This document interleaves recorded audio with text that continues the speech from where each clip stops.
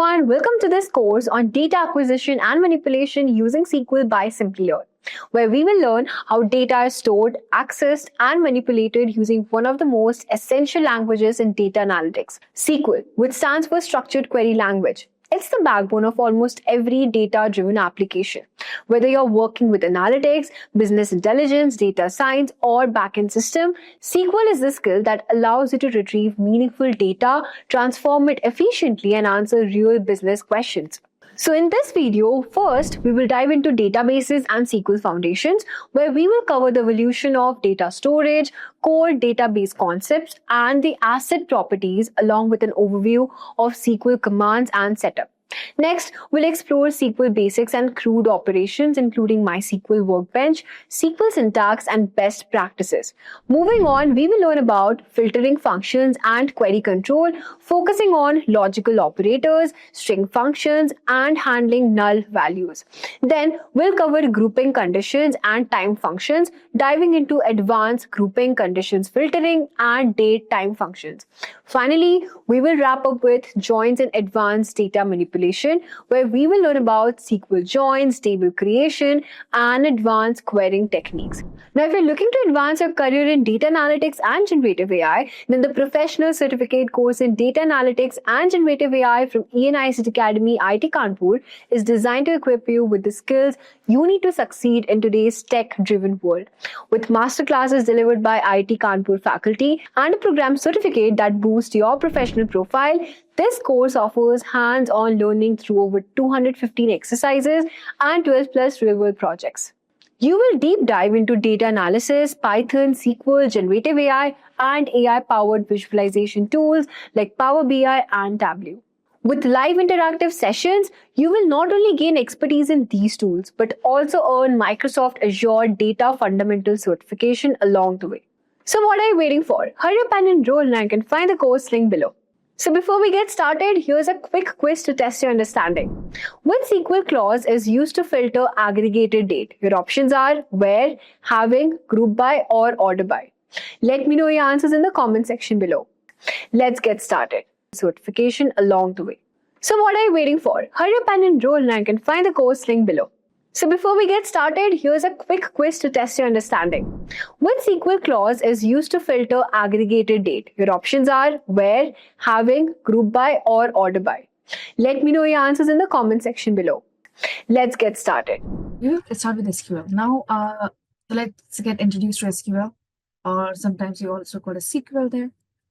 Now, let's understand this here. So, for example, here, okay, Netflix is a global leader. Like Netflix, we have got Amazon and several other streaming subscription-based companies out there, right? And they are very, they will give you recommendations. So this is the new movie, but this is the recommended movie based on what you have seen so far, right? It means it will collects the data. It collects the data that when you are watching it. I'm pretty sure most of you have done the the binge watching on Netflix or anywhere else. And after a while, okay, this actually asks you that are you awake? Are you still there? Right. So how do they know that? So they are actually collecting our data. Now just imagine millions of people out there, they are looking at Netflix right now. And whatever they are looking at and whatever media they are uploading there, and however the user is interacting with that Netflix application or the website there, they are collecting the database there. Now that collected content or that collected data altogether here, they are saving somewhere inside the database. They are saving somewhere inside the database, right? So when they have such information here, all right, where they are going to save it? So wherever they're going to save it, okay, that becomes a database. Now that database can be anything. A database here can be anything. These are databases. They can be your servers, okay, they can be your cloud or third-party server or in-premise server or on-premise server. Ultimately, they all are your databases. Ultimately, they all are the databases. So first, what we are going to start with today is we will first start here with database and its types, right? First, we'll talk about that. First, we will only talk about that. only database in their applications. After database in their applications here, I'm going to talk about the TOC. After this here, I will go ahead and I will talk about TOC. It means that what we are going to cover in this SQL program, all right? After the TOC here, we will go ahead and learn about SQL, okay? That how this language is used. What are the clauses out there? What are the commands out there that we should be looking at, right? So I'll go ahead and learn about that too. Once we will learn about that, then we'll go ahead and get introduced to lab, practice lab that is available online, right? That runs on a virtual machine, right? So let's go ahead and get introduced to database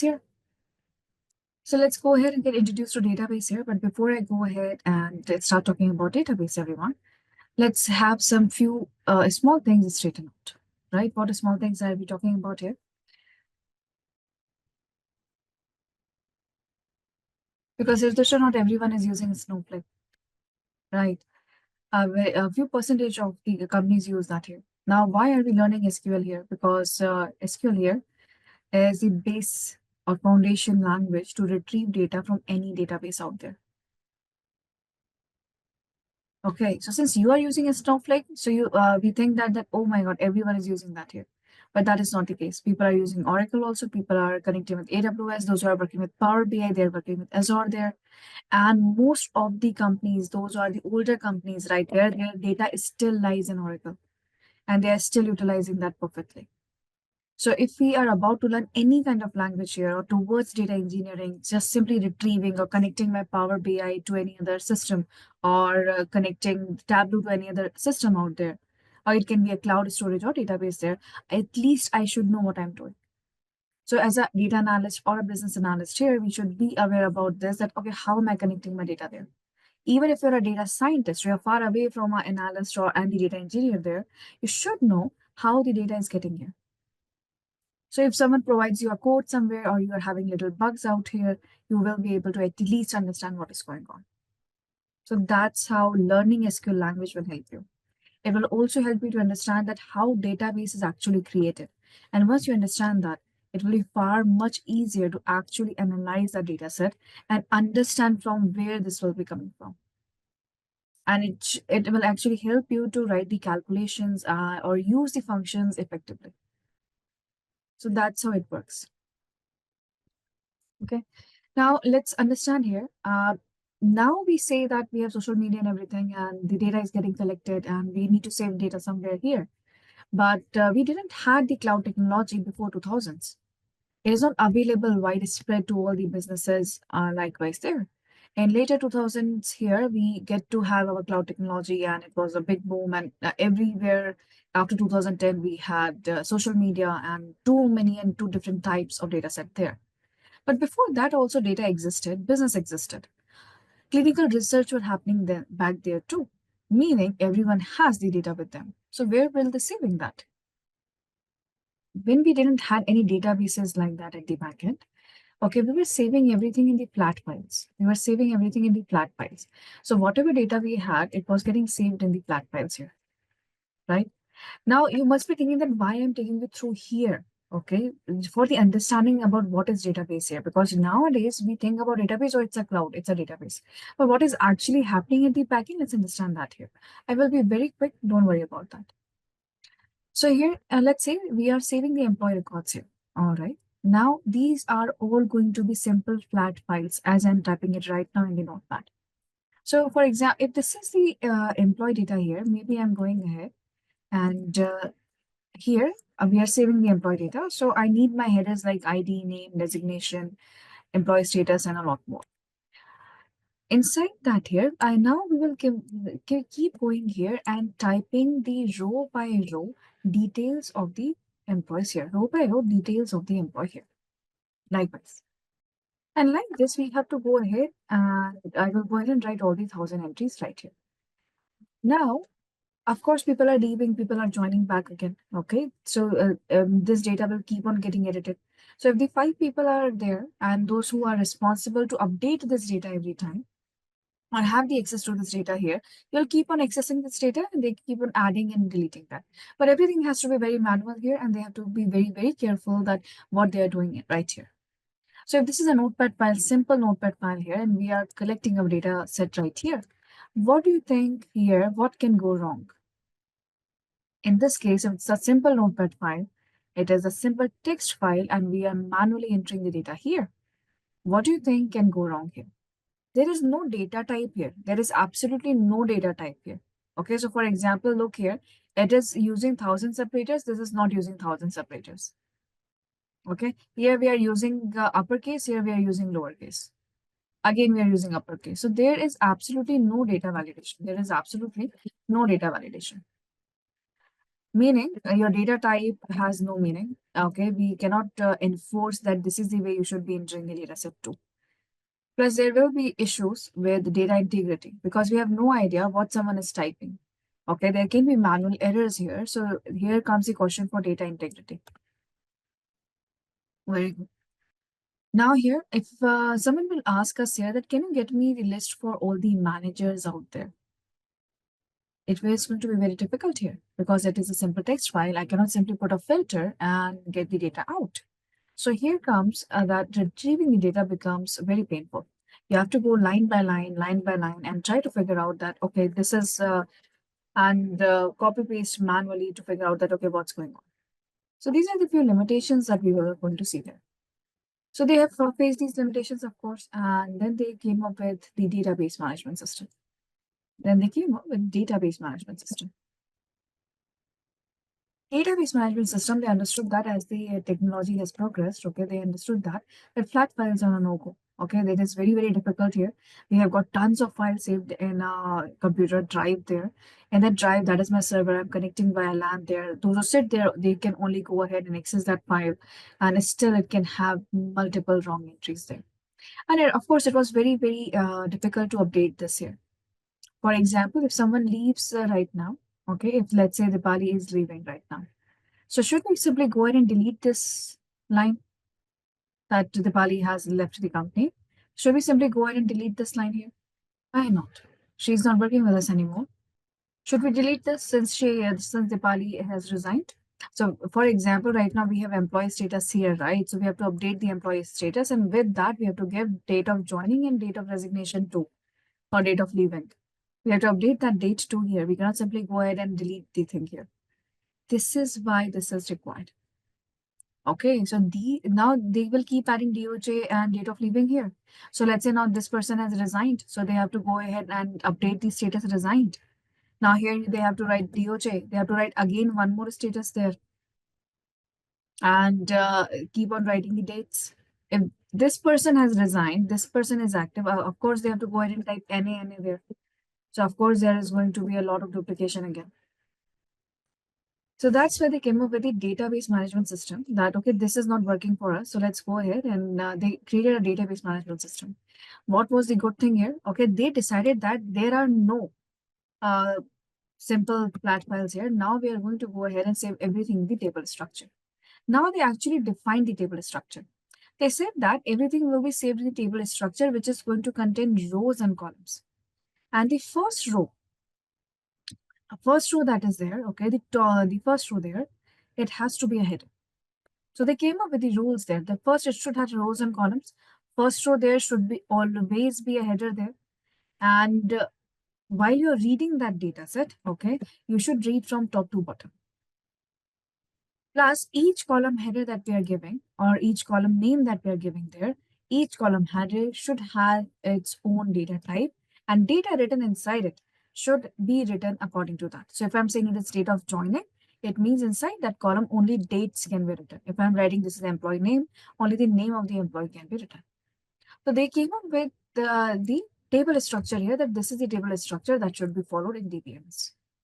However, in DBMS here, okay, they are simply going ahead and creating a standalone tables. So for example, if I have department table here, right? So a department table will be there. So for I have an entire database with me, but that entire database will have multiple tables, but they will be simple tables there. So employee table is there, department is there, customer is there, and vendor is there, right? Connected to each other. Now, if I'm collecting employee data, I'm simply collecting the employee data as I'm doing there. If I'm collecting department-wise data, I'm collecting department data. If I have customer details there, I have got customer details there. So they were huge. Just imagine your MS Access data or MS Excel files that you have here. So that kind of tables you have. So for example here, okay, now we have employee table and department table in the rows and columns like this. If this is a row and column table here with the proper definition inside a proper MS Access or MS Excel or that kind of software there, it means we can define the data type, data validation, everything. So all the limitations of the file system there, they became advantage in the database management system. The only drawback here was that if I will ask you, for example, this is department table, right? Now, this was our employee. This is our employee table. This is our employee table. I'm simply going to get this employee table here. Let's just assume right now that both are in the table format. Both are in the table format. This is our employee table. And let's imagine here that both are in the same table format. Now, if I will ask you right now that can you go ahead and get me the manager from marketing department? How you will do that? See here, we cannot do the join here. Why? Because I have department name here, I have got department code here, I have got department code here too. But since these two are not connected here, right? What will I do here? I will find that okay, this is my department code here. Go ahead and find the matching department code here, and okay, this is the marketing. Now, once I know that this is the marketing department code here, now I can go ahead and find okay, which is one, which is one, which is one. It means we can filter it out. Now we can filter it out. So this is what we could have done, but the only issue is okay, we cannot go ahead and we have standalone tables. They were actually not connected to each other. The way they were getting collected, the way they were getting saved. So with the DBMS here, when they saw this is the problem here, and plus the when the data got bigger, okay, they kept on accumulating more data there. It was becoming difficult for them to keep on saving multiple different files there. And if they want to find anything there, okay, they cannot simply join it together like we do nowadays and move on with it. Why? Because they did not have those common columns actually created inside it. If I'm selecting the vendor data there, okay, if I'm having the transaction slips in front of me, only codes are written there. Okay, or if there are no codes there, they are simply using their own names for the product there. So it was becoming very difficult because we have to manually go ahead and figure out, okay, find out that out of these 30, 40 columns, which one is the common to which table there. So they came up with relational database. To figure out these limitations here, okay, now they came up with the relational databases. That is your RDBMS. Now, okay, people started converting their DBMS into the RDBMS here. So what was the objective and why the RDBMS was there? First, of course, everything was saved in the tables here. Okay, everything was in the table structure as before in the DBMS. However, now these table structures were getting connected based on the common columns. Now, from where those common columns are coming from? So now we were creating those relationship between the tables. We were creating those relationship between the tables here. If there were no common columns here, we were creating the common codes, okay, so that we can relate the tables together. And this is the work of data engineer. This is the work of data engineer. They're the ones those who will interact with the data and make sure in your database they are extracting data from multiple sources there, and they are then they are making your data ready to be used by the end user for simple extraction of data, tables or reports out of the server there. So this is how the relational database came into view. Now, whichever database you're working with, no matter what it is a Snowflake or something else out there, right? Will have basic three entities or three components there. What are the three components here? Three components here of any RDBMS here, or three entities are going to be very simple. First thing that you need here is, of course, data that you will be extracting from multiple different sources. So in the MySQL here, whichever database you're working with, it is always based on three entities and three components. What are the three entities here? Three entities here is to create any database. Now we have the definition of database, right? We have the definition of database here. Let's look at the proper definition of a database right now, and then we will see here. So within the database, first word is data, and we have already discussed this word before. What is data here? Data is just the facts, numbers, or any kind of information, whether it's an image, an audio file, a video file, anything out there. Any form of information is that is structured in a specific way and is stored for a particular purpose, that is data. Plus, this data can be in several forms. It can be numbers, text, bits, or bytes. It can be stored in several forms too. That is data. Remember that it's structured in a specific way. It is not saying tabular way. No, it is saying any specific way. And then it is stored for a particular purpose. If I'm collecting the data from YouTube comments, it is for a particular purpose. If we are collecting data from my LinkedIn profile or for my GitHub profile there, that is for a particular purpose, right? So that is the data there. Now, what is database then? How do we define a database here? Database here is the structured collection of multiple datasets. They are generally stored together, okay, in one single entity so that we can access it, manage it, and update it. So what is a database here? Database here has always three entities. What these three entities are? Look at the three entities here. A structured collection, everyone, right? Then it is saying that it's stored on a computer. It means it has to be stored on a computer, some hardware there. And we also need to access that hardware, manage that, and update that data there by using this hardware here. So we have always three entities. First is your data, right? Second is your hardware. And the third component is the software through that you can access, manage that data easily. So whenever we talk about three components here or three entities here, this is what we're talking about. We're seeing that you have whichever database you're using here, you always have three entities. First is your data. Second is any kind of hardware, any kind of container that can contain data or any kind of hardware there. To access that hardware, we will also have an application program through which we can contact and communicate with that, right? And where are we saving this here? So we have got data, we have got a container in which we are saving our databases. And third is the application program here through which we are going ahead and communicating with that container so that we can retrieve our data as we want.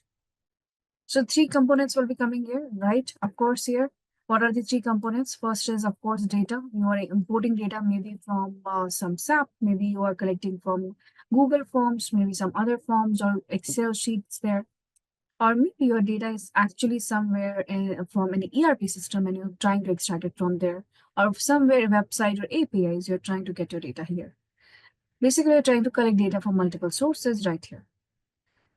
Now, to do all of those tasks here, you need hardware. You need hardware to make sure that you have somewhere to save that particular data. And then you need a software application to access that. So you can call them entities or components here, but this is what you need to create any kind of database there. Since we have got three different components here, we have got three different types of users based on the architecture of any database that is out there, right? I'm going to take you through a very simple one here. Okay, so every time, no matter where you see, for this, it is a layered architecture. Why I'm calling it layered architecture here? Because it is based on data abstraction. What is data abstraction here? Layered architecture means based on these three components here, please understand here that not everyone will work on all the three components. It is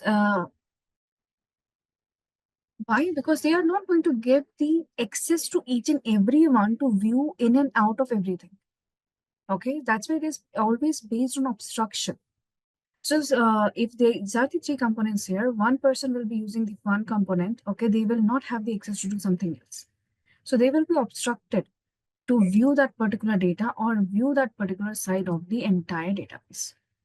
So on the basis of that obstruction here, okay, there are three types of users. The first user here is the end user. First user here is the end user. What does this end user want? This end user is only interested in accessing the data, creating the reports here, okay, use as minimal coding as possible. This is called as external view or application view here.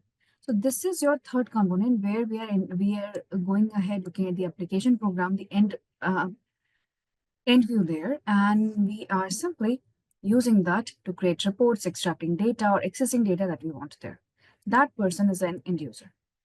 Second person here is your application programmer or a developer, or you right now we also call them data engineers, right? You also call them data engineers nowadays. What do they do here? They go ahead, they interact with the data here. They are the ones who will decide the data is in the tabular structure. It should have common columns.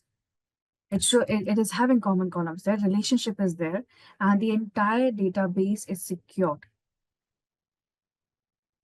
Data types are properly given, all right, and plus it is optimized to access it. So they are the ones who will take care of the entire application program at the backend. Plus, they are also responsible to get what kind of data should be stored, what kind of relationships should be there. They will go ahead and decide the schemas, databases, inside the logical structure of database that is called a schema.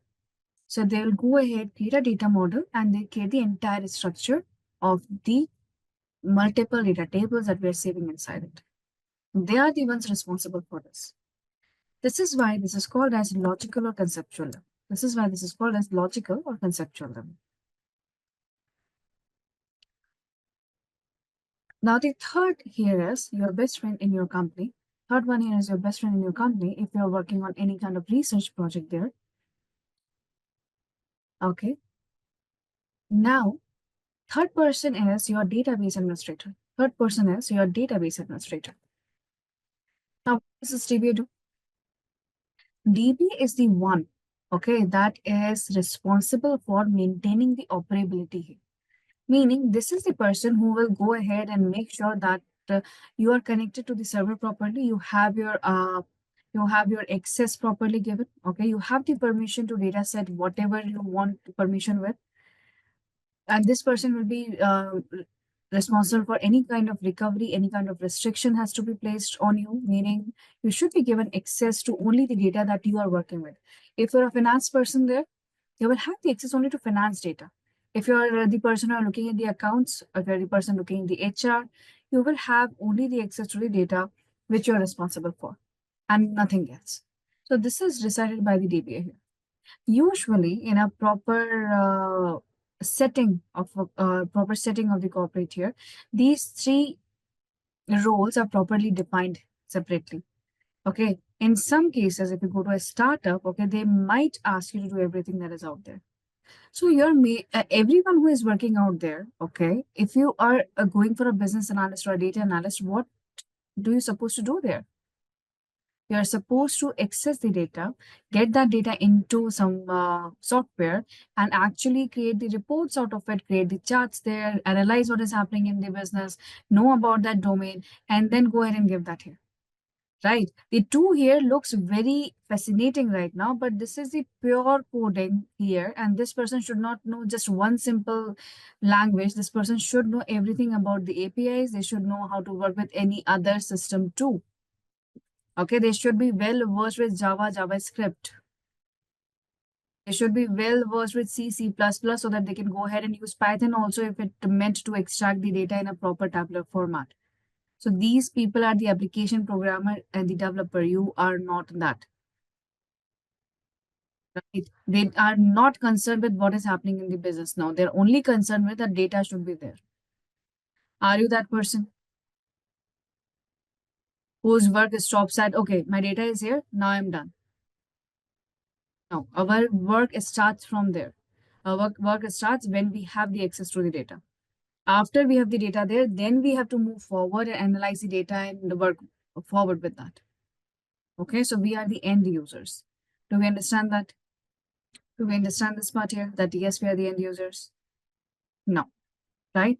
So have you ever seen Google Forms? When you go ahead and look into the Google Forms here, okay, Google Forms suddenly give you some pie charts here and there, and it will give you the analysis as per itself, right? It gives you a little bit of ability right now to simply do some tweaks here and there, and that's it. Okay, so you are as an end user, you might have to work there, right? But it is not the end here. That's where you start your journey as a data analyst. So please understand here, as a data analyst, what you are supposed to do here. You are supposed to analyze its data set here. Okay, I almost discuss in every SQL here. Even though it is not related to SQL here, I still need to tell you this. And as a data analyst, what you're supposed to do. Once you have accessed the data set, right? First thing you should know that what is your objective. Step number one is always here. Step number one is always here to know the objective for the research or the analysis. Know the objective for the research or analysis. For example, okay, you're a branch manager for a bank, all right, and you get the call there from your manager, from the area manager. I want 5% increase in next quarter in the insurance sales. Go ahead and get it. Now you have to analyze it. That how I'm going to get the 5% there. So you have to first know the objective. So for example, they will ask you that to sell 5% more insurance in the next quarter, or maybe they want to figure it out here that why our assembly line is having too many defects in the end product. Figure out how to optimize the cost for a certain project, right? Or maybe go ahead and optimize the logistics out there. So you have to first know the objective that what you are supposed to do here. Once that is clear here, you go ahead and collect that what are the data tables here, which data tables you need, from where do you need that. Maybe you need customer data, maybe you need employee data or ship data from someone. You might need to ask access from DBA and they will provide you the data set with them. Or you may have to ask the data from some other department too. So it is all based on what is your objective. Once you have collected the entire data set here, you go ahead and you create a blueprint that what do you want to analyze. You'll figure out what is happening in this process, where it is happening, who is responsible, which particular process or part of the process is hampering it. Now you go and deep dive into it and figure out why is it happening.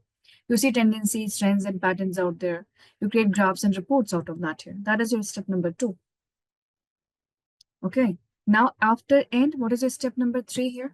After step number 3 here, whatever reports you have built, you have to go ahead and represent the solutions. So whoever the decision makers are, right? All the business process managers, those are there. Directors, CEOs, BODs, whoever is the decision maker, you have to present your solution to them. And then they will select a solution and then you will run a test run of your solution. Again, you will collect the data. Again, you will analyze it. You will fix a solution. Then you will apply that solution to everywhere. And once you apply the solution to everywhere, you again can collect the data. You will see that how much effective was your solution. So this is a cyclical process. It will keep on going. Okay, so as a data analyst, this is your entire work. So this is what we're supposed to do. So SQL, where do we use it? Here. So this is the part here. Now talking about the RDBMS here, let's go ahead and figure out different types of databases, everyone. Let's see the types of databases that we have here. So we understood the file system, then we've understood about the DBMS, and now here we have what? RDBMS. So with the RDBMS here, it is in 2 parts here. So you see here we have got RDBMS, NoSQL database, and graph database, right? And these 3 databases here, relational, NoSQL, and graph databases here, it is based on what type of data we are saving. Okay, these three are based on type of data we are saving, type of data that we are trying to save. And this distributed and centralized database here is that where are we saving? Where are we saving it? Basically, location. So let's understand them one by one here. So relational database, we are all aware. About the relational database here, we are all aware.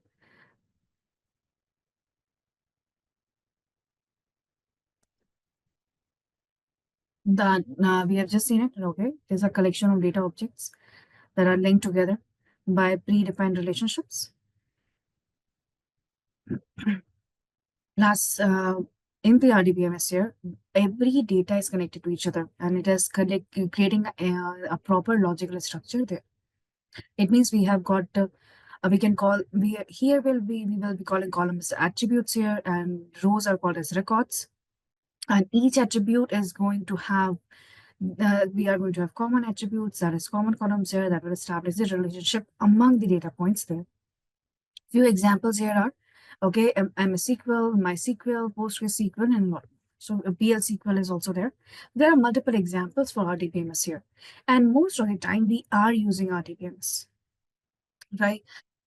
Simple data set here, simple data set here, that is RDBMS here. Now, let's talk about NoSQL database. What is a NoSQL database here? NoSQL database is responsible here for saving are not a structured or unstructured database. What is unstructured database here? Meaning any type of geographical data with a lot of relationships or a lot of hierarchy, or maybe you have images that you want to save there, okay, which in which they are in pixels or something.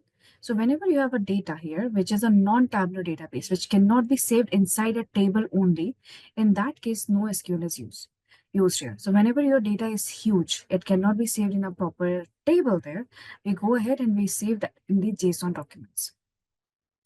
And instead of relational tables here, we'll have JSON documents here. What is JSON, everyone? That is Java Script Object Notation documents. Now, these documents here, they follow a certain notation. I will show you how does it look like. And there, they are going to simply save the key value and graph databases inside it. And it is very, no matter how huge your data is, the file size is going to be very, very small. And it is going to save your data in a very normal format. Now, these JSON files are really good when it comes to geographical data set here. What I meant by this. So for example, let's take an example here, okay?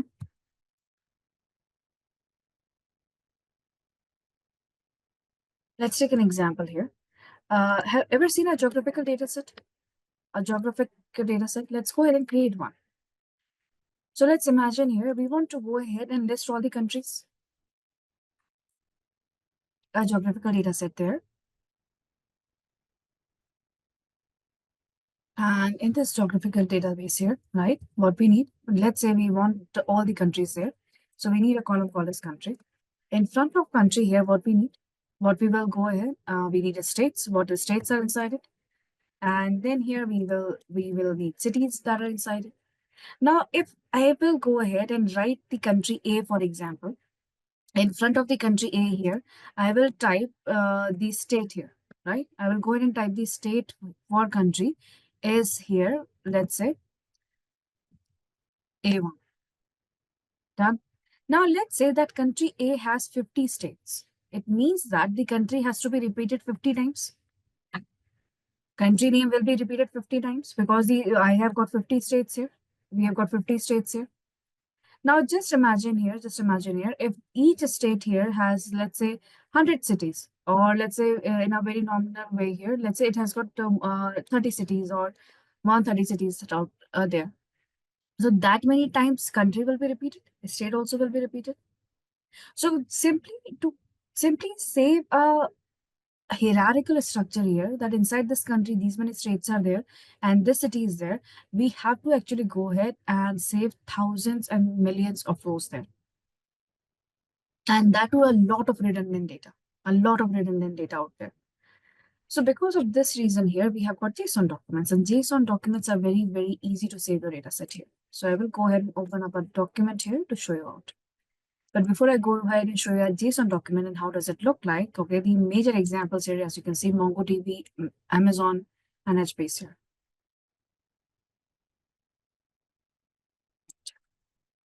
JSON is used. Great. But I think the objective remains same, that they are the non-tabular databases on my.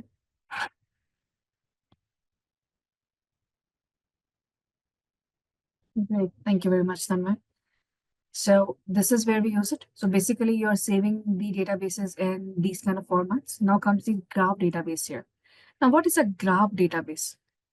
So for, okay, have you ever you have seen LinkedIn and Facebook, right? So whenever you visit somebody's profile on the right hand side, they always tell you that people have visited these people also. Whoever has visited this profile, okay, they have visited these profiles also. Have you ever seen that in LinkedIn, Facebook, or anywhere else? Especially, I've seen that in LinkedIn a lot. Have you seen that before? Now, how do they know that? How do you think they are noticing that if you're going ahead and actually visiting a certain profile, right? If you are the person here, and how do you know that you're visiting a certain profile? And how they know that someone else has also visited that certain profile? And if they're visiting this profile here, if you are also visiting, someone else is also visiting this profile here, okay, they should go ahead and visit other profiles too. How do they know that?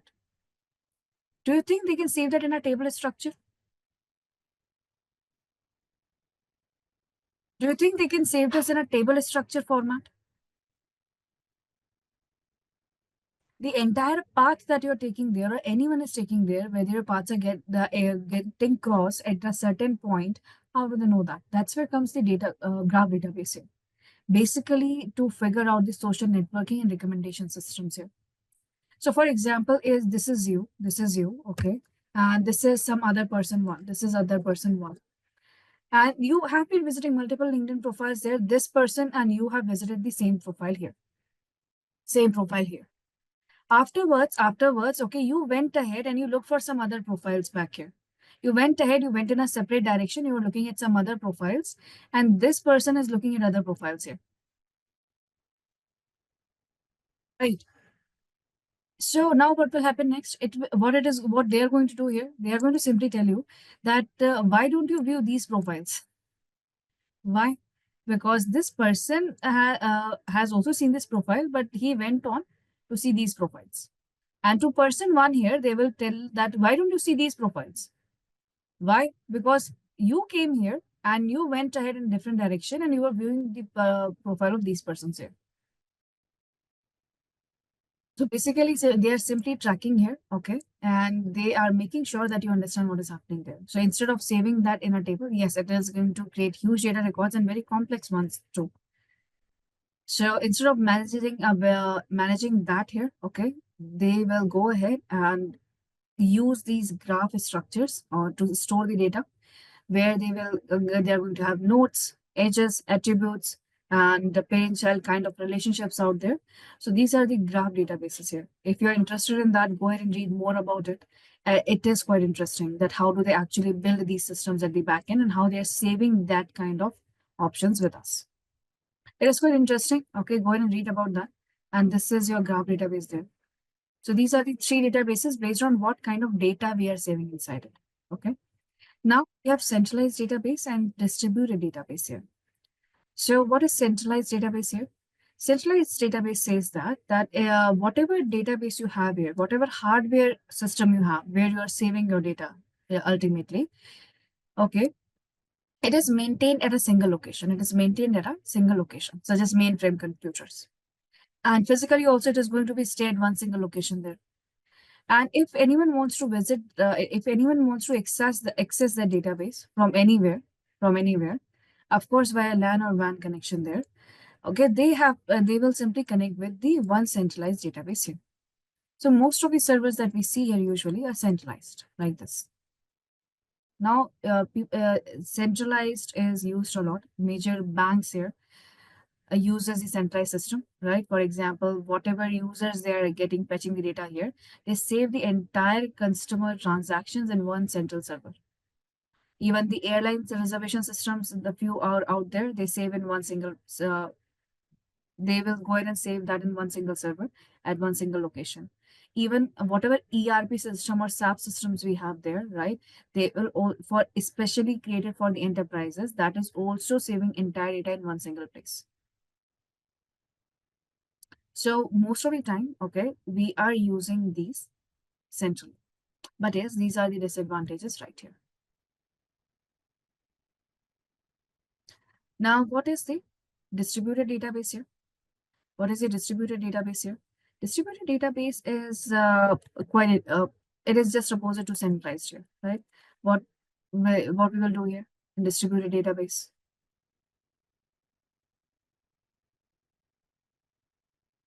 In distributed database here, okay, it says that you're going to have databases at several different locations,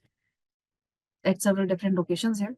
However, okay, it is going to have the unified collection of linked databases, meaning even though databases are saved at multiple different locations here, they're still going to be linked to each other. They're still going to be linked to each other. So it will form a distributed database. They will be logically interconnected, but physically they will be distributed over several sites. Now, whoever wants to access this here, from the multiple locations here, okay, they can access wherever the data set is. So maybe they are accessing the data set from here. Okay, they want to access data from here and likewise. Now, what are the advantages here? So first thing is there is no single failure point. Your data is properly distributed across the multiple locations. Sometimes it can be slower if you're getting data from everywhere. It can be slower there, but yes, it is quite expensive to maintain. Yes, yes. Let's say the hardware will be distributed here. They can be at multiple locations physically. So that location can be geographic locations there, of course, and they will be on entirely different hardware systems too. But they will be interconnected there. So these are the few basic differences between centralized and decentralized here. And failure risk is very low in decentralized here. In centralized, it is going to be higher. Okay, decentralized might be slower. Why? Because we do not have a local access to it. So data locality is in the centralized database there, because locally it is available at one single access. However, when it is at the decentralized database, it is a little bit slower than the centralized database because you're getting data from the multiple locations at once. Okay, so in these cases here, decentralized will happen.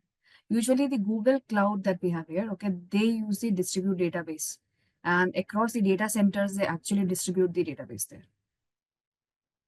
And there are MNCs also there, okay, they use the local databases for operation, but they use local databases. For example, if I have an office in Bangalore, their database will stay there. If another office is at Mumbai, their data will stay there. So once the corporate wants to analyze that data set or get that data set there, they will simply have different data centers. They have to go ahead and get their database from the different data centers too. But yes, they will be logically interconnected. So yes, that happens. And that is your distributed database. So geographically also they will be at several different places. So these are the different systems, everyone. So let's try to answer this here. Which system is characterized by having its data structured, logically interconnected, and physically distributed over several sites within one computer network? Which one do you think it is? Yes, it is. It is in the question itself. They say the distributed database system here. Distributed database system is unique. Okay, it involves multiple linked databases which are physically dispersed across different locations within a computer network. Right? It still remain interconnected and structured. It can enable efficient data management and retrieval across diverse geographical locations. Right? Now here, what is SQL and what are we going to work on? So when we are talking about, yes, very good. Thank you very much for the answers and the participation, everyone. Thank you very much. Now let's go ahead and understand here.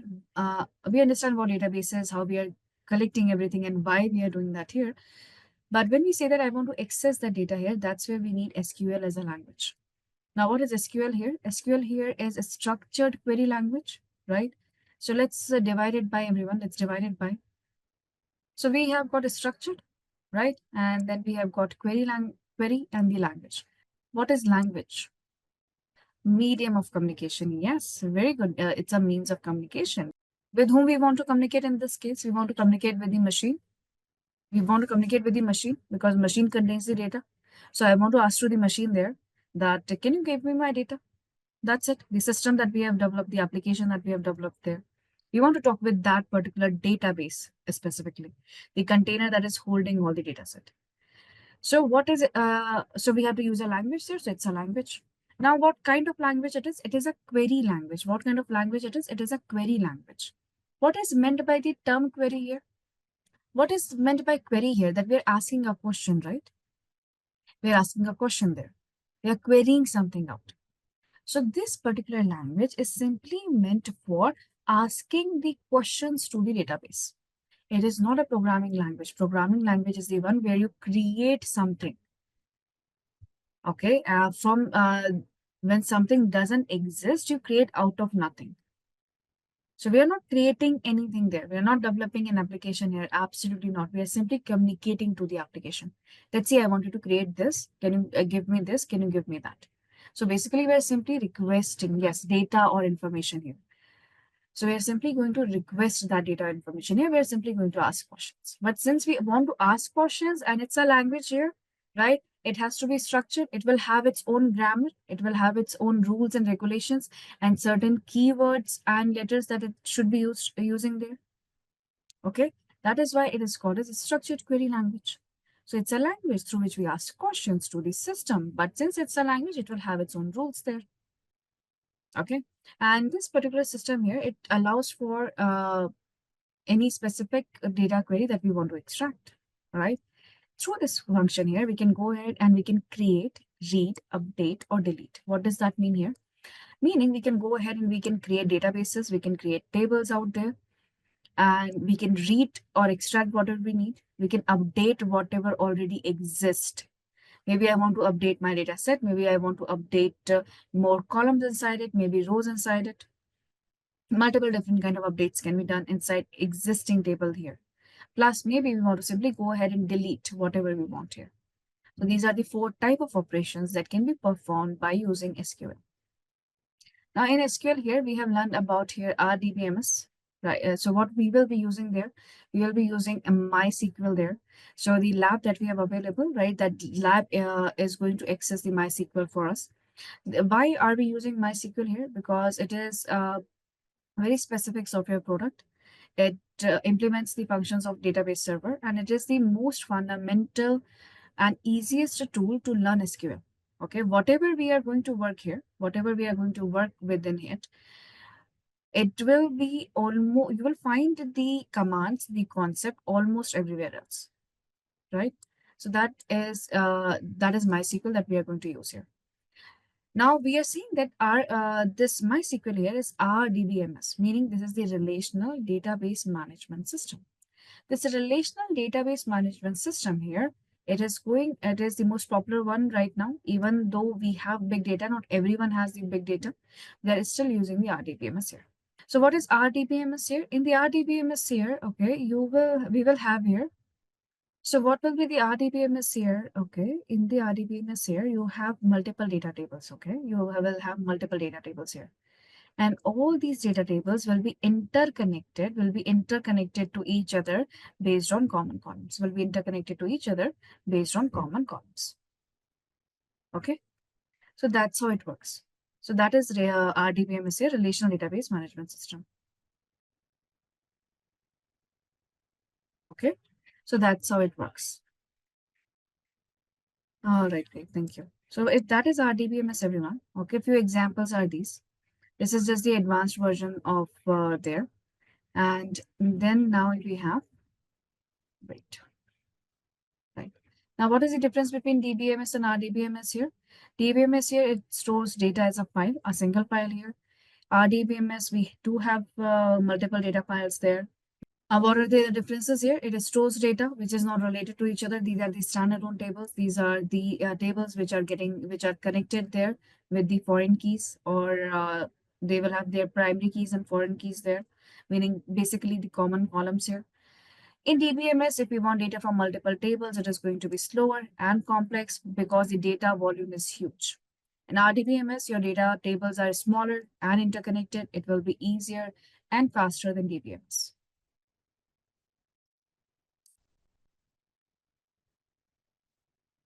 Next here is, okay, RDBMS, of course, without normalization, we are not going to have any kind of keys or common columns there.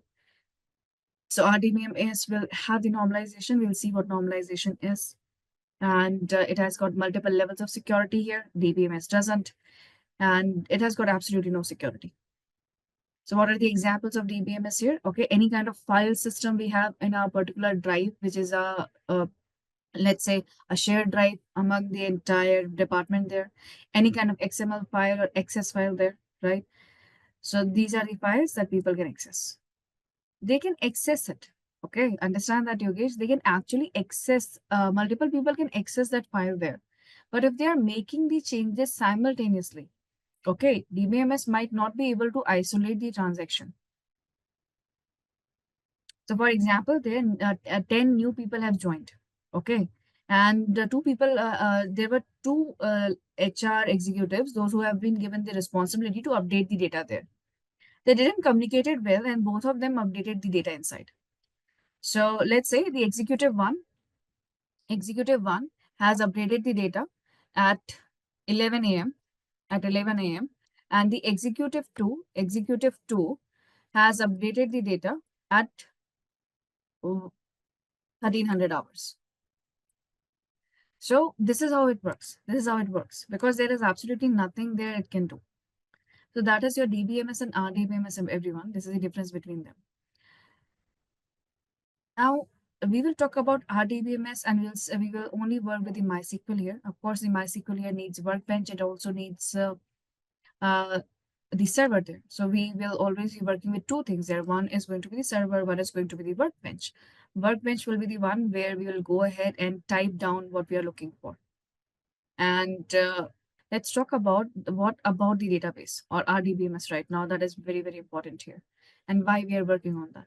So first thing is we need server and the Workbench. Workbench is the interface, end user interface or GUI there through which we can interact with the server at the backend. Now everything will be given to you on the lab. We will see what is that after the break. So what is a database here? Technically, if we talk about, it is a well-organized digital storage system, right? That allows us to store, manage, and retrieve data efficiently. Now, MySQL here, we are going to use MySQL, all right?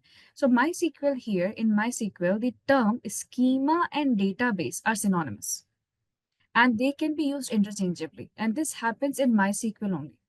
Okay, otherwise the schema is the logical structure of your table. Okay, basically we call it an ER diagram or entity relationship diagram.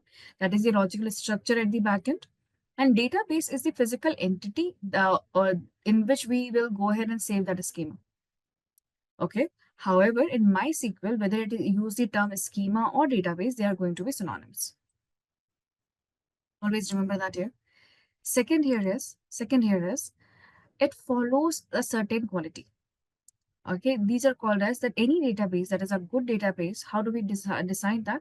We decide it with the asset properties here. Now, what are these asset properties here? And why this is atomicity, consistency, isolation, and durability. Now, let's understand them one by one.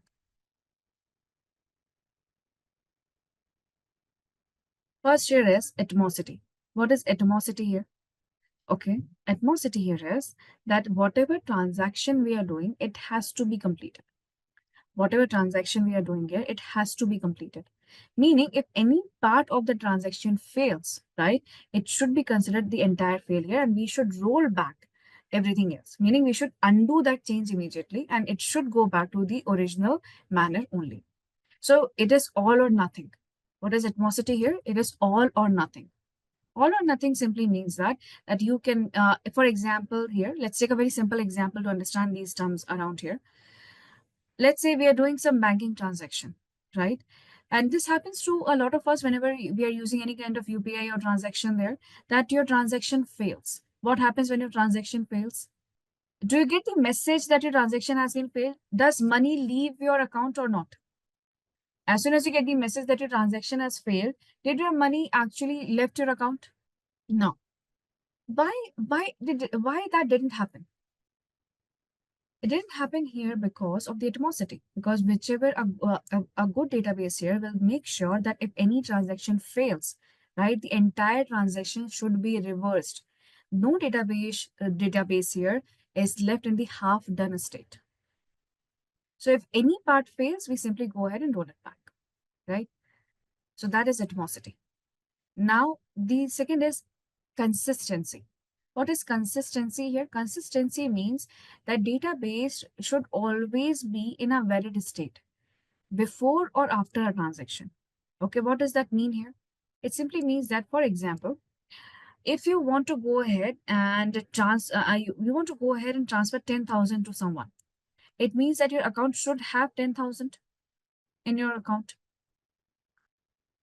So any amount that you want to transfer to someone, all right, any kind of amount you want to transfer to someone, you have to make sure that amount is in your system right now, in your account. You cannot have zero balance, and you cannot go ahead, even having the zero balance, you will not be allowed to simply go ahead and transfer 500 there. Right, that is consistency. Consistency is it will maintain a transaction and it will follow a certain set of rules. That, see, if I want to go ahead and save date should be in a proper format. If date is in a proper format, then I will be able to extract the year wise transactions out there. Yes, so that is consistency, right? So it is simply maintaining a simple transaction right here. So it is solely concerned, okay, that when whatever happens during the transaction there, whatever happens during the transaction, it always follow a set of rules. So if I'm updating my date column, for example, so that should be before also it should be a date column. After we go ahead, it should still be a date column. All right. Basically, if you know about the term constraints there, your constraints are the rules that we place on the databases while creating them. Those constraints should match. The business logic should match, right? So that is consistency. After consistency here, we have isolation. What is isolation here? Isolation means that your transactions should not clash. Your transactions should be isolated. I will give you a very simple example here. Okay. You all have booked movie tickets online. You all have booked movie tickets online, airplane tickets online, and you have selected your seats there. Now, this happens rarely, but it happens. Okay, sometimes two people can book same seat. How many times do you think has happened that two people have booked the same seat on the same flight? That is isolation. It means that if there are multiple transactions going on together, right, each transaction should be taken as an isolated incident. And accordingly, your database should be updated. If that is not done, and the transactions are actually overlapping with each other here, it will be very difficult to actually get any kind of data set there. So to prevent conflicts, okay, isolation ensures that the one transaction finishes before the other affects the same data. So if multiple people are booking the seat at exactly that minute, okay, you will be still there with they will make sure that you are actually booking one after another at the back end. They will make sure that you are booking one after another only. On what basis, what rules they will apply, that depends on them. But they will ensure that the transaction should not affect each other at all. Now, the last one here is durability. Durability is simple. Okay, we want to guarantee there that whatever data we have here, it should not be lost. It should not be lost. So data should always stay safe. So for example, let's say, okay, they have decided that we want to go ahead and delete a data set. So if I want to go ahead and delete an entire table from there, and once I will successfully commit that, okay, then that particular transaction should not be lost. Even if the system crashes and we get the system back, that transaction should still be safe. Okay. Now let's understand this here. Okay, it did that ever happen to you that you have completed the entire shopping online? Okay, you paid everything, and then your system crashes and website crashes there, and it shows you error. But when you go back to your email ID or your SMS there, your transaction has already passed through. Your order is already placed. So there was nothing happened to your order. However, the moment you paid, the entire system and the web page has crashed. But when you go back, right, just after making the payment, but when you go back to your email IDs, they will tell you that no, your order is already placed and you are good. Your payment has been received, your order has been placed, you'll get your order in these many days. That is durability. That is durability. That web page crashed. You are not able to see your order right then and there, but you have committed the order, right? It means that even if the system has crashed, it must remain saved. So key terms here are commit and right ahead login, meaning we are permanently saving any transaction that we are doing there. So even if it crashes, their data will remain safe forever, right? So those are the asset properties of database, everyone. Right now, before we go ahead and learn about anything else, okay, we will go ahead and see that what are different type of commands that we have here, and how and when we are going to use that. And I will go ahead and learn about different type of commands that we are going to work with. Now, let's understand here about SQL. Now we'll go ahead and look at the technical part of it. Let's see, we have understood one thing about it, that it performs the four operations, that is CRUD, right? Meaning we are going ahead and we are creating something.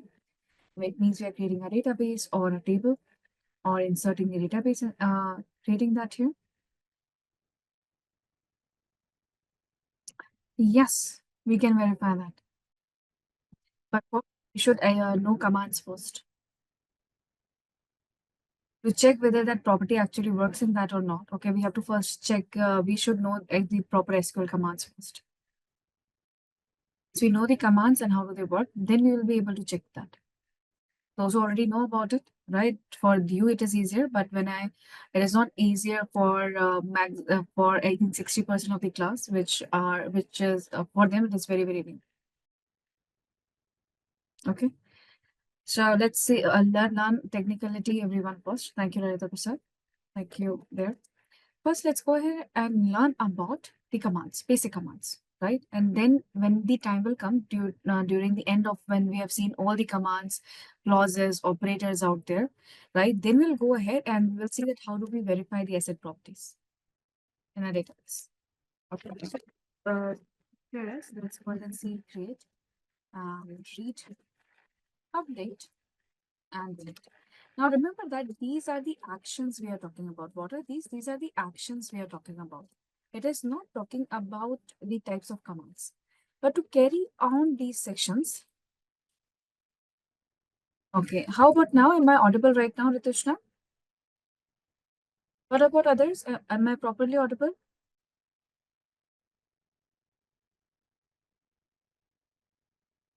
All right, great. Thank you.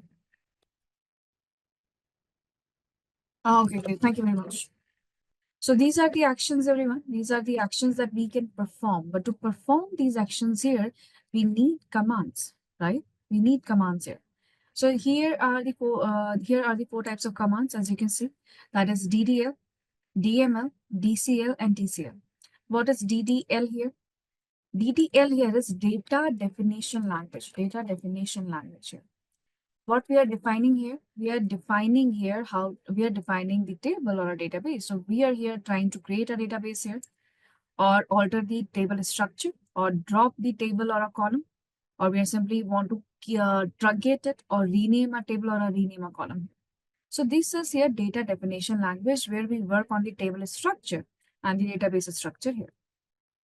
After DDL here, we have got DML. What is M here? M is manipulation. M is manipulation. When we are talking about manipulation here, we are going to talk about that while here we are inserting the data set, right? We are selecting data set. While selecting, I might want to filter it out. I might want to add some calculated column in that. Okay. Or I might want to sort that table out while extracting that. So we are kind of manipulating the data set here. So we can select the data from there. We can insert the data. We can update existing rows of the data, or we can go ahead and delete the rows of the data set. That is data manipulation language. Next here is DCL and TCL. What is DCL? Yes, data control language. So this is data, that is language, that is done. So it is data control language. And then what is TCL then? So here C is still controlled by CRC is also it stands for control here, but now it is controlling the transaction. Now it is controlling the transaction. So this is data control, everyone, and this is transaction control. So what is data control here?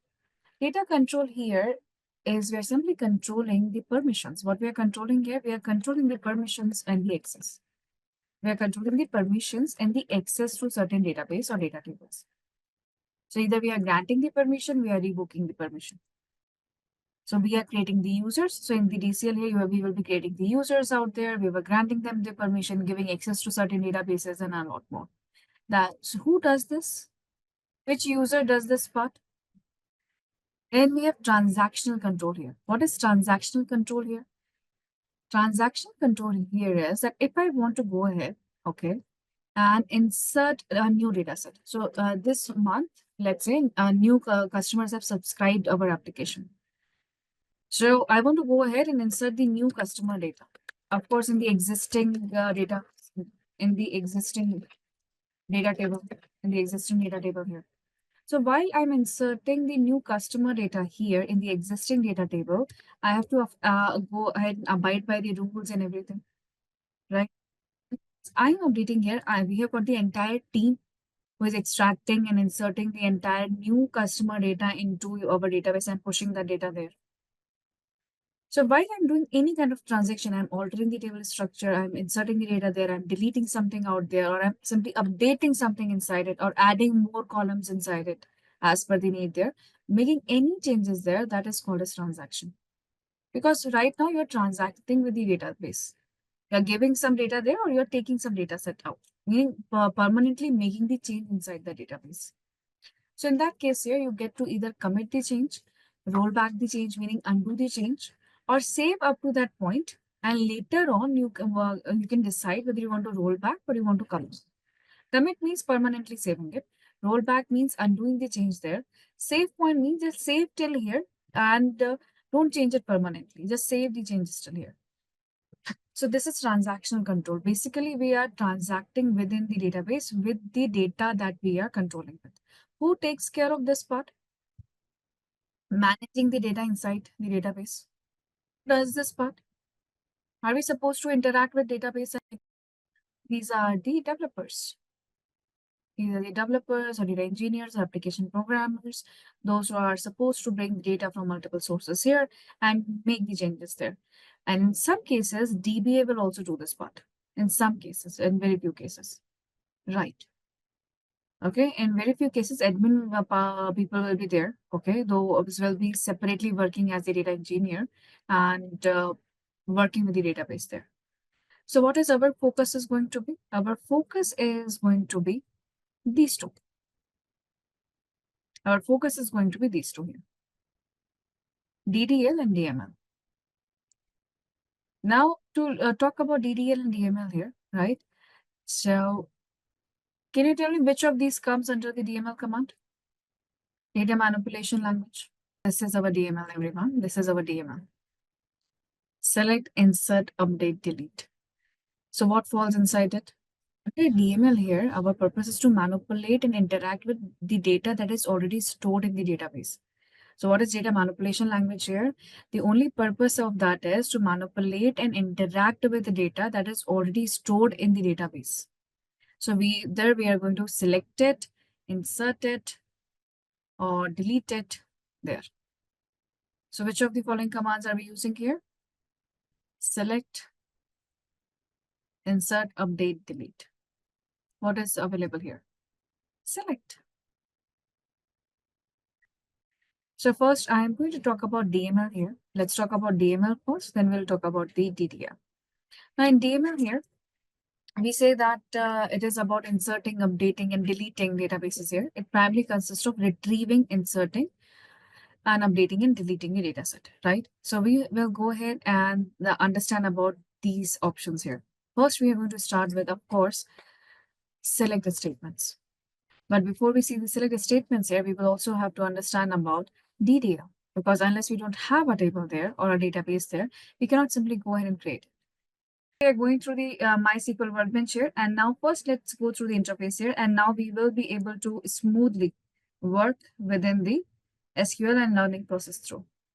So right now, as here, you will have 4 quadrants, everyone. You will all have the 4 quadrants here.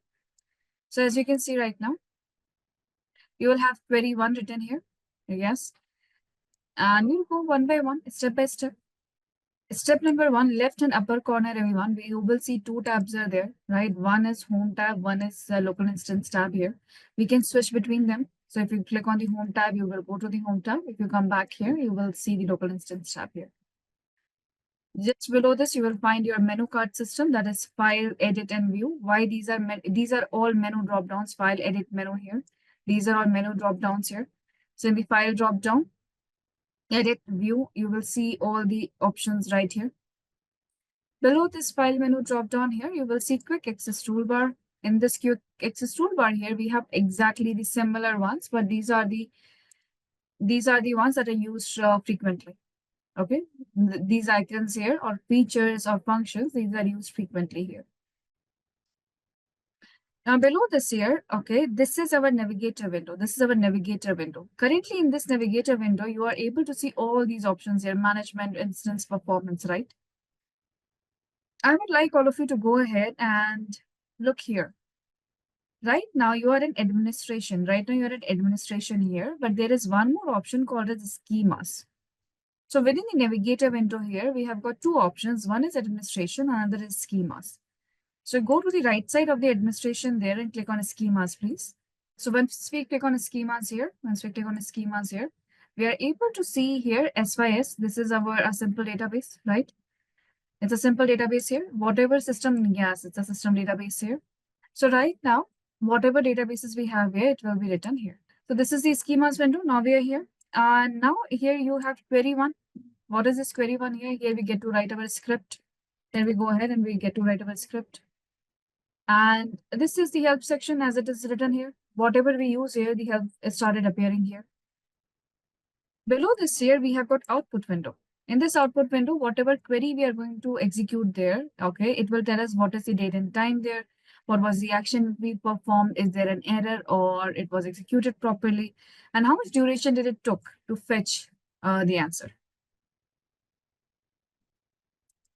And from here, okay, you can get any object if you're using or the session details here. You'll have your session details here. So if you're not connected to the server, it will be red in color and giving you a message your server is not connected. If you're connected properly, you can see your port, login user, and all that details around here. Okay. Now here on the right hand upper corner, of course, it is not a very huge space to type anything here. So on the right hand upper corner, you must be looking at 3 squares right now. You must be looking at 3 squares here on right hand upper corner here. With the help of these 3 squares here, you can switch on and off your help section. You can switch on and off your output section. You can switch on and off your schema section, right? So this also depends on us. Now in the query here, in this query 1 here, do you see we again have some toolbars here? We again have some toolbars here, right? So in this here, first thing that we do is let's save this query as day 1. So here is the save button, everyone. Control S also works. So if you click on this save here, this gets saved as day 1. And with simple control and what do we call this? This is scroll bar, right? With simple control is and scroll here, we can zoom in and zoom out to increase the font size here or decrease the font size here. Before we go ahead and start typing and practicing here, there are a few things about typing here that we should be aware about. So let's go ahead. And now here, first thing I would like to remind you here, whether we use the term database here or schema, whether we use the term database here or schema, both are synonyms in MySQL. Both are synonyms in MySQL. So it doesn't matter which term do we use here. Now, why I'm typing this pound sign here? Okay, it means that this is a comment. Okay, this is a comment. What kind of comment it is? It is used here to write a single line comments. Single line comment. To write a single line comment, we can also use hashtags and the space here. We have seen that yesterday, right? This is also used for the single line comments here. What are comments, everyone? Comments are the non-executable parts. It basically, we will go ahead and we will write the descriptions about it. We will write the description of the codes or any message that we want to give there. The 2 lines here. What if I have a huge comment to write? To go ahead and write a multi-line comment here, we go with the forward and asterisk here. and we get to type the multi-line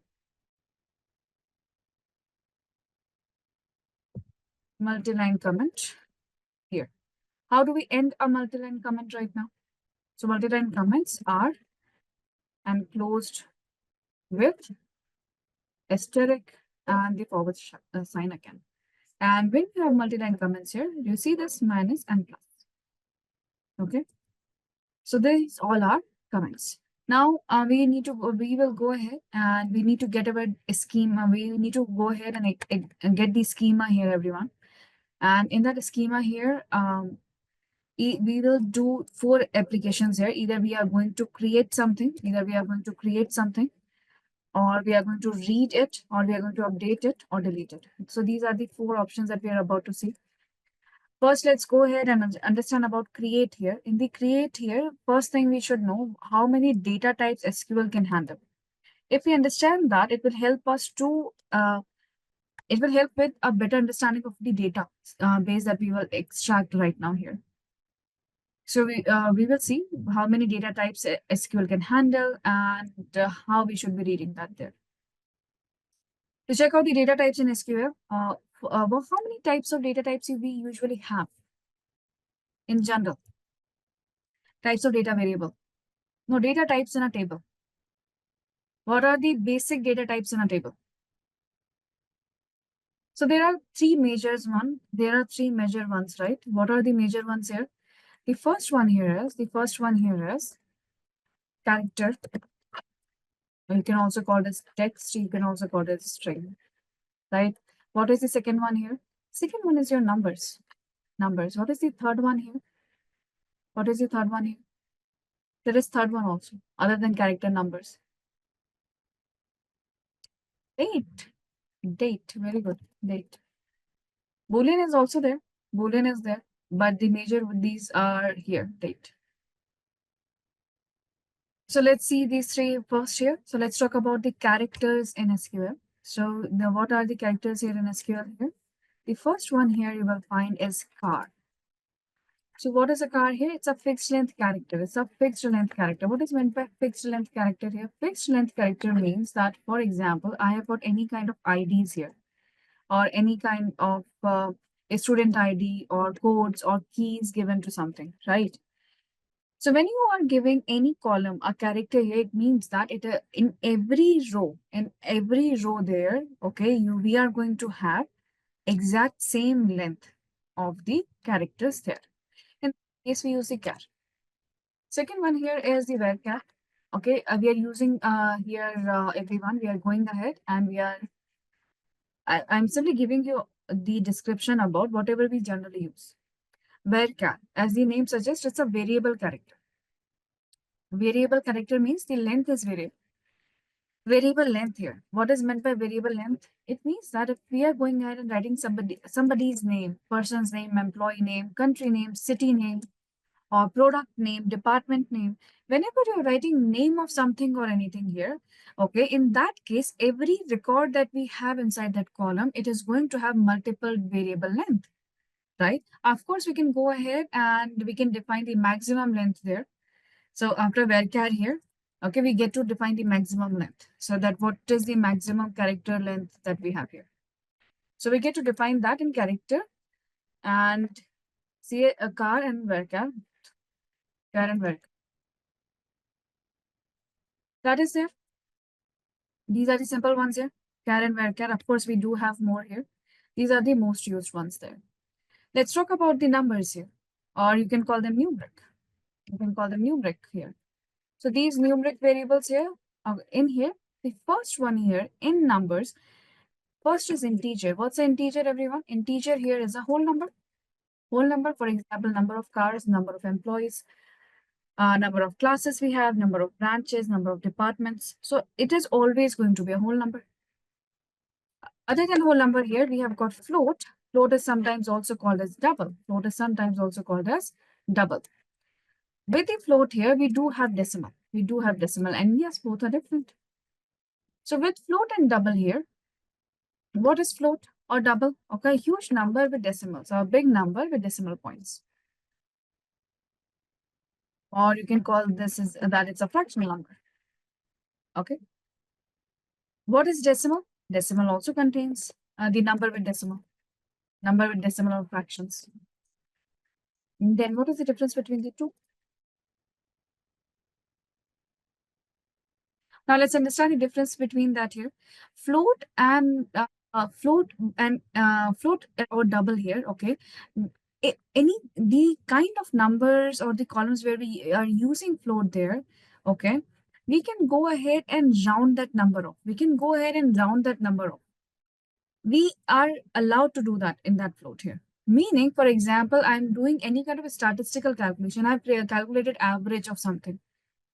I've multiplied two numbers and then I have calculated the standard deviation or maybe the variance of that. Okay. So in or median calculation or mode calculation I'm doing. So if I'm doing any kind of statistical calculation there and I'm having a huge number, and when I round it off there, it will not make any difference there.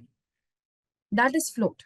Okay. But what is decimal here? Decimal number here, we cannot round it off because rounding it off will actually impact your data. It will actually impact your data. For example, if you're working in accounts, right? In accounts, you're going to go ahead and calculate somebody's compensation there. So you cannot round off that compensation. If you're calculating some economic number there or economic KPI there, you cannot simply round it off. You have to be with precision. You have to write that these many decimal points are there, and it means that. So any kind of scientific calculation, any kind of calculation related to finance or economics, you cannot round that thing off. So that's where the decimal comes in. So if you're talking about finance or salary there, okay, you don't round off your numbers there. You use the precision. You use that precision there. We cannot compromise that. So this is how it works. So this is your integer, float, and double. Other than that, other than this here, we do have big integer, small integer, medium, tiny integer, and a lot more. So like this here, we do have more. We do have more. But these are the few that are used most here. So we can go ahead and decide, okay, how much accuracy we require at any numeric number that while creating your data. Remember that while creating that data table, we define the data type. Now let's come to date here. This is not only date, everyone. This is date time because it consists of date and time both. So in this date time here, first is of course date. After date here, we have got time. After date here, we have time here. After time, we have date and time together. Yes, we can get date and time together. Then we have got time stamp. We have got time stamp there. After time stamp here, we also have year separately. We have year separately here. So let's talk about when we talk about date or timestamp here, what is the format? In MySQL here, the date format is fixed, everyone. Date format will go from by MD, meaning first you should have year, then month, and then date. If we are not following up this format of your database is not following this format there, it is going to go ahead and not recognize that column as a date. So we have to go ahead and format it separately so that it can follow along with this part here. We can also go ahead and write it without without the hyphens here. It will still follow it can still go ahead and recognize your date format. Years are also recognized. Years can be 2-digit or 4-digit format, and both are recognized here. Right. Now, let's see here. Right now, we don't have any databases in here because we have just started right now. So let's see here. Let's see here how we can get databases here, right? How we can get databases here. So there are three ways. Okay, three ways to get database. What are those three ways here? Those three ways here. First one is we can go ahead and create it by ourselves. Three ways here are first here we can go ahead and create it by ourselves. So we can create a database, and inside the database we can keep creating the tables and insert the values there, right? Or we can go ahead and import the data. We have already seen the import data from yesterday, right? Very good. We can import the data also here. Or we can simply use the pre-existing database and we can open it here. We can use the pre-existing database here. So how do we go ahead and utilize the pre-existing database here? A pre-existing.sql file, pre-existing.sql file, already written file there. So we'll see. We know how to create a database. We created that yesterday, but let's go ahead and create it again because we now we have this in our own systems right now. So we can type create database. I'm going to give this name as IIT DB and here. Now remember that what is the semicolon here? The semicolon here tells us about terminates terminates the statement. It means this is the statement. And this is only what we want to give the instructions here. So we terminate the statement here. So basically we're informing that this is where the statement ends. And this is what I want to do. This is, yes, end of the line. So we are simply telling it that, see, this is where it ends. And this is the first instruction I want you to follow along. So that's what we're giving there. Now, how do we execute the statement? To execute the statement here, either you can go ahead and press Control Enter. Okay. Or you can use those lightning bolts that we have here. About these lightning bolts here, there are two types of lightning bolts, everyone. There are two types here, right? What are those two types here? First is the simple lightning bolt on the left side. One is the bolt with the cursor, right? So here you have got bolt. Another you have got bolt with cursor, bolt with cursor. Now let's see the difference between these. So first one here is, this one here is, it is going to execute the entire thing if there is no selection. It means this can go ahead, this bolt can go ahead, and if you have multiple statements there, it can go ahead and execute multiple statements at once. Multiple statements without selection, multiple statements at once, or whatever you have selected, And the bolt here with the cursor, it can, even if you're selecting multiple statements, it can go ahead and execute only single command, single command or statement. So you don't have to select anything. You have to simply keep the cursor there and Control Enter. That is bolt with the cursor there and it will work. Where is it written? I'm not saying here. Go to query drop down. Go to query drop down and see.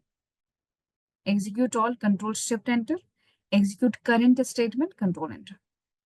Okay. So if you go to the query drop down, you can see it right here. All right. So let's go ahead and create the database, everyone. I'm going to select this here, execute this here, but I don't see database. I don't see the database here, but as soon as we go ahead and refresh it, we get the database here. Once you see the database, everyone, you can simply go ahead and expand it. And you can see an empty database right now. Now, once you have .sql saved properly in your system, please let me know. The file name is mysampledatabase.sql. We are going to import that file here. To import that file here, okay, we can either click on this folder here, or we can go to the File tab and click on Open here. So if you will go to File tab and click on Open SQL script here, right? Open SQL script here. All right, now follow along with me, please, everyone.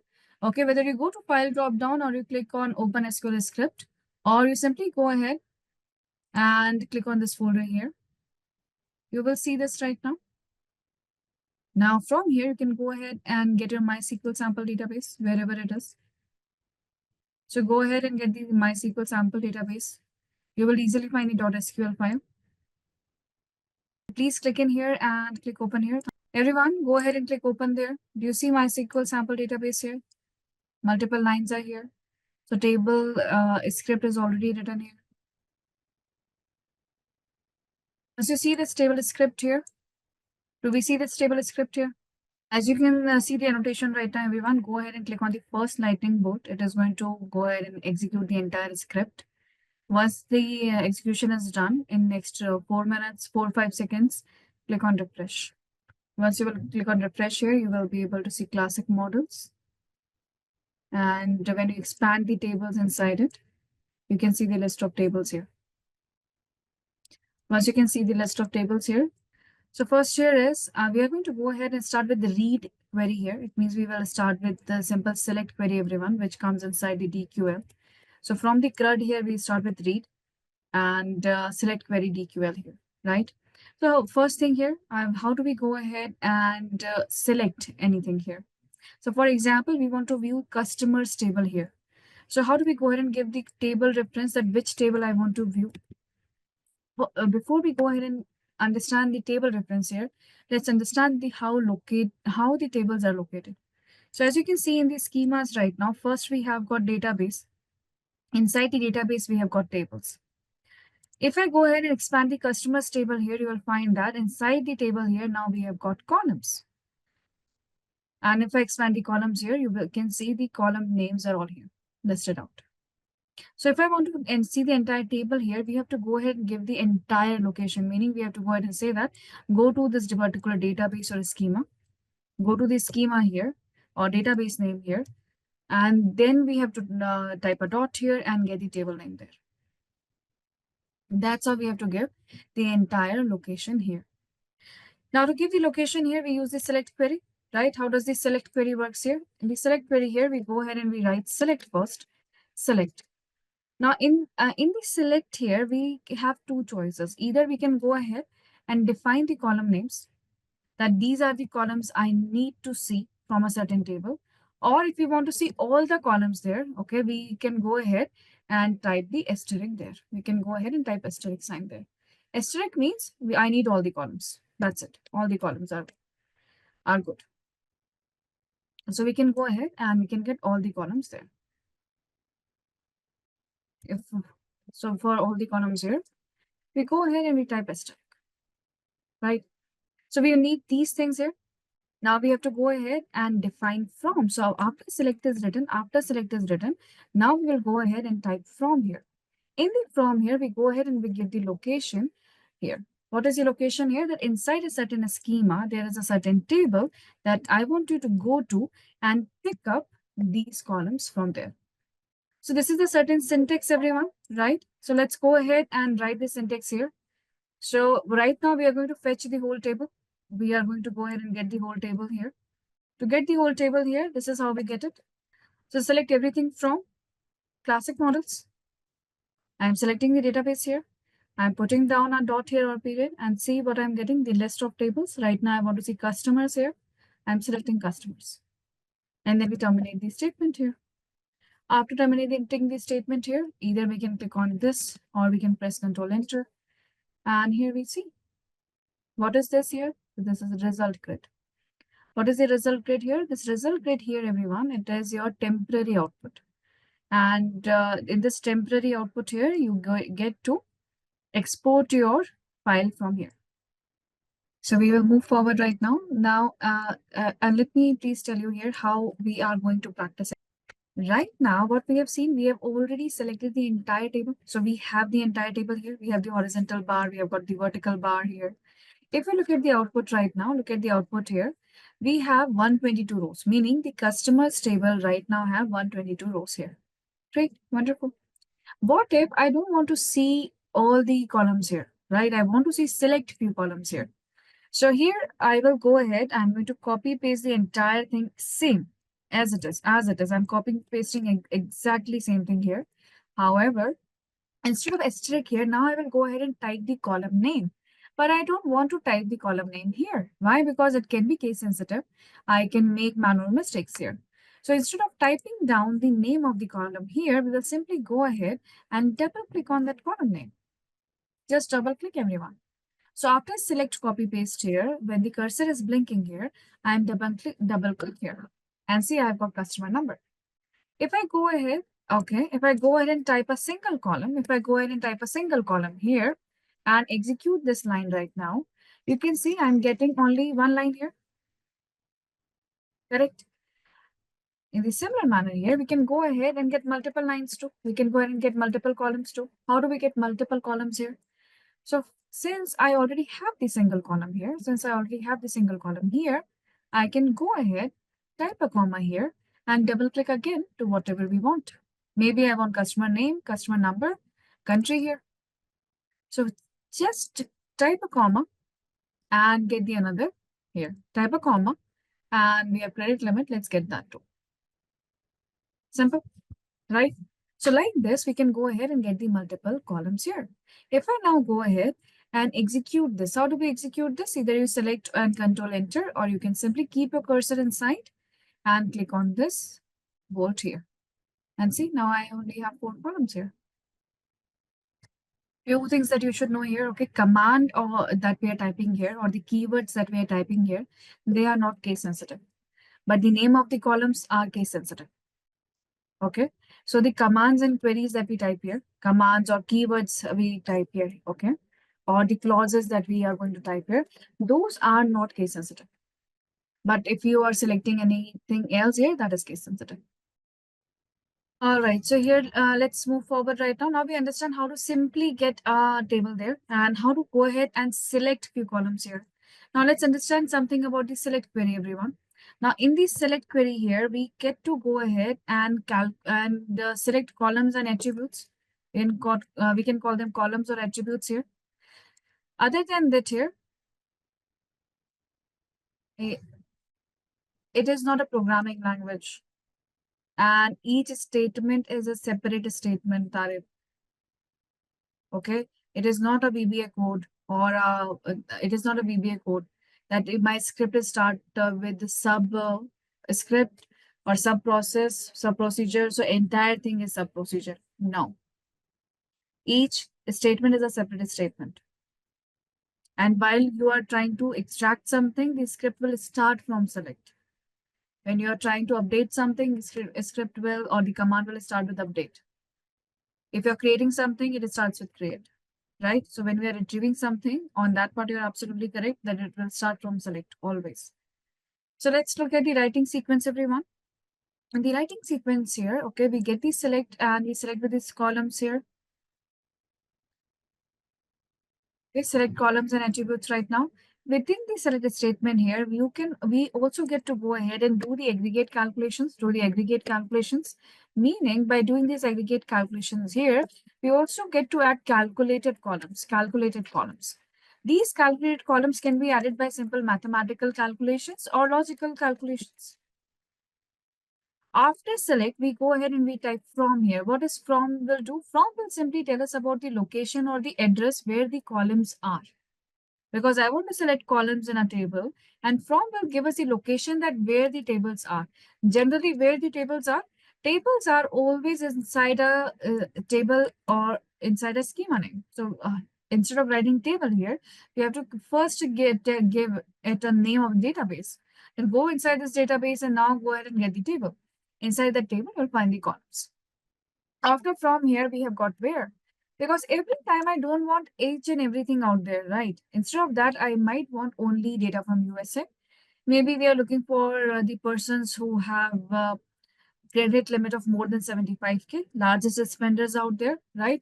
So we can go ahead and we can give multiple filters or conditions on the rows by using the where clause. After the where clause here, we will have group by. What is a group by here? Group by here will help us to create aggregated reports. It helps us to create aggregated reports. So group by here helps us to create pivot tables, simple pivot tables, right? And what it's having here? Having here will work as a slicer on pivot tables, So having is okay, will give condition and filter only on the aggregated reports and nowhere else. So having here work as a slicer. As slicer works on pivot tables only, right? In the similar manner on aggregated reports, in the similar manner, having is also a filter, but it works only with the group by. After this here, we have got order by and limit. Order by is very simple. We are sorting our extracted table that we see in the result grid. And limit will simply limit the number of rows in the grid output. It will simply go ahead and limit the rows in the grid output. That's what we see here. Great. So this is the entire select from and where. This is the writing sequence, everyone. Select from where, group by and having. First, we are going to go through select from and where in detail. And then, of course, we'll look at the group by, order by, and limit. And we will also see group by and having. Now, first, let's go through select from and where. So far, whatever we are writing here, every time we have to go ahead and get classic models customer, right? So for example, here, I'm going to copy paste the exact same thing here. But now we only want to see the US data. We know that whenever we are extracting this here, we're getting 120 rows, right? Now, how about we need the customer's data only from US? Only from US. If I want to get the data only from USA here, first let's check the spelling. See the spelling here? It is USA in caps right now, correct? Now, how do we go ahead and give a filter, everyone? To give a filter here, after classic models here, after from here, we will go ahead and type where. In the where, we need to give a filter, everyone. So we can simply go ahead and say that in the where clause, go to country column and check that if it is equals to USA. Now, USA is a string, it's a text, so we have to go ahead and write it inside the single quotes or double quotes. Both will work right now. As you can see here, USA is written here in caps, but I'm writing this here in the lower case here. Okay. Once I will execute this here, look at it. It doesn't matter. 36 rows are there. Yes, wonderful. How do we know that? Okay. So see here, I do understand that. I do get the answer 5 or 7 a lot. The reason is this is the result grid, okay? We are fetching all the list here, but if you look at the output, everyone, whatever is your last output here, that will tell you that we have got 36 rows here. Right now, whenever even when we are giving filter here, every time we are writing classic models dot customer, right? So instead of doing this here, we can set this as default. Why default? We will tell SQL here that, see, anyways, I'm going to go ahead and work only on one database. So I don't want to write the database name again and again. I will go ahead and set the database as default. So inside the from here, if I'm going ahead and writing table name directly, you should be able to understand that I'm working with in that default database only.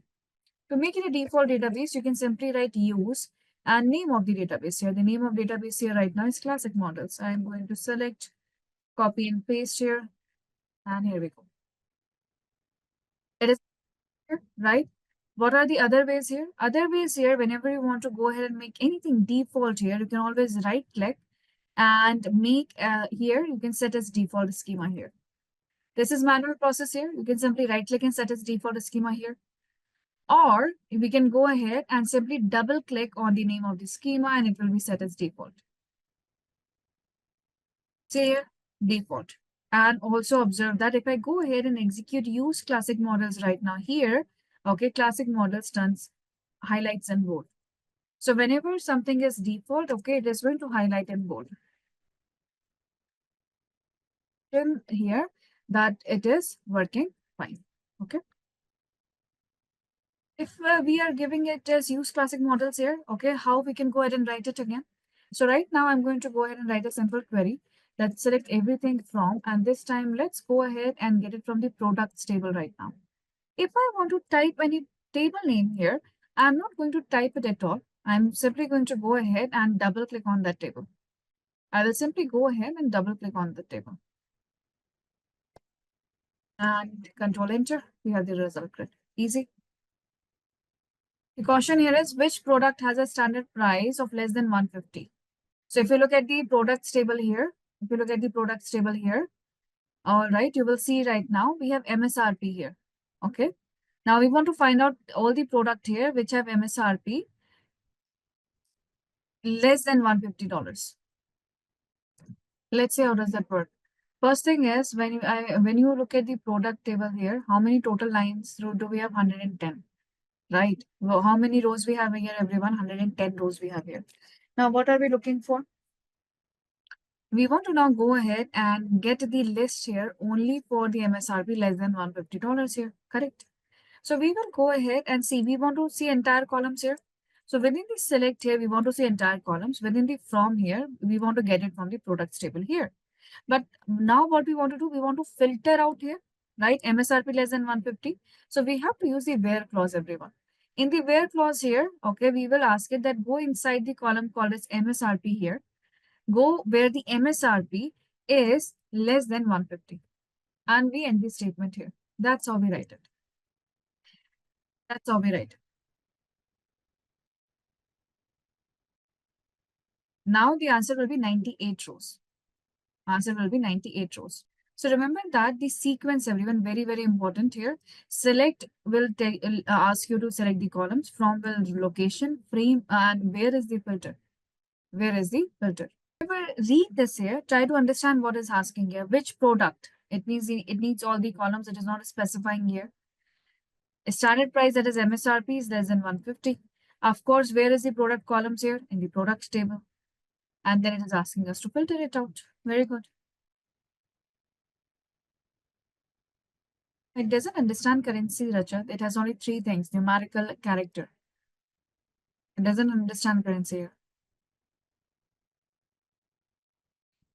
Now, let me show you something here. Let me show you all something here. Is a button called as beautify or format. Right now, as you can see here, okay, no matter whether I write in one single line or whether I write it in two different lines here, everything still works. There is no proper way here that we are following up to write. Okay. Neither I'm asking to put a tab here, tab there, and take care of those things here. No indentation, nothing required. However, they do have a proper way to write it. Okay. To figure that proper way out here, I'm going to copy and paste entire thing here. And I'm going to click on this paintbrush on the right hand side. So this is the command here. Okay. This is the paintbrush here. Beautify or reformat. Once I click on it, it is going to properly write it here. So both are exactly similar. This is also the same. This is also the same here. But the way to write is different. Now, please tell me here which option looks better. Tell me here which option looks better here. First one or the second one. See it from the perspective of not typing in. Okay. But from the perspective that once you come back after the 10 days, which one is easier to comprehend? Once you will come after the 10 days, which one of these is easy to comprehend? First one or the second one? As in when we reach to the more complex ones there, right? For writing, you might find the first one easier to write down here. But once you come back after 10 days and you see a complex statement there, right? To simply view and understand, the second formatted one looks much better. So as in when we will move forward, you will be able to see the difference between the both. Okay, you will able to see this difference between the both, and it is of course personal here. But when you are collaborating with someone, okay, they might not be able to understand this right away. But this is pretty clear for a person if they are someone else and you're collaborating with someone. Okay. Great. Now let's go ahead and see few very common functions that we can use here. Now I'm going to talk about few functions out here, okay, to use in the select here, because we can add calculated columns. We can also have aggregated calculations at the end. What I'm talking about, let's see. So here, we want to go ahead and we want to see here that how many product lines or product category we have in the product table. So if you look at the products table right now here, if you look at the products table right here, we have got product line. What is product line here? Product line here is the product categories that we are selling out. So now we want to go ahead and understand that let's figure out, okay, how many categories are we working with? So here we go. I'm going to go ahead and type here product, selecting from products only. What do we want to see? Select product line from the products table here. If I go ahead and ask it to get me the product line here, is it the correct way? Is it the correct way right now to see how many product lines are we selling out? Does this look correct to you? This is not a good way here. We should have a unique list here. We should have a unique list here. Unique list here. Okay, we don't need any duplicates right now. We don't need any duplicates here. How do we get the duplicates right now? To get the unique list or duplicate here, we use the keyword. We use the keyword distinct. Now, where do I write that keyword? Where do we write that keyword? We write that keyword with select, because select will help us to type down the functions here. So I'm going to select this entire thing here again. I'm writing from in the next line. In the select here, before the product line, I'm going to use the keyword distinct. As you can see in the drop down, I can see distinct right now. So I'm typing distinct here. Type distinct product line like this here. I get the distinct line and I can see right now 7 are there, right? I can also go ahead and write this distinct. I can also go ahead, write this distinct here like this. It will still work. If I go ahead and write distinct like this, okay, it is still going to work. So whether you write it like this here or as a formula here, in both the manner it is going to work. It doesn't make any difference. It depends on your preference. How do you want to type it? Now we know that there are 7 counts here only when we look at the output, right? Only when we look at the output, then only we know that. Yes, very good. Thank you. So how about that? I don't want to say, look at the output here. Instead, I want to count that how many are there. Count how many product line are there. So how do I count this here? To count here, I am going to get the exact same thing. And now here after select, I'm going to simply type here count. You have a keyword also, you have a library function also. There is absolutely no difference. So I'm going to go ahead and get the count here. I'm going to get the count here. I'm going to open the parenthesis up for count distinct and I close it here after the product line. It will give me the count here, right? But when I'm writing this like this here, look at the name of the column. Name of the column is not good. It is writing the entire formula right here. So we will go ahead and rename the calculated column. Now this is a calculated column, everyone. Why? Because right now, this calculated column here, okay, it is not the part of your database. We are extracting something out here. We'll go ahead and rename the calculated column here, and what we call this here as alias or the alternate name. Name here. How do we write the alternate name here? How do we write the alias here? So there are multiple ways out here. I'm going to show you 3 ways here right now. First thing here is alias here is nothing but the alternate name, everyone. Okay, and it will only appear in the result grid. First way here is I can go after the count here. I will go ahead and type AS. And after AS here, I can write the name inside the single quotes. So for example, here I want to type the here total product line, right? One way is that, and when I execute this, you can see total product line here. As you can see right now, while I'm writing this name here, I am not giving any space here. I'm not giving any space here, but if I choose, I can give a space here, and the space will appear here. In practice, we don't give the space, but writing AS like this, we can. Another way to type is I can definitely forego of the single quotes. Even if I don't give the single quotes here, we can still type the name of the column here. However, now we cannot afford to have a space here. Okay, our name has to be in the one single string. Now we cannot have the space because we are not writing inside the single quotes here. Still we get the output. Still we can get the output here.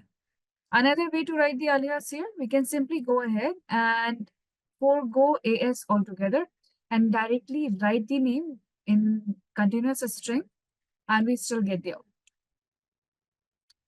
You can choose anything here, but as a beginner here, prefer this one. As a beginner here, prefer this one. Because we will know that when we are giving the alternate name. Okay. And as in when we move forward, of course, we'll go ahead and keep, you can go ahead and choose anything that you want. Okay. See the alias here. Give the aliases, see the different ways to type it. Right. Very good. Now let's go ahead and see functions, everyone. Let's go ahead and see the functions here. These functions here can be mathematical, they can be logical also, right? And through which what we can do, we can go ahead and add a simple calculated column. We can add a calculated column in the output. And then to give the filters here, we are going to see multiple operators with where clause. We are going to see multiple operators with where clause. Now, in these operators here, we have already seen the comparison operators. What are the comparison operators here? Comparison operators are simple equals to, less than, greater than, or any combination of them here, right? Any combination of them here. Figure it out which one works for you for not equals to. Okay. We'll see what works here. So this is comparison operators here. Let's see a simple function right now. So in the products table here, when we are working with the products table, everyone, okay, what we have seen in the products table. In the products table here, we know that there is the MSRP, right? There is the MSRP here. MSRP is the price or MRP that we are placing for the customers there. So let's say the company decided that we want to go ahead and we want to create a new MSRP. How are they going to create the new MSRP? They want to go ahead and increase the MSRP here by 10%. They want to increase the MSRP here by 10%. And they want to create the new MSRP there. So to create the new MSRP there, okay, we will go ahead and get the 10% of the MSRP.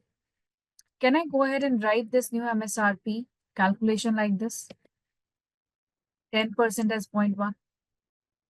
0.1 multiplied by the original MSRP. Now, since MSRP is and MSRP is common there, we will take that out and we can multiply the entire 0.1 there. And ultimately, we can write new MSRP like this here. Okay. So this is what we are going to type, MSRP multiplied by 1.1, and we get the new MSRP here.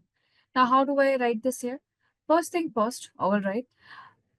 Select from product here. Inside this here, from product is going to remain same.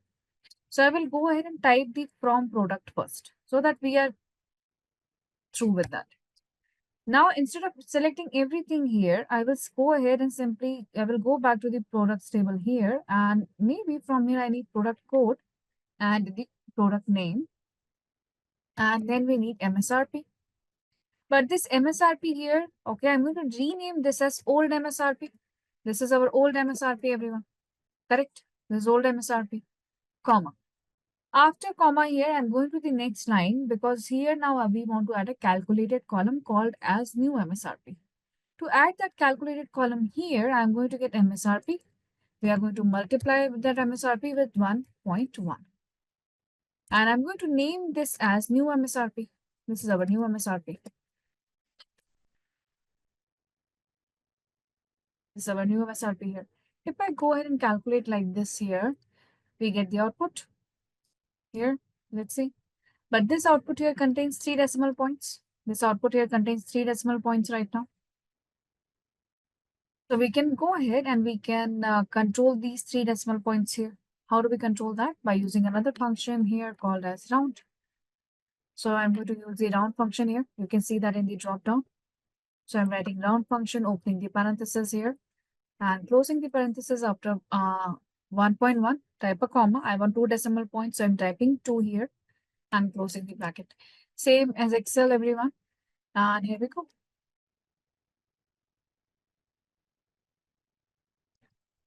Right. And I'm going to simply reformat it just to show you how does it look like. So if I reformat this here, if I go ahead and reformat this here, everyone, this is how it is going to look like. Much easier to comprehend and what is happening here. In the similar manner, we can simply go ahead and use other aggregate functions here. For example, we can use minimum, maximum, count, average, round, and distinct. For example, if I ask you right now to get the average price for all the product, can you get that? Average price, meaning average MSRP of all the product, all product at once. So this is an aggregated calculation. How do we get this here? We again start with select here. And we are selecting from the products table. First, we will define that. Now we go here and we want to calculate average. So we go ahead and get the average function here. Inside the average function here, we simply go ahead and type MSRP. This is our MSRP here. As usual, okay, we have to give the alias here. So we can give the alias here for average price. As you can see right now, I am not writing any other categorical column in front of it. I'm simply writing the aggregated calculation here. I'm not writing anything in front of that, in no category at all. When we do this here, we get the only average price here. Now you know that, okay, now we can go ahead and round it off because it is too huge a number here. After MSRP here, we can ask it, maybe I want looking for 2 decimal or 3 decimal points here, and we can get it like this here. So this is average price, everyone. Yes, sum of and average of. So this is why, this is how we can get the average. When we don't write any category there, okay, we get the one single number calculation out there. We'll move forward and we will see about here logical operators. We are going to go ahead and talk about logical operators. What logical operators are? I'm talking about here and, or, between, right? After logical operators here, we'll go ahead and we will talk about group. We will move forward, okay? We will see more operators. For example, we are going to talk about more operators that we can use with where. It means filter operators. Okay, we will see about more operators right now. And we will learn about the wildcard. We will move on to group by, having, order by, and limit. We will move on to that too. So we are going to understand the entire select sequence today. Of course, other than logical operators, we'll move on and we'll see more. Yes. First, we are going to look at comparison. We have already seen the comparison operators. Okay, equals to, less than, greater than. That's there, right? And then we have got logical operator. We will see that today, what logical operators are there. And you will also see more functions, meaning we are going to see date function, text function, and more different types of functions out there. And we will also discuss group by and having. But while writing these functions or understanding group by and having here, we will have to go ahead and discuss about a very important part, that is the writing sequence and the order of execution of a select query. First thing what we do here is we go ahead and use classic models as a default. We have to set that as default so that every time we are using any table name here, it will always go ahead and find that table in classic models database only. Okay. Now let's talk about logical operators. Now I'm going to talk about logical operators here. What are logical operators here? Logical operators, before logical operators, we were looking about comparison operators. What are comparison operators, everyone? Comparison operators are equals to, less than, greater than, or any combination of them. Okay, it can be here not equals to, and this can also be not equals to. Now, once you have these comparison operators, when we were using these comparison operator like here, or maybe yesterday here like this, we were checking only one condition, right? This is I'm checking only one condition. We are checking only one condition here. Meaning based on one condition only, we are going ahead and filtering out the entire table. However, now if I want to go ahead and want to filter out by two or more conditions while I two or more conditions here, then I need to go ahead, filter out by two or more conditions here, then I need logical operators. What are the logical operators here? The logical operators are, so first let's talk about and here. So what is the and logic here? And logic says that it is going to return true only if both conditions are true. What does that mean here? And mean that I will go ahead and set two conditions or more, right? We can go ahead and set two conditions or more. Meaning I'm going to go ahead and check multiple conditions and each condition has to be true. Each condition has to match. Each condition has to match for the output. Meaning that has to be all true. That has to be all true. If any one condition fails there, then and doesn't work. So for example, I want to go ahead and find out all the vintage cars who has price less than $200. Meaning I need both the conditions satisfied. That vehicle has to be vintage car and the price has to be less than $200. So whenever we are applying a condition where we want multiple conditions to be applied and each and every condition has to satisfy two, In that case, we apply AND. Then what is OR here? OR is just opposite to AND here. In OR also, I will go ahead and apply the multiple conditions. However, any one condition will do. However, any one condition can be true. Any one condition can be true. In which cases we go ahead and use OR function here. What is an OR condition? So for example, okay, most of us go to office or any organization we attend to, any university or something.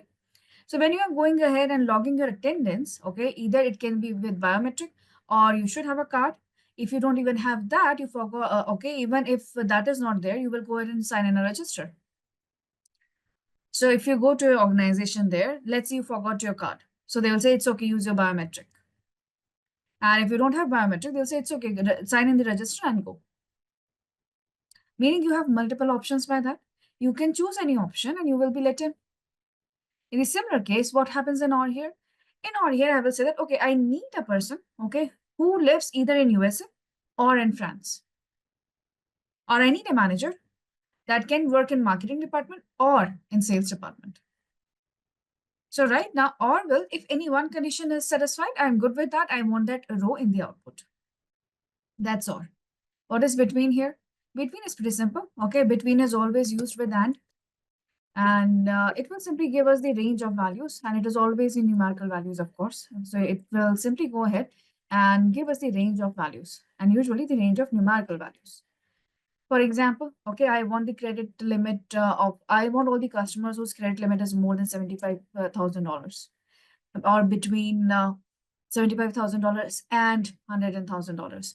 So like that, I might need a range of numerical values to be filtered out. It means we have got more than one condition. So why logical operators? Because we need to go ahead and check more than one condition here. So let's see how does this help. So here we will go ahead and check two conditions here. So for example, I want to go ahead and check that go ahead and find all the product whose MSRP is greater than 100 but less than 180.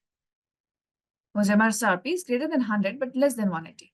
Now they belong to AND because there are two conditions here where MSRP has to be greater than 100 also and MSRP has to be less than 182. So first thing here is we go ahead and we select product. I will go ahead and type use classic models again, just in case just in case, okay, we forget that. So what we want to do here, we want to select everything from where? From the product. This is also done. Now, we have to use AND here. How do we use AND? So we will use the where clause here. In where clause, I'm going to say that go ahead and go ahead and find out where MSRP. So first we'll get the MSRP columns here. Here it is. Where MSRP is greater than 100, and again MSRP is less than 180 here. Less than 180 here. If I go ahead and search for that here, okay, let's see. Look at the MSRP column, and we do have everything greater than 100 but less than 180. Greater than 100 but less than 180. How many rows I have here? 47 rows. Right? So here, this is good. This is what we have used here. We have used AND here. This AND here.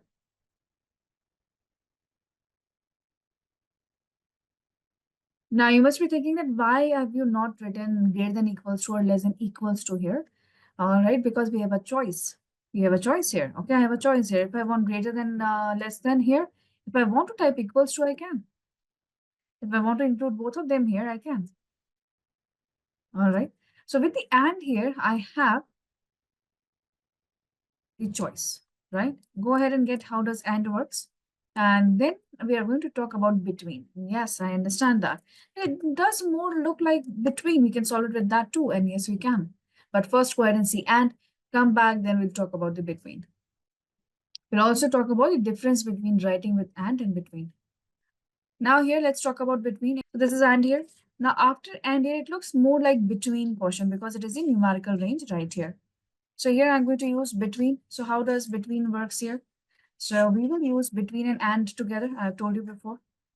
So how are we going to write between and together here? To write between and together, I'm going to go ahead and get this part exactly as it is. And here where MSRP is between, what do we write here? That where MSRP is between 100, 100 and 180. 100 and 180. Very simple. Now, when I go ahead and look for this here, remember that between here by default includes both 100 and 180. So we don't have to go ahead. We don't have to go ahead and include it. We don't have to worry about the equals to sign here, as we have to understand in and right now. So in between here, by default, it is going to include both the intervals right now. That is 100 and 180. So it is specifically looking for greater than equal between 100 and 180, including both the numbers right there. The output is going to be exactly similar. This is between everyone. Now I have a question here. Now here, if I ask you right now that can you get me the list of the customer, those who are either living in USA or in France? USA and France. So I want a list where people are either living in USA or in France. Meaning I want a list where people are living in USA and France both. Oh, so why do I say that we are going to use or here and not and? Because basically what I want, I want a list where customers are living in USA and France, either in USA or in France. So we have to go to the customers here. If I'm checking here every time that which customer lives where, so I have to, how we will check manually also, we will go ahead and check, is this customer lives in USA or France? France, if they live in France here, we'll be like, right, okay, filter that. Now we will go ahead and see USA. This matches the condition, we will filter it. We'll check again, is this person lives in France or USA? No. Then we will go ahead and cross it off. So in this way here, we will go ahead. This is why we use or, because no person is giving us the two addresses in one single row. So here we go ahead. This is list of customers living in USA or France, right? So we will go ahead and use or. How do we use or here? So select everything from is going to be same here. I'm copy pasting right now. From where? From customers. From customers. Then we have got where. Where, in which particular column we are about to give the filter? Country column here. So where country is equals to USA here. Or country is equals to France. Remember that I have to use the country twice here because this is how we go ahead and see in and also. Okay, so if you're having two separate here conditions, you have to go ahead and rewrite the country column here. Okay, if I go ahead and use this where right now, and let's check the country here. Yes, we do have only US and France. That's how we go ahead and filter out. That's how we can use or here. So for now, okay, let me show you right now here. If I will go ahead and execute this here, I'm getting how many rows written? 48. And what do I have in the output? USA and France, right? That why we are writing country equals to again. Even if I don't write country equals to here, okay, then also I'm getting an output. You are definitely getting an output. How many rows are you getting here? 36. Check your country column. Do you have France here? No. Why? Because it has no idea where to find France. It has stopped here and given you the answer, right?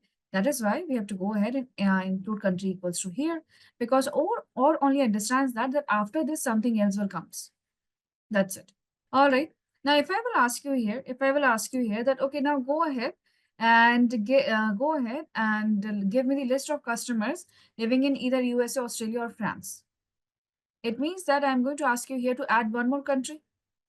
How you will go ahead and how will you go ahead and add one more country? You have to write or again. You have to write or again, and then you have to write Australia again. Great. So here we go ahead. If I ask you here that go ahead and get the country equals to Australia here, it means that you have to go back again. You have to write the or again. You have to go ahead and write the or again. Type country equals to once more. Type country equals to once more and get the Australia again from here. You have to go ahead and get the Australia from here.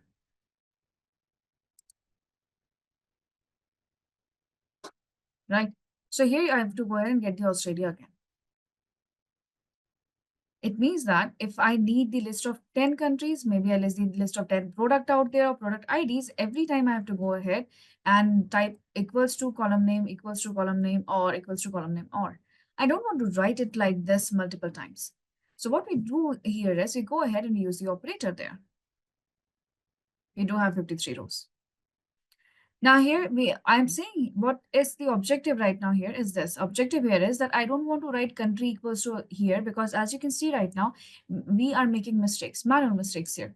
We are forgetting to write country equals to, maybe we forget to give the proper quotes around here or whatever. So instead of using, whenever we have to go ahead and find multiple values inside one single column here, in that case, we can use another operator called as in. We are going to use another operator here called as in. This in operator here is going to help us write a list. In operator helps us to filter out a list. And this in operator is going to, whatever list I will, how does it work? I will go ahead and type in. Inside this, I will give a list. For example, value 1, value 2, value 3 here. And this in is going to act like exactly like or. So V1 or V2 or V3. It is going to act like that, right? So this is how we will go ahead and use the in operator. Inside the in here, you go ahead and filter out a list. So it helps us to define an entire list right in. Follow along. So first, till here, everything is fine. Select everything from the customers here. But instead of everything here, I'm going to go ahead this time and I'm going to select only customer number, customer name, and country. Okay, so that we are able to see clearly the output. Now I'm going to type here where country in, where country in. After in here, we will give a list here. What is the list here? List here is going to be, first is USA. So I'm copying and pasting USA right here, comma. I'm copying and pasting France here. Then I'm copying and pasting here, Australia. After that also, if I need to go ahead and add anything in the list here, now it's quite easy. I don't have to write country equals to on multiple times or remember to type or here. When I go ahead and execute this, I still get 53 rows returned. And I have here 3 countries here. So this is the in operator here. In operator is used in place of or. In operator used in place of or whenever we have a list to filter out. Let's go ahead and now we know how to use the in and or between and in operator. Remember that. How are we going to proceed here? I'm going to show you one example for each operator. And at the end, we'll solve a small problem that is going to include everything that we have learned in one single problem. That's how we are going to proceed. Okay. So right now, please go ahead and let's see the next one here. So till now, whatever we have been filtering out, everyone, till now, whatever we have been filtering out, it has been always either one condition or multiple conditions. And every time we were looking for the entire string. What if I will go ahead and ask you that, can you get all the product line? Can you get all the product line where any product line or any product category where in which car is written, any product in which name car is written, meaning this time we are not going ahead and asking you to find a proper vintage car or some car here. No, and we are simply asking you here that go ahead and filter out wherever the car is written. We don't care. Okay, so in this product line inside the products table, how do we get that? This is where we use wildcard. And we can define the wildcard with the help of like operator here. Like operator here. Now, what are the wildcards available to us? The wildcards available to us here are percentage and the underscore sign. Percentage sign is widely used. We will see here why. Percentage defines 0 or more characters. Percentage defines 0 or more characters. What is meant by that here? So basically, I can go ahead and ask here, what does percentage defines as 0 or more characters? What does that mean? If I ask it that go ahead and find percentage car. So basically, I'm saying here that before car, there can be any number of characters. There can be any number of characters. Any number of characters can be there. If I will go ahead and type car percentage here, it means that, and it ends at car, and it ends at car. If I will go ahead and type car percentage here, it means we are communicating here that it is going to start with car, and at the end, there can be any number of variables there. If I go ahead and type percentage car percentage, basically we are saying here the car somewhere in between. Car somewhere written in between the string, and there can be any number of variables before car and after car. And all of this is checked, within a string, So here inside a string here, it is reaching word letter by letter there, right? So this is the percentage here. Now, what is the underscore sign now? This underscore sign here. This underscore sign here, it is fixed. What is meant by fixed here? If I will go ahead and write like this, okay, 1, 2, and 3. If I go ahead and write like this here, so I'm defining right now that in total, it is a 3-letter word. In total, it is a 3-letter word that ends at A, letter A. Go and find that out. Maybe I will go ahead and write like this. It means that this is a 4-letter word in which O comes at the 3rd place here. Go ahead and find this pattern out. Yes. So this is how, if you are looking for a fixed pattern, you'll use the underscore sign here. If you're looking for a variable pattern, you will go with the percentage here. Most of the time, percentage works. And that is used a lot. Now, let's see an example, everyone. So here, what is underscore here? It is a fixed characters here. Okay, basically looking out for any pattern, looking out for a pattern.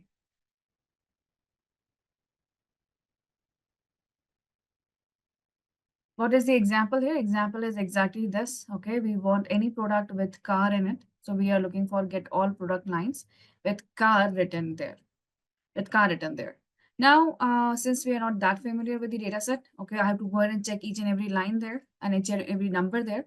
Instead of doing that, I will go ahead and say that, okay, let's go ahead and get everything from the cars. Let's go ahead and get everything from the products there. So here is the products table, everyone. Great. So select everything from the product where. Now this is where, and now we will go ahead and type like. Where, like what?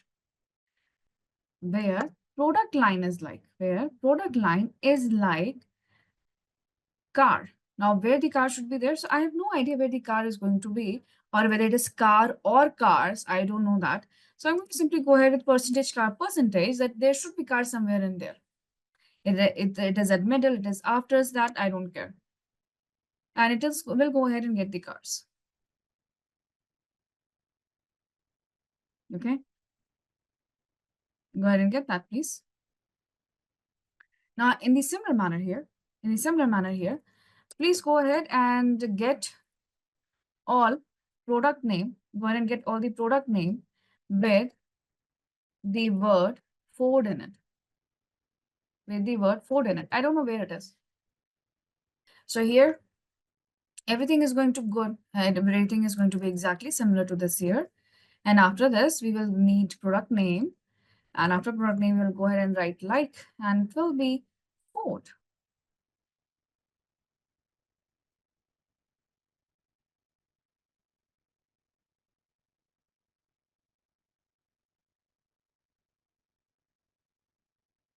And we will have 15 rows there. Very good. Let's look at the wildcard here. So how do I use a wildcard? If I want to go ahead, how do we know that this time we use like? Because I'm asking you get all the product name with the word Ford in it.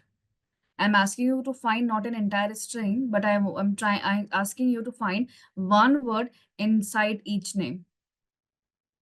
So this is how you will know that where to use like. Because I'm not asking you to go ahead and find a vintage cars. No. I'm asking you to find anywhere if car is written. Okay, so now to understand about the wildcard here,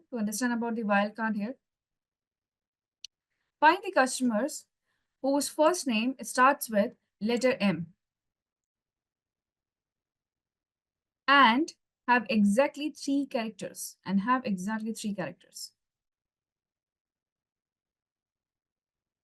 How will you define this here? We have to go for with the customers there. How do you think we will write it here? So if I will write, select everything from customers, where customer first name here is like what? I want M as the first letter. It should have exactly three characters, so maybe 1 and 2. Do we have anyone with name like this? Yes, great.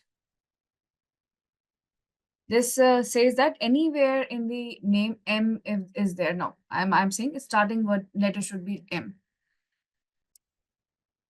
So if it's starting word, yes. Oh, there is one person here. There is one person here. Only one. So this is the wildcard here, everyone, right? This is the wildcard here. Now it can be used in multiple ways. If you are going to look for a pattern there, right? That's where we can use the underscore signs here. And these are 2 underscore signs, everyone. Why? Because you're looking for exactly 3 characters here. All right. So this is all about the filters and the operators right here. Okay.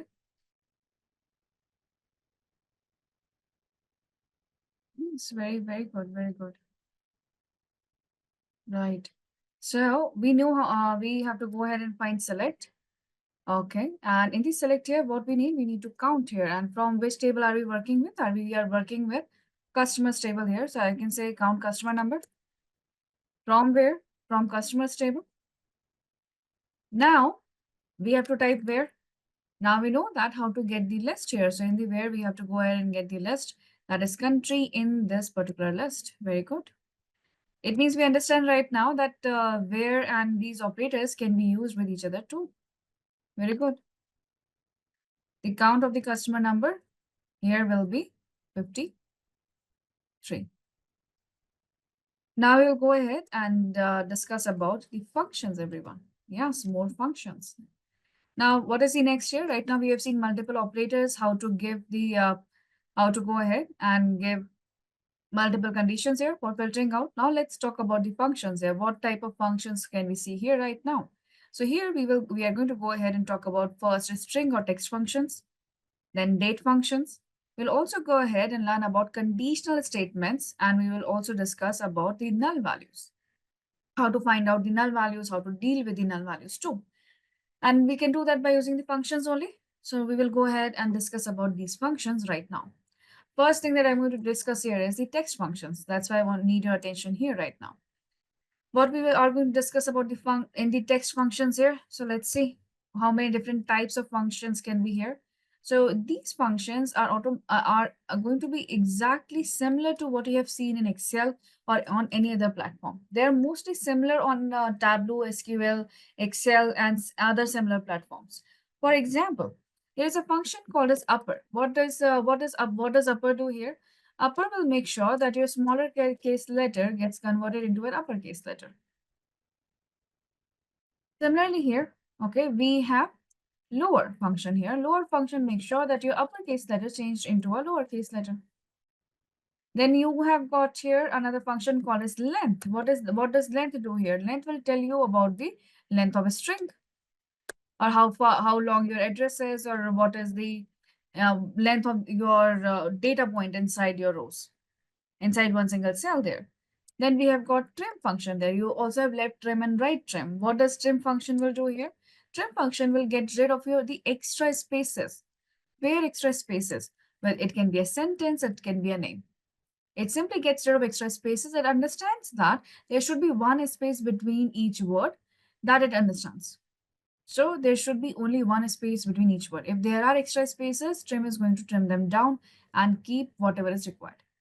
Similarly here, you have more examples here. For example, you have got here substring, you have got the reverse out there, and a lot more. There is one very popular function in here, concatenate. Have you heard about that? Concatenate, everyone. Okay, it joins the two or more strings together. So here it is join or two or more strings here. Yes, it is because it is the most commonly used text function here, and one of the first text functions people usually learn in their on their work, right? So concat here simply joins two or more strings here. Yes. All right. No worries. Those who didn't know about that, we are going to learn something new then, right? You will see that why it is used most of the times here. So let's go ahead and look at that. So for example here, okay, we want to go ahead and look at the customers table, everyone. In customers table here, we have a customer name. If you remember the customers table, okay, do you remember that here our customers are the vendors, right? Look at the vendor's name here. Land of Toys, Mini Wheels, Euro Shopping Channel, Volvo Model. And this is the name of the companies or the vendors out there, distributors basically. So our Spock details are here. Our Spock details are here. But the Spock details are written in two separate columns, first name and last name. So what we want to see here right now, we want to go ahead and look into, both the names in one single column, both the names in one single column. So let's go ahead and get the full name of the contact name here of customer in one single column here. How do we get that? So first thing is we select everything from the customer. So I'm going to go ahead and not select everything from the customers here. I'm only going to select customer number here and customer name. Now after customer name here, I would like to see entire full name of a customer. So here we will use the function right now. So I will first let go of from right here, from customers right here. Now here I will go ahead and type the function. What is the function here? Function is concat. So I can write concat here.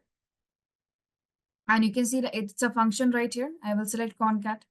Now inside concat here, what is the syntax of concat? Just these strings, string 1, 2, 3, 4, 5. So the concat here, first I will go ahead and select the first name, right? Now after first name, how do I write a full name? I will go ahead and type a last name here. So here I need simply two strings tied together. So I'm going to select this and execute this right here. Look at the output, everyone. On the screen, please. Look at the output, please, and please tell me, does this output look correct to you?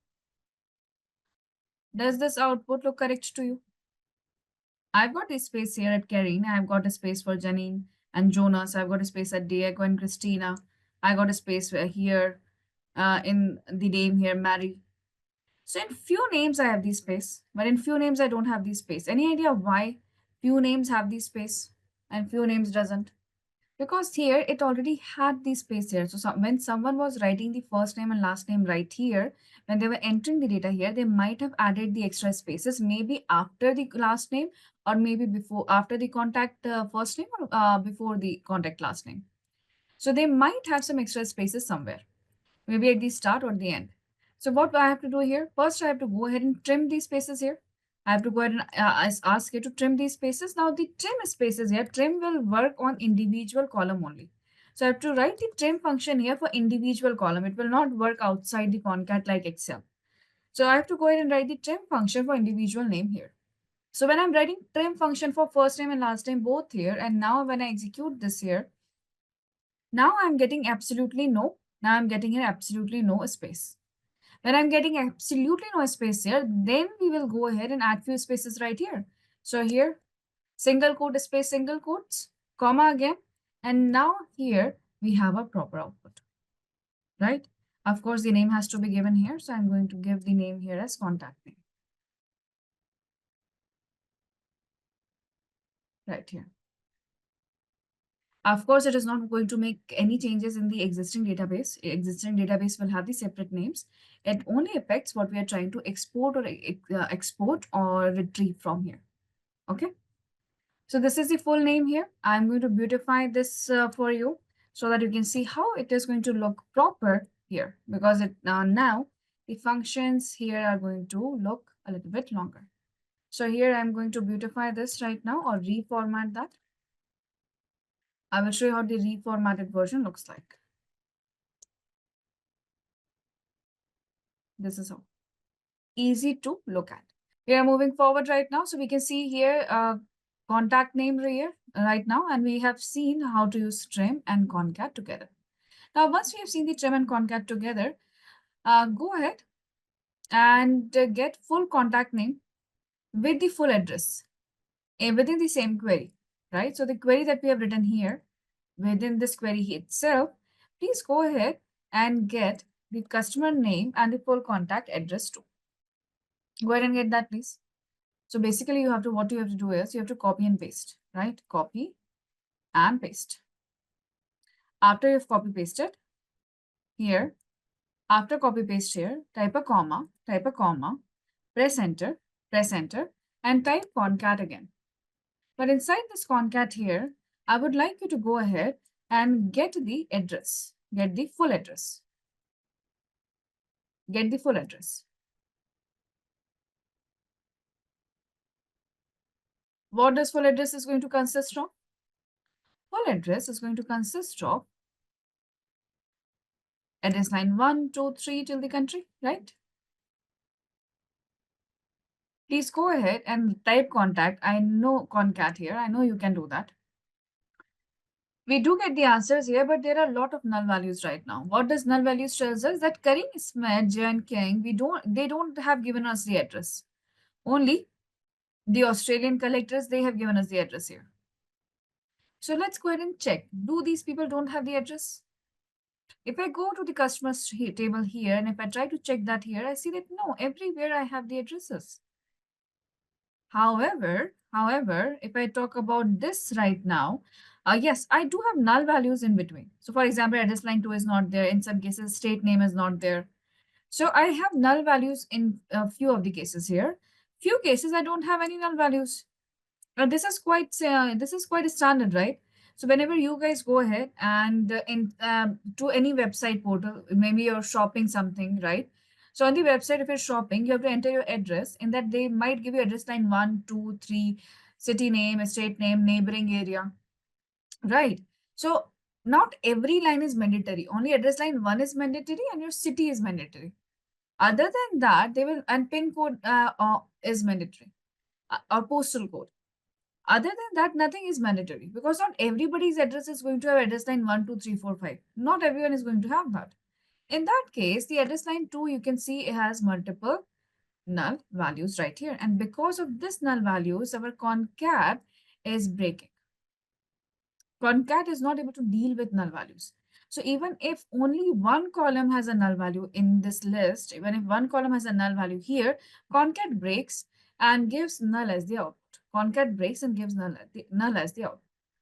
So here what we understand about concat? We understand about concat here that concat cannot work with the null values. It cannot deal with that. In the ideal scenario, the function should go ahead and look at the null value, skip that and move forward and go to another column and fetch whatever value is there, right? So what we do here, we will go ahead and find out how many null values are there. And how do we find the null values? We simply ask SQL, is there null? Is there a null value? So for example, here I will ask it that go ahead and select, and count all the values, from all the columns there from the customers table, where address line 1 is null, where address line 1 is null, or address line 2 is null, or city is null, or state is null, or postal code is null, and likewise. It means you can keep on checking like this here. If I go ahead and check it like this, it's tell me here that, oh, there are 121 counts here. It means that there are too many null values already there. Now, how do we deal with this null values here? To deal with this null values here, we have a function here called as coalesce. What coalesce do here? We'll go ahead and use the function called as coalesce. What coalesce will do here? Coalesce will simply ignore the null values. So what a coalesce can do? Coalesce is very good at ignoring the null values or replacing the null value with any kind of symbol, function, or whatever we need. So it can replace the null value with any text, number, or symbol. Okay. So it can symbol, basically we are talking about separators, right? So it can do anything here with the null value. It means coalesce can deal with the null values. It understands that it has to read the null value. It has to identify if there is a null value and then move forward with it. How does the syntax of coalesce looks like? So this is how the syntax looks like, everyone. So in this syntax here, inside the coalesce asks here for a column name or a string. It will ask for a column name or a string, and it will identify if this null or not. If this is not null, it is going to go ahead and give this exact value as the output. If this particular row inside this column, if any row is null, if the value is null, now here you get to replace the value with any value there. You can also leave it blank, right? Or you can go ahead and give any kind of number, separator, NA. You can write anything out here. You can go ahead and write anything out here. So you can go ahead and replace the null value here with any symbol, text, or anything else, or maybe leave it blank. So that's how coalesce help us to concat it better. So we will use the concat and coalesce together. So I'm going to show you how the concat and coalesce can be written together. One more thing, coalesce has to be used for individual column here. It cannot be used for all the columns at once.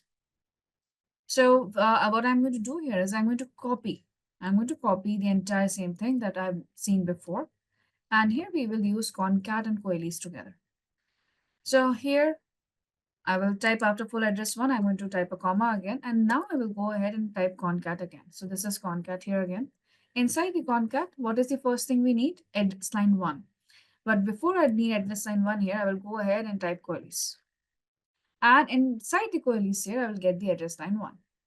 Now I'm going to ask coalesce that go and check address line 1 column. And it is a row-wise calculation. It will go and check that row. If you find that row is null, here, okay, go ahead and replace it with nothing, meaning just keep it blank. How do I define blank here? Single quote, single quote. No space, nothing. Single quote continuously. Replace it with nothing. I can also go ahead and replace it with a comma. That is also fine.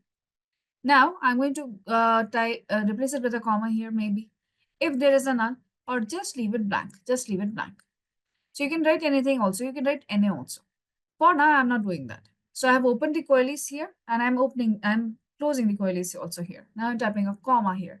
After comma, I'm going to give a simple separator like here that if this is address line 1, after that I'm going to get address line 2. Between these two here, I want a separator and that is comma.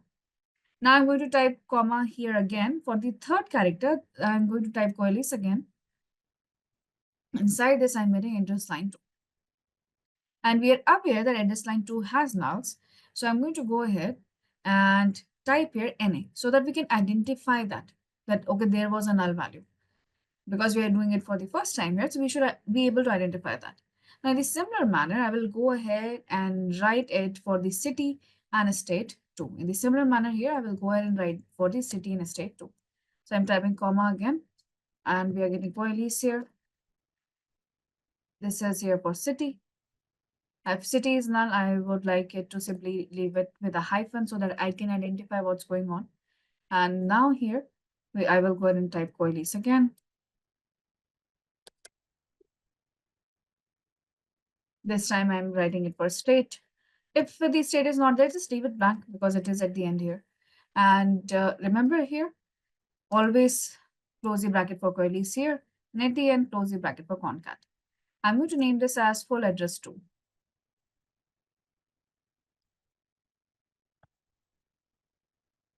And look at the output. Wherever the address line 2 is not there, I'm getting the NA here. Right? I'm getting the NA here. And after the address line 1, okay, this NA is properly written here. After this NA here, if I want it to be written properly, I can give a space and comma and see it looks better. Go ahead and get this, please. Let's see there how coalesce is working. Try to understand that. I will also go ahead and show you a beautified format, reformatted here. Reason is it looks much better from your end once you will, if we are trying to understand and read after 2 days also, okay, it is going to look better if you reformat it. Look at this here. It looks much better. Now you can clearly see that here you have the first concat. This is your second concat. This is your third concat with queries. Where are you typing separator, where you're not giving any separator, everything is quite clear. Now we can see queries is helping us in getting the entire, whatever is available in the address, everything is here. Now next here is, see, this becomes very complex, right? This does has the flexibility, by the way. What is the flexibility here? Flexibility here is I can give multiple different types of separator. Maybe I don't want to give 2 commas here. Maybe I want to give 1 comma and 1 forward slash here. So here we have got the flexibility to give multiple separators. We do have the flexibility to replace the null values with any value we are looking for, with any kind of value we are looking for. So we do have this flexibility here.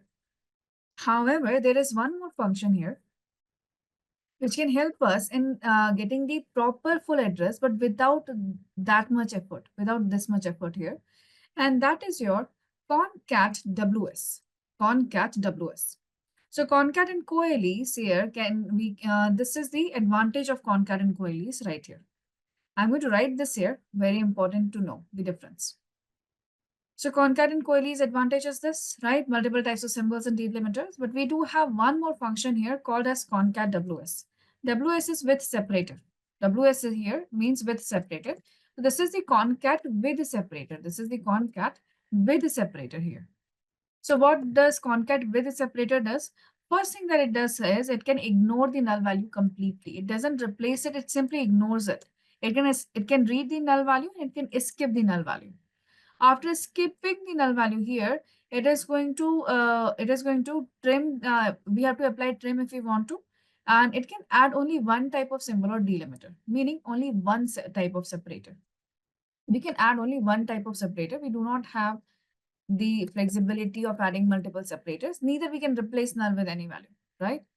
So concat ws does the work, it gives us the output, but with the limitations of only one type of separator here. Plus, it doesn't replace the null value with anything. It simply ignores them completely. So how do we go ahead and write this concat ws? So inside how does the concat ws looks like? So let me show you that. If I want to use trim, I have to use the trim as we have seen before. Okay, I have to use the trim as we have seen before. So this is how the concat ws looks like. First, we'll go ahead and define the separator, right? Then we are going to type address line 1, 2, 3, whatever we want here. And that's it. Quite smaller than what we have typed here, right? So let me show you how we are going to type this out. I'm going to copy paste from the top here. I'm going to get all the 3 columns right here. After the full address true, type a comma and press enter. Why? Because now we are adding a new calculated column after full address true. So now here I'm going to go ahead and use concat ws. This is concat ws with separator here. Inside with separator, first thing that I'm going to define is the comma as a separator there. After this here, I simply need address line 1, 2, and 3. And if I want to use the trim function there, I can. So I'm going to use this right here, right here. And I'm naming this as full address 3. Naming this as full address 3. Let's look at the output right now. So let's look at the output, everyone. So this was with the full address 1. We have got null values. Second one is called coalesce and concat. This one is concat ws. And concat ws does look quite good. It does have few extra spaces here and there, but we can apply trim to these columns and we can get it right.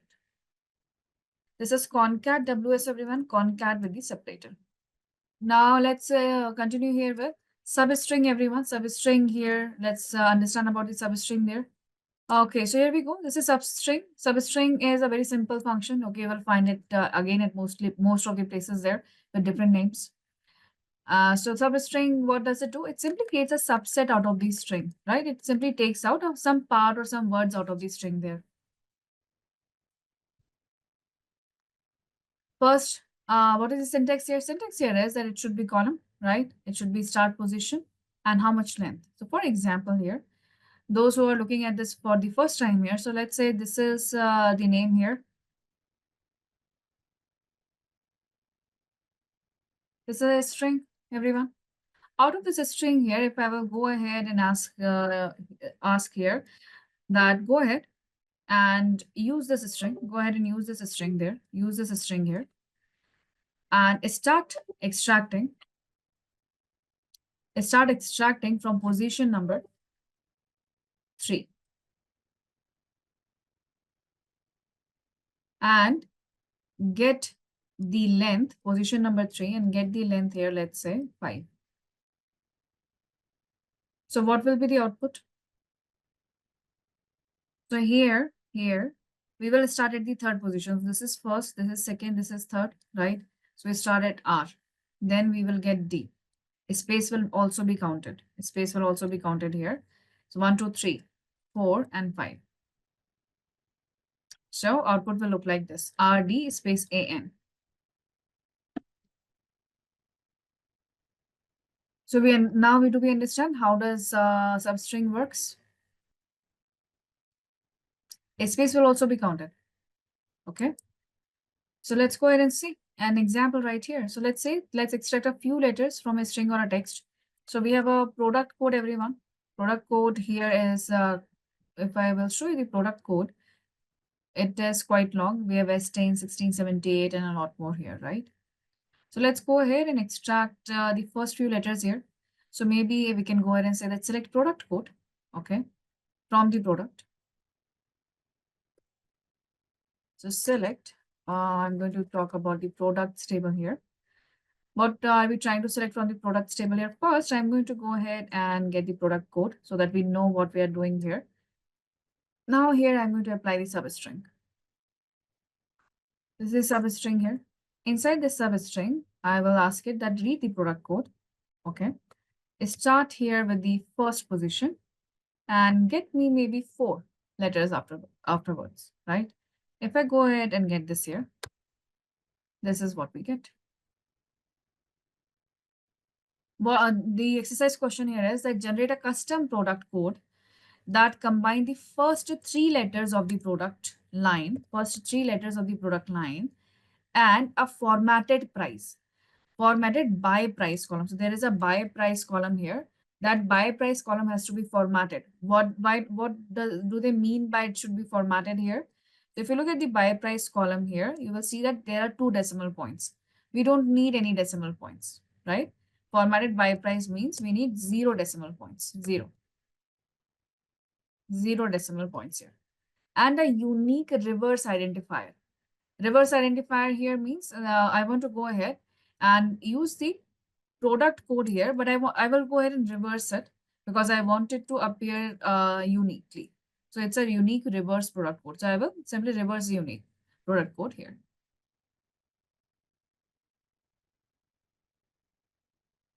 And I don't want, now once this will be done, okay, I don't want to see the entire data set here now. I simply want to see a sample of 5 rows. I only want to see a sample of 5 rows. Do we understand the question here? So we are using the product table. After using the product table, we are creating a separate product code, a custom product code down here. So step number 1, first thing is, where are we working? We are working with the product. So I'm getting here, select everything from the product. Now in the product here, I will get the product code, of course, right? And I will also go ahead and get the product line because this is the name. These are the 2 things that we're using right now. Now, after this here, now we start. First, we need to create a code here, right? Now, first 3 letters of the product line, and then a buy price with the formatted buy price without the 0, with the 0 decimals there, and then a unique reverse with the product code. And all these 3 should be just concatenated as one here. So I'm going to go ahead and write concat first. Now inside the concat here, now we will go ahead and get them one by one. So what is the first thing here? What is the first thing here that we are typing? First three letters. How do we get the first three letters out of the product line? Any idea what we should use here? Right. So you all know how to use a substring now. So let's use another function. You can also use left.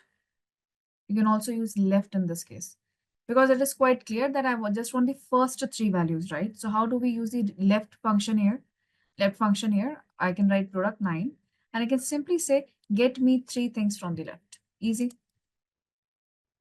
Far shorter than the substring, right? So if it is extreme from if it is from the extreme left, instead of substring, I will use left. If it is somewhere in between, I will use substring. Okay. So I'm writing left concat left product line here. Okay, that's great. Very good.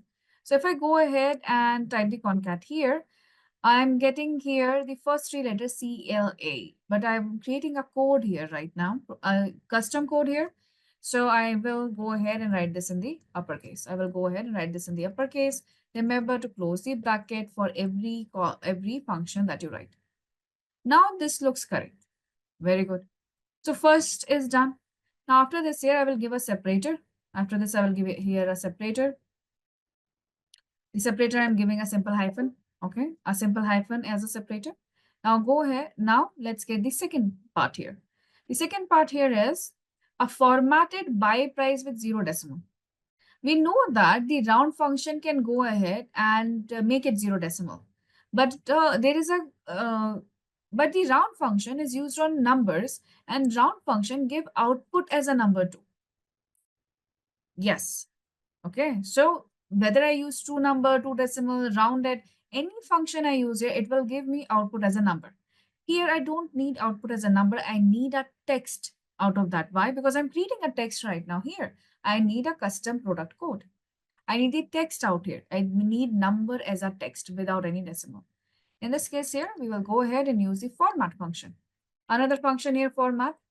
This format function here gives output as a text. It can do whatever round function can do, right? But this format can go beyond the round function. So for example, in the format right now, I will go ahead and get the buy price here. I will type a comma and type 0.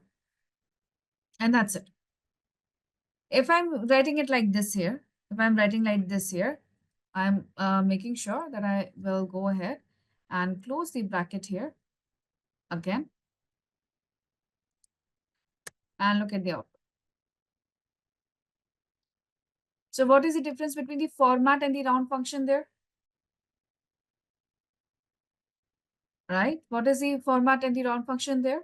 The major differences between format and round function is format gives the output as the character, and round will be used on the numbers. The output will be a number too.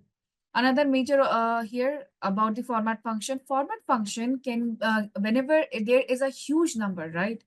Whenever there's a large number, big number there, in that case, format can actually give you 1,000 separators in the output. Format can actually give you 1,000 separators in the output. So if you want to go ahead and read a number, a big number properly, you will use format. So format will make it easier to read with the 1,000 separators there. Plus, you can use the format here to give a percentage sign too.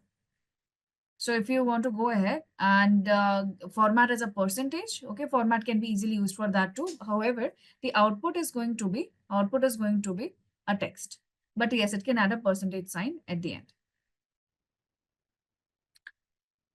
So simply to add the percentage sign at the end, we can do that. We can use format. Okay. So right now we are halfway here. That's why we are using the format. Yes, Ritushna. Right? I'm directly using the format, just one function there. Once that is done, I will add the hyphen again because that is our separator. Now, after this hyphen here, the third here is unique reverse product code. So yes, we are going to use the function called as reverse right now. So this is reverse. What in the reverse here, I will simply go ahead and ask it that reverse the product code right here. Once this is the reverse code here, and I will close the bracket here for concat here. Now, when I'm closing the bracket here for concat here, let's look at the output, everyone. Oh, look at this. It is the exact mirror image. It is exactly mirror image of the product code right here. I'm going to name this as custom product code.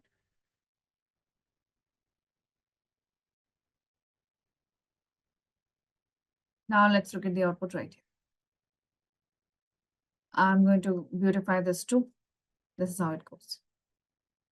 There is one thing that we forgot. Okay, what is that?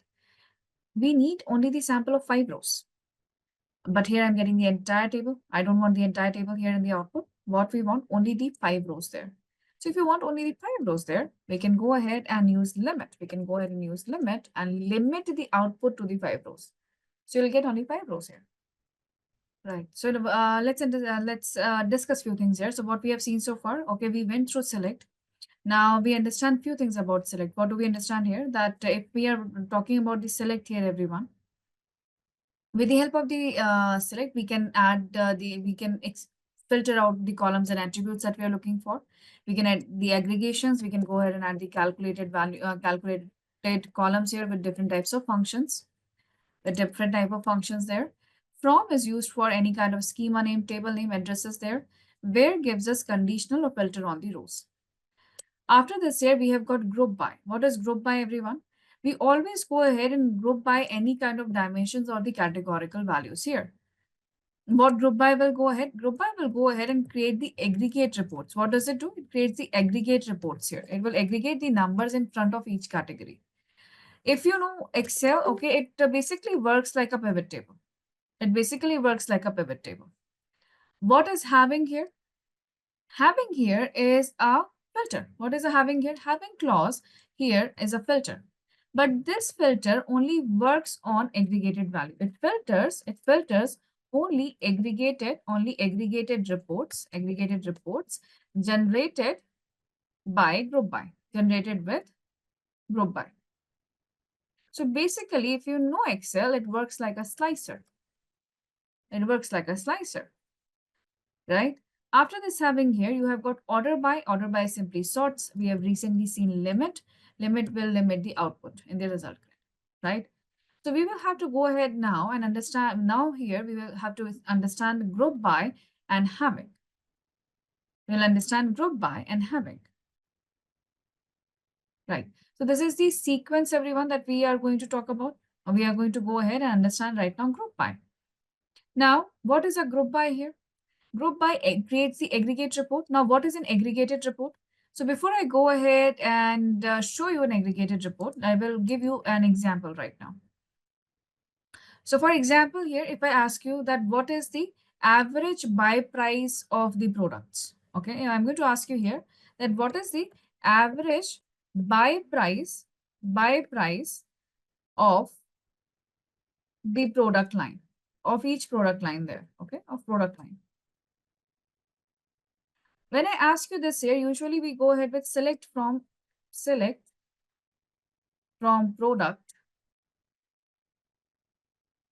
select from product here, where, so select from product, but what we want to fetch here, we want to simply fetch here product line and average, correct? So if I, usually what we write, we will go ahead and write the average price here. What do we type in the average right here? Inside the average, I want buy price, so I will go ahead and get the buy price. Buy price. Okay. The average is somewhere 54, and that's fine. That 54 is the average there. Okay. However, if I will ask you here that go ahead and get me the average price for each product line. So if I will ask you this question here, that get me the average buy price for each product line. In this case, what you will do? In this case, what you will do? What should the table, how should our table structure look like in this case? If I want average buy price of each product line, we should have 2 columns here, right? First column should have product line names here, product line names here. Second column should have the average buy price here. However, the first column here, should I extract the entire column? Should I extract the entire column that we have in the products table? Should I extract the entire product line column that we have here in our data set?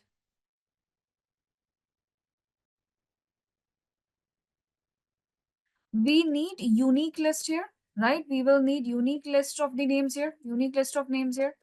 Why do I need unique list of names at product line here? For a very simple reason. If this is the product line, for example, this is the vintage cars here. This is the vintage cars here. This is the motorcycles here. They should be written there here only once. So that in front of that, we can go ahead and write the names, right? Calculate the average for that. Now, how do I get the unique list of names here? So group by actually tells the select function. Group by actually goes ahead and tells the select function that, see, I'm giving you this list of names here. Okay. Go ahead and filter them out and then calculate the average. So it is just not the unique list of names here. Okay. Group by will also inform select that, see, you have to group by with each of these names here. Okay, that's why unique and distinct will not work. Why not? Because group by is specifically informing select function that, see, group by vintage cars, group by motorcycles, group by this and that. So it will, what is group by? Group by means select will go back to the entire database. Inside the database here, it is going to filter out vintage cars. Okay, then it will go to the buy price. It will calculate the average. Then it will filter out the motorcycles. It will go to the available by filtered by price. It will calculate the average, and likewise. So group by will go ahead and inform of that. So this unique list, okay, this is extracted by the group by. That is why whenever we are writing this here to extract for each product line here, inside the select, now here I can get the product line and comma average buy price. However, now I have to go ahead and type group by because this is the writing sequence. And in the writing sequence, I will say that this is the product line. This is a categorical variable right now. Go ahead and tell selector here that product line should be extracted out, but it has to group it by here and then calculate the average price. So when the group by will inform that, then only it will get the product price here. Okay, that is why group by works, not the unique. And first, we will go ahead and have we will see the group by in detail, right? When we are talking group about the group by here, within the examples here, we are going to use all the functions that we have learned so far, and within that, we will learn about date functions too. After the date functions here, or within the date function here, we are going to also explore here order by and limit. So we will have some practice exercises. We will see some different scenarios here. And we will have the entire practice exercise there. And now afterwards, we will go ahead and we talk about the logical statements. So we will see that when by logical statements, in this you will have if else, and we will also talk about case and method. And after that, again, we will combine everything here. And we have been working only on one single table, right? So we go ahead and we talk about join. What is join? How many types of join are there and more. So this is the today's agenda. As the time and the speed will be there, we will go ahead and try to cover this today. It should contain only, however, it should contain only motorcycles, vintage cars, trucks, buses, and trains. We have done this before, but here is a little twist. Now we want the average MSRP of the product lines, but not all, only for motorcycle, vintage cars, trucks, and buses and trains. And once you get that, okay, the average price that you will calculate, the average price that you will calculate here, average MSRP here, it should be less than 100. It should be less than 100. And of course, you will go ahead and order it properly. Go ahead and list in the alphabetical order of the product line. Go ahead and sort it in the alphabetical order of the product line. Okay, so I will give you a simple guidance here. First, tell me how are you going to solve it? Let me tell you the steps here. Okay, let me tell you the steps here. First step, which table are we working with? Which table are we working with? First, let's decide that. I'm giving a correct way or guide to solve it. which table are we working with? Which table? From which table? Do we have to apply any filter here? Do we have to apply any filter here? Where are we applying the filter? In which column?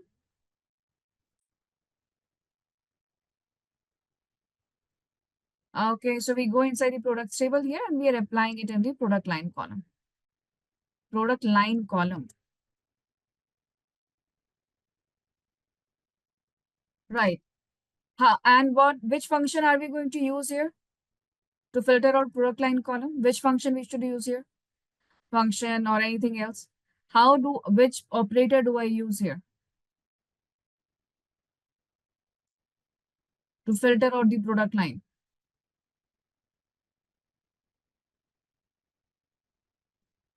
Yes, we use the in operator here. Within the where clause, we use the in operator here. Very good. Do we need to group by? Do we need to group by?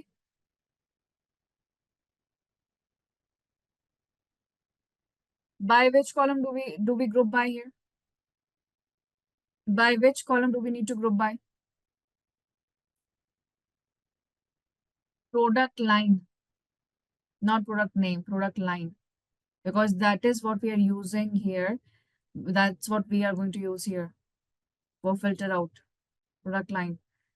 Okay, and select is what we want in the output, right? So what we want in the output here, only two columns, product line.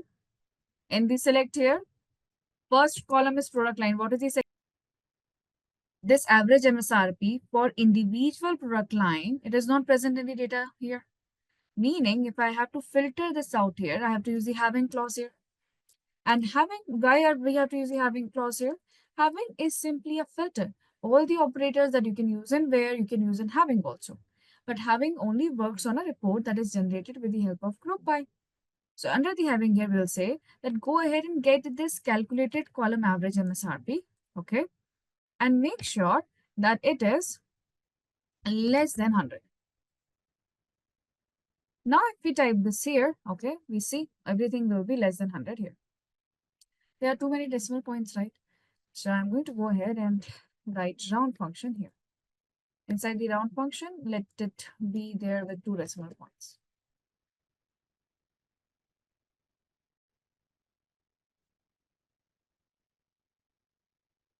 Right? Now this looks much better. So this is how we use group and having. Remember that having is used in the aggregated report only. Also, if you will go ahead and beautify this, it will look much, much better and easier to understand. Once you understand this part here, we have to still go ahead and learn a lot more right now about group by.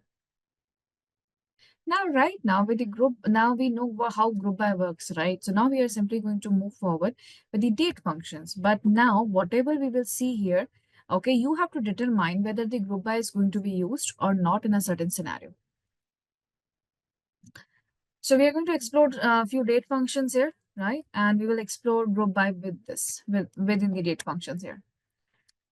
So let's see the first question here.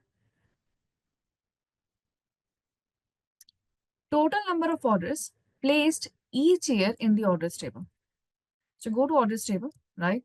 Get the total number of orders placed each year from the orders table. Go ahead and get from the orders table. So what do we want in the output? In the output here, we are looking for, so first let's look at the orders table, okay? So this is the orders table right here. And these are the columns from the orders table. Now it is saying that you need to count the total number of orders here. You need to count it. So what do we count for total number of orders, everyone? What do we count? So now here, we know that we need to go ahead and count the order number right here. Great. But it is saying that placed each year from the orders table. So from where do we get the year, everyone? We are going to extract the year from the order date. Order date is the entire date here. We can go ahead and extract the year. Meaning, how does the output look like? In the output here, we should have year as the first column. And then here, we should have total number of orders. And here, we should have total number of orders. Right? That's what we are looking for. Easy. I want year-wise total number of orders. Should we use group by here? So let's go ahead and write this out. So first thing that I'm going to get away with, that is select everything from the orders table. Once that is out here, now I will begin. So from the orders table here, we are looking for first year column, right? And from where I'm going to get the year column? From the orders date here.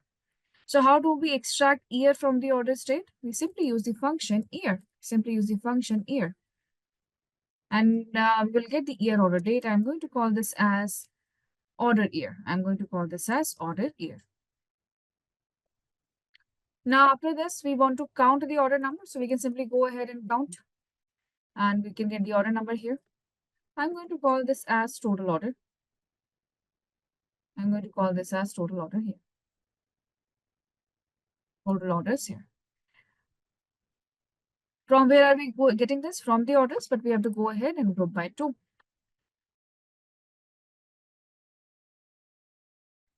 Now, in the group by here, we have just one category here. So we can type group by 1 and we are good. Use the beautify here on the right hand upper corner here. All right, this will help you to view your written query in a much better manner. And you will be able to actually understand, oh, this is what we have counted. And now what we want right now, we want to go ahead and find out which day of the week has most orders placed. Now we are absolutely aggregating there, right? So first here is, I'm going to go ahead and fetch this right here, because this is what we are doing here right now. The only thing that we have to change here is now we don't need the year here. What are we looking for? We are looking for weekday. So how do we get the weekday here? So to get the weekday here, I'm going to type day. And see here, I've got day name, day of the month, day of the week. So what do I get here? I will first get day of the week. Day of the week. And inside the day of the week, what we have? Order date right here. Now we'll go ahead and count by order number. Now here, I will go ahead and get day of the week first, and I will execute this right here. Once I execute this, what do I get? Here, order here. And since I'm grouping it by 1 here, I'm getting here total order by individual day. Now I have no idea. Okay, so I'm also going to order it by, 2. Wherever I have got the highest order, that's what I want to see, most orders placed. So I will order it by the total number of orders. If I do that here, I need to do that in descending order. Okay, so 6 day 69. Currently, I have absolutely no idea, okay, whether one is Sunday or a Monday. And how do I go ahead and name them? Right? Yes, correct there. So what we do here, we will now go ahead and get the name. What we do here, we'll go ahead and get the name here. So now I'm writing here that, okay, I have day of the week, but now go ahead and get the day name. Inside the day name here, we will go ahead and write only order date. I'm going to name this order date here as, order week number. This is order week number. And I'm going to name this as order week name.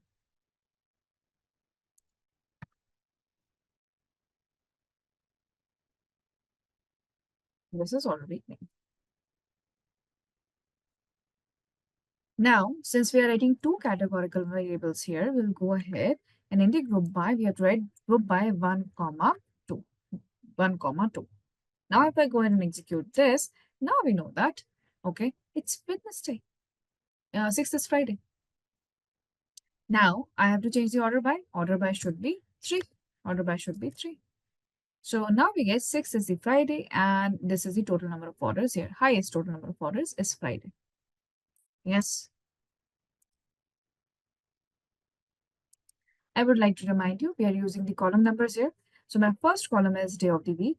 Second column is name of that particular day. Third column is the total number of orders. So we have ordered by total number of orders here in the descending order. Yes. Now here we have learned about this year and month thing. And this is one type of order here. Why I'm giving a hyphen here? Because I want a hyphen to be written here. The code is just %y, %m. Now, what will happen? What will happen if in the similar query here, right now, we have written y and m in caps, correct?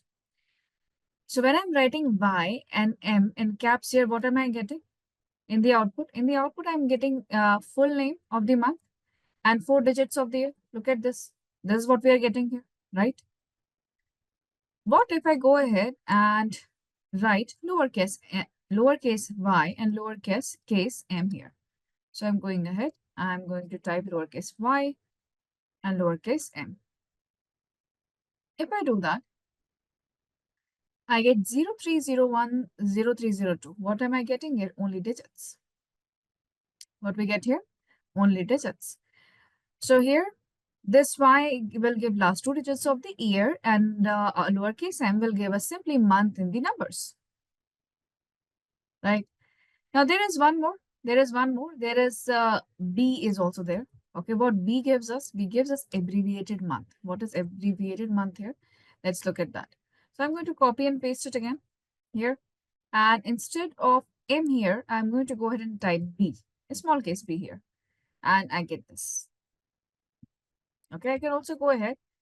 And what if I will write it like this? Now it is January 2003, 4, and 5. If I want to make it better, here, we can go ahead and combine this here with B and Y here. And this looks much better. Yes. So let's see the next example here. Again, this is an exercise, everyone. And this is an exercise here. It is going to combine whatever we have learned so far. And of course, you'll see another function again. So here, we want to retrieve the average days between order date and ship date for each month. So every month, what is the average days we are taking to ship the order out of our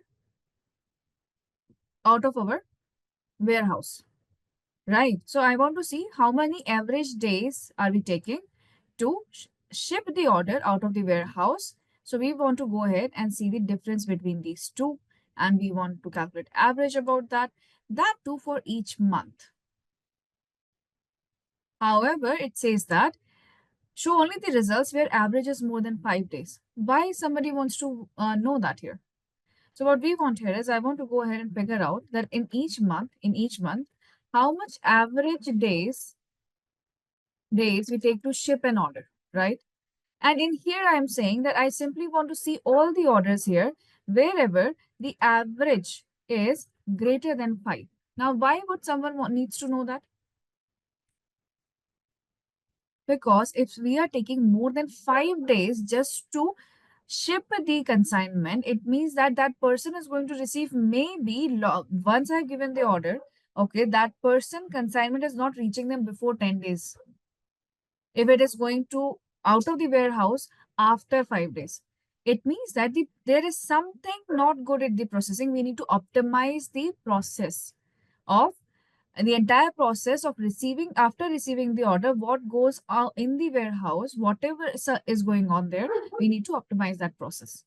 And when it is happening and why it is happening, if I want to find that out, I need to know where we are taking, in which particular month we are taking more than the average of 5 days, right? So that's what we want to know about. So let's go ahead and see how to see the difference between the two. Where is the ship date and order date? Here. Ship date and order date is here. So what we need here, I'm going to go ahead and type select. And I will first write that we are taking it from the orders table right here. Very good. Now inside the select, please understand here, we want to go ahead and deduct order date with the ship date. Now how do I do that? And that too by month. So let's go ahead and get the month out first. So this is the month here.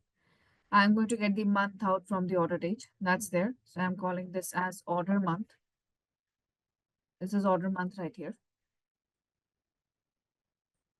Now after this order month, what we want, difference between the two dates, to find the difference between the two dates. The function is date diff. You will find this date diff in Excel. You will find this date diff in Tableau. You will find this date diff in Power BI and almost every BI software out there. So date diff gives us the difference between the two dates here. Of course, in this, we'll simply give, okay, this is the last date, recent date minus old date, new date minus old date. That's what we do here. And since it is the row level calculation and we want to calculate average by month, we will go ahead and average the date diff here. We'll go ahead and average the date diff here. Fine. If I calculate the average date diff here, I'm going to call this as days to ship. Days to ship. From the orders, right? Of course, we have to go ahead and group by month here. That's what we are looking for. So we will go ahead and group by month. Month is 1. That's fine. After group by here, it is asking us the average. So now we will get the average days to ship here. We have the average days to ship here. But what we want to see right now, we want to go ahead and see only where the average is more than 5 days. Everything else is fine. Less than 5 days is good. So here we go ahead with having. And to the having, we will say that this, what I have calculated, days to ship, right? So I have to go it without any space here. So I will say that having days to ship here should be greater than 5. If it is greater than 5, right? Oh, only the 10th month here. Which one is the 10th month? So I will go ahead and add here month name. I'll go ahead and add the month name here. From the order date as month name. Month name, comma, here. Let's look at the output right now. Oh, I don't have the correct output. Why? I'm writing everything correctly. This is month order date. Now I need month name. Then I need average from the orders and group by. What is wrong here? Why I'm not getting the output? Yes, very good, Santanu. If I'm adding 2 categories, I need to mention this category in the group by also. So group by 1, comma 2. If I type 1, comma 2 here, I get the answer. Yes, very good. So now I get it is October month and days to ship is 5.56667. I don't want that much average here. We can round it off. So I'm using the round function here. We are rounding it off, everyone, by 2 decimal points. Now, when you're typing this, you have to be very careful with the parentheses that you're writing. We are using a nested function, round, nested by average, nesting the date diff function here. I'm going to beautify this so that it looks properly written here. Give me a moment. It is showing unexpected error occurred.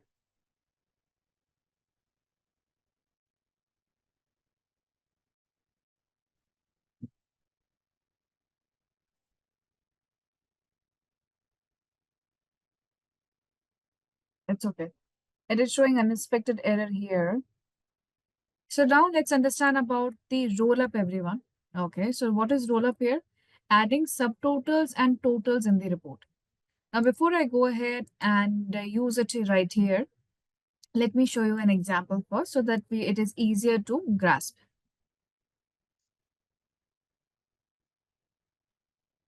So this is an aggregated report. Okay, in this report here, we are getting year here. This is, let's say, a month right now. And here we have got the quantity. Okay, how much quantity we have sold out. So let's say here I'm talking about 2005. And of course, now I have got multiple months from 2005, for example. Now here I have 2006, 2006, 2006, and likewise.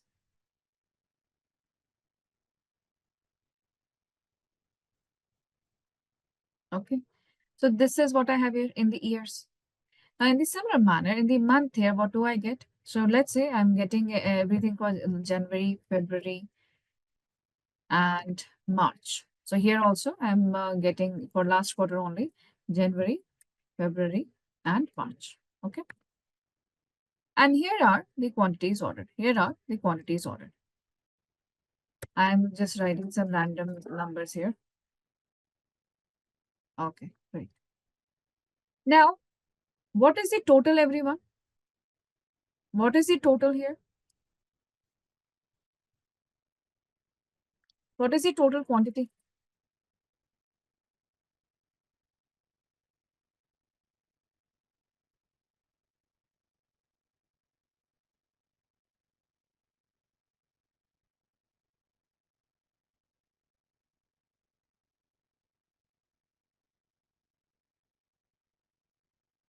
What is the total quantity, everyone? A simple grand total. This quantity column. Total that up. How much is that? 15. So total quantity here is 15. So I'm going to write 15 here. This is our total quantity. This is what it is. It is the grand total here. This is the grand total here. All right. Now, if this is the grand total here, can you please tell me the subtotal of years? Can you please tell me the subtotal of 2005 subtotals here? Can you add the subtotals, everyone? You understand, right? If I will go ahead and calculate year-wise total, it will be called as subtotals. You understand that the subtotal, it will be called subtotals here for 2005 and 2006, right? Yes, 9 and 6. So here the subtotal here for 2005 is 9, and here subtotal will be 6. This is what we want to do when we are doing group by. Yes, very good. So this is our objective. This is our objective here. Now we want to go ahead and add the total and the subtotal here too. So those who use pivot table, they know this happens automatically in pivot table. So if we have two categorical variables, we get automatically subtotal and grand total right there in the pivoted report. Remember that? We have switched on and off the subtotals in the tabular and the outline view in the Excel. Okay. So that's how we get it. Now let's go ahead and see how do we do that in SQL. Do that in SQL here. Now here, let's go ahead and see. So what I want here, let's go ahead and see how do we add the grand total and the subtotal here. So let's go ahead and get where we have year and month together. Do we have year and month together anywhere? Here we are. I'm going to go get this first one here. So we are going to group it by year and month. So after year here, let me get month also here. I'm getting month right now by order date. Order date. I'm going to type this as this is order month. This is order month here. This time we'll remember to group by 1, 2. And let's count total order numbers. Okay, and here we go. So right now, here order month is 1, 2, 3, 4, 5. So instead of 1, 2, 3, 4, 5 here, I will also go ahead and get the month name just to be precise. Just to be precise. Okay. So that I know which month we are talking about and we are not confused between total orders and the order month here. This is order date. I am also getting here name of the month here.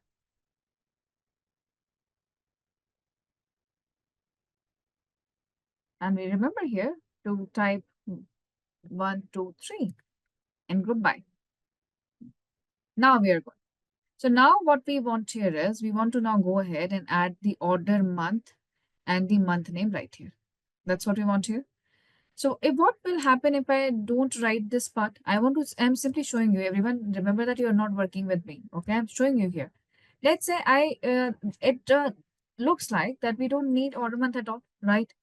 We're having month name, then why do I need this number here? So let's remove it. So I've removed it. See, now I have year, month name, and count. Done.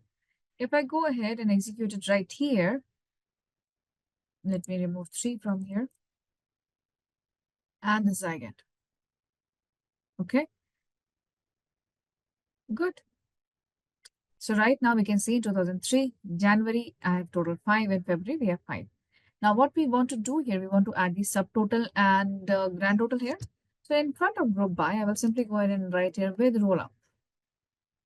With roll up. If I write with roll up here, it will actually add that here. However, now since we don't have month number here, it is going to forget that the January should come first. It will now sort this in the alphabetical order. That is why month number is necessary. However, right now we'll work like that to understand grand total here. So this is the 2003 total, everyone, right? Then it is, here we have 2004 total right now, subtotal here, 2005 subtotal. At the end, we have grand total. Go ahead and look at this, please. Go ahead and get the group by with roll up here. It will add the grand total and the subtotal here. Before you ask, let me go ahead and answer your question right here. That we can here in MySQL, to replace the null value, there are few preference settings that we have to do. And as an admin, that permission should be given to us to actually write those codes right now, where we can replace this null value with some other values here. So all these are the reference settings, everyone. Preferences settings, sorry. Since those are not done, we don't have the permission right now yet. And by default, it is set like this. So we are not able to replace the nulls. If, else, case, and when. Okay, we are going to go ahead and talk about if, else, and case, and when. That is the logical statements right here. Now we'll go ahead and talk about the logical statements. Now, why logical statements? We had comparison operators, we have and, or, between. So we have got logical operators and comparison operators. Then why do we need logical statements too? So when you're applying and, or, between, or anything, okay, you're looking at your two or more conditions. So here in the logical statements, why do we need this here? We need logical statement when okay, if I check, for example, and condition. In the output, what do I get? Do I get any output out there? No. It simply helps us to filter things out. It only helps us to filter things out. Logical statements here help us to add a calculated column, But this calculated column is a logically calculated column. It's a logically calculated column. It is not mathematical. For example, right? For example, I want to go ahead and assign a performance category to employees based on their job title, right? For example, I want to go ahead and assign a performance category to employees based on their job title. To understand this question here, let me show you the employees table. You can see our employees table here. We have got employee number, their personal details out there, their manager details here, and the job title right here. So based on the job title, we will go ahead and set their performance category. Done. Or we can go ahead and we can go to customer table and we can categorize the customers based on their credit limit. So if their credit limit is good, we can categorize them as gold. If their credit limit is somewhere between average, we can go ahead and categorize them as average. And accordingly, we can target them to sell credit cards, right? So that's how it happens. So let's go ahead and see how do we go ahead and assign a performance category to employees based on their job title. So every time we'll go ahead and check what is happening inside it, and then we will move forward with that. Step by step we'll go. So let me show you an example first. So there are two examples, everyone, if and else and case and when. So let me show you how if works here. So if here works as a function, not as a statement there, but it works as a function right now, if. This if is exactly similar to Excel. Okay, in this if here, first we'll go ahead and assign the condition. Now that based on that condition here, you can get two outputs, value if true, value if false. And that can go ahead and give us the two outputs right there. If you have multiple conditions to check, so this can help us with one condition and two outputs, right? So if we have multiple conditions and multiple outputs, multiple conditions to check and multiple outputs, everyone, we will go ahead and apply nested if. And this nested if is going to be exactly similar to what we have seen in Excel. So let's go ahead and see an example here. So first we'll see a simple example, and then we'll go ahead and look at more examples there. The first example is going to be customer table to assign categories based on the credit limit here. So what are we going to do here? We will go ahead and say that go ahead and assign high credit. Go ahead and assign high credit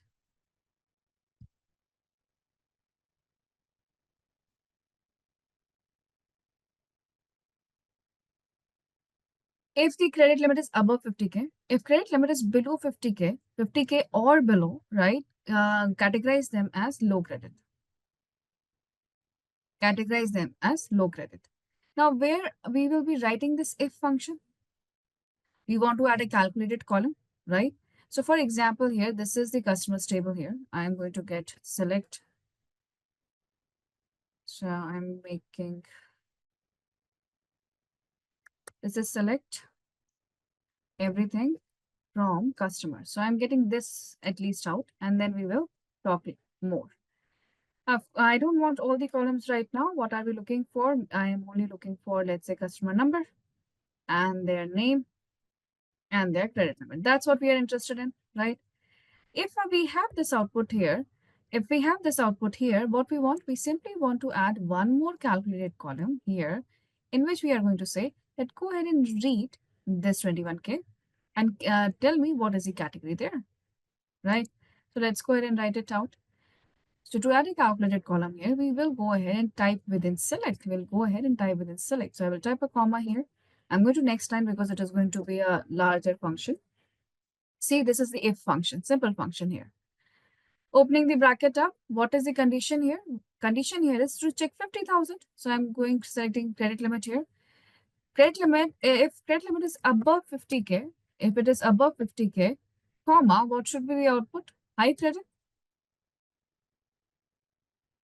Because it is greater than 50K. If this condition is false, what should be the output? Low credit. Easy, same as Excel, everyone, same as Excel. And of course, I have to name it something. So I'm going to name this as customer category. Right, so while you're writing this here, while you're using this if function here, let me show you here. See, it has added the calculated column. That's what we are looking for. And that took perfectly figuring out the numbers right there. Yes. Now here, if I will go ahead and reformat it, I will show you the reformat version, everyone. This is the reformat version. This is, I'm copying it right here, pasting it here, and reformatting it. See, much better. All right, so this is what we have done yesterday, everyone. And of course, we have seen conditional statements. We have seen comparison operators plus the logical conditions too. And with this, we have been looking at multiple different date functions also. So we have went through multiple date functions, string functions, logical functions, plus logical conditional statements too. Today, we are going to begin with the join, everyone. With the join here, we are going to go ahead understand what is joins, what are the different types of joins out there. And once join is completed, we are going to talk about normalization, constraints, and we will discuss about the DDL statements too, that is data definition language, where we are about to create the tables too. So by learning joins only, we are going to go ahead and create the table right away. So before we move forward, okay, we have to understand joins first. So this is today's agenda. This is what we are going to cover today. Now, what is join here? How many of you are aware about the joins here?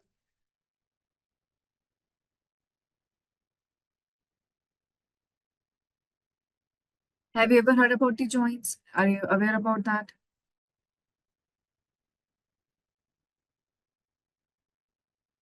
Right. Have you ever used VLOOKUP in Excel? You know about VLOOKUP in Excel? Yes. What do we do in VLOOKUP? We fetch the matching values from one table to another. That's what we do. So if I have, let's say, a customer number here in one table and customer address in another table. So based on the customer ID, we can go ahead and fetch the customer contact number from one table to another. Right. So it means that this table here, so when we do that, what happens? Wherever we are merging the tables here, that entire table is will be a merge table because it is going to contain data from both the tables together. So what is joins here? What is joins here? Joins is when we want to merge two tables together horizontally. So let's take an example. What are the different type of joins in SQL? In SQL, you'll find here inner join, left join, right join. These three are basic joins. You'll find them everywhere. Of course, the fourth one here is full join. Fourth one is here is full join here. It is also a common join right now. And the next here is self join. Next here is self join. Next here is self join. Now, after self join also, we have one more join called as cross join. So you'll see what is that. What is join here? Join is a method of merging two tables together on the basis of a common column. That is joins. Now we'll go ahead and understand the join one by one. To understand the join here properly, all right, I'm going to show you example and then we are going to move forward and understand what these joins are. So in a very simple language, if I say, okay, joins are very simple. We simply want to merge two tables together based on a common column, and that is joins. Wonderful.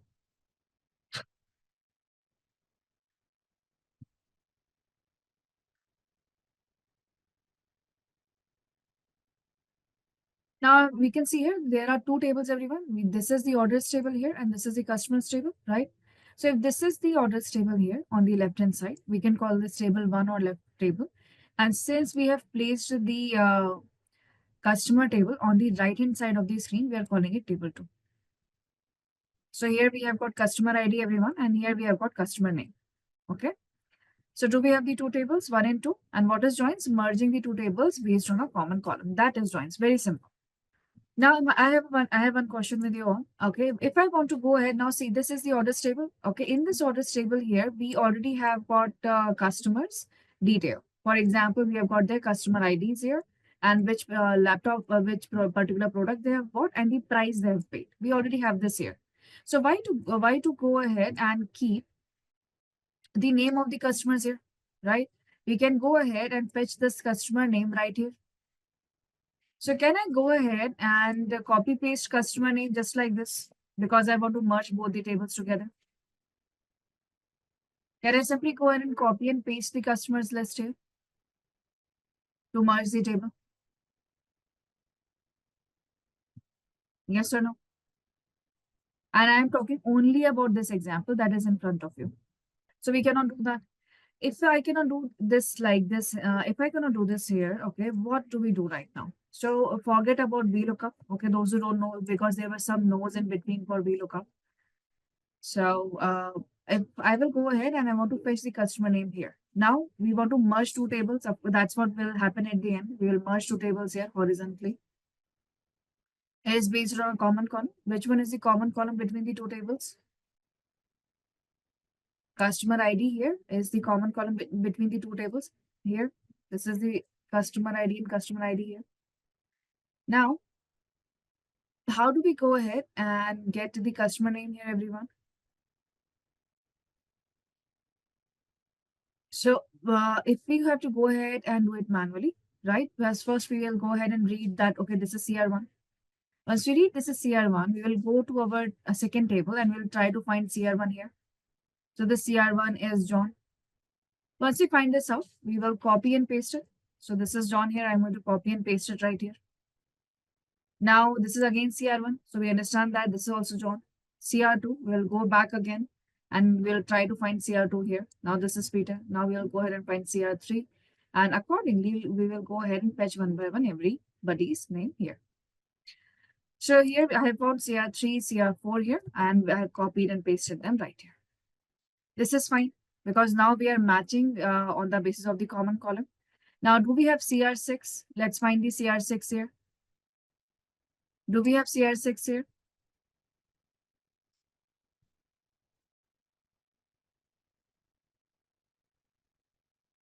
No.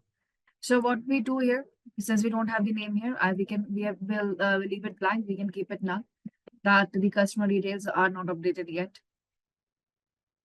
Yes. So now the merge is completed. Have you merged the two tables together right now? This merge is completed, everyone. So the customers who have paid the order, we have got their names here.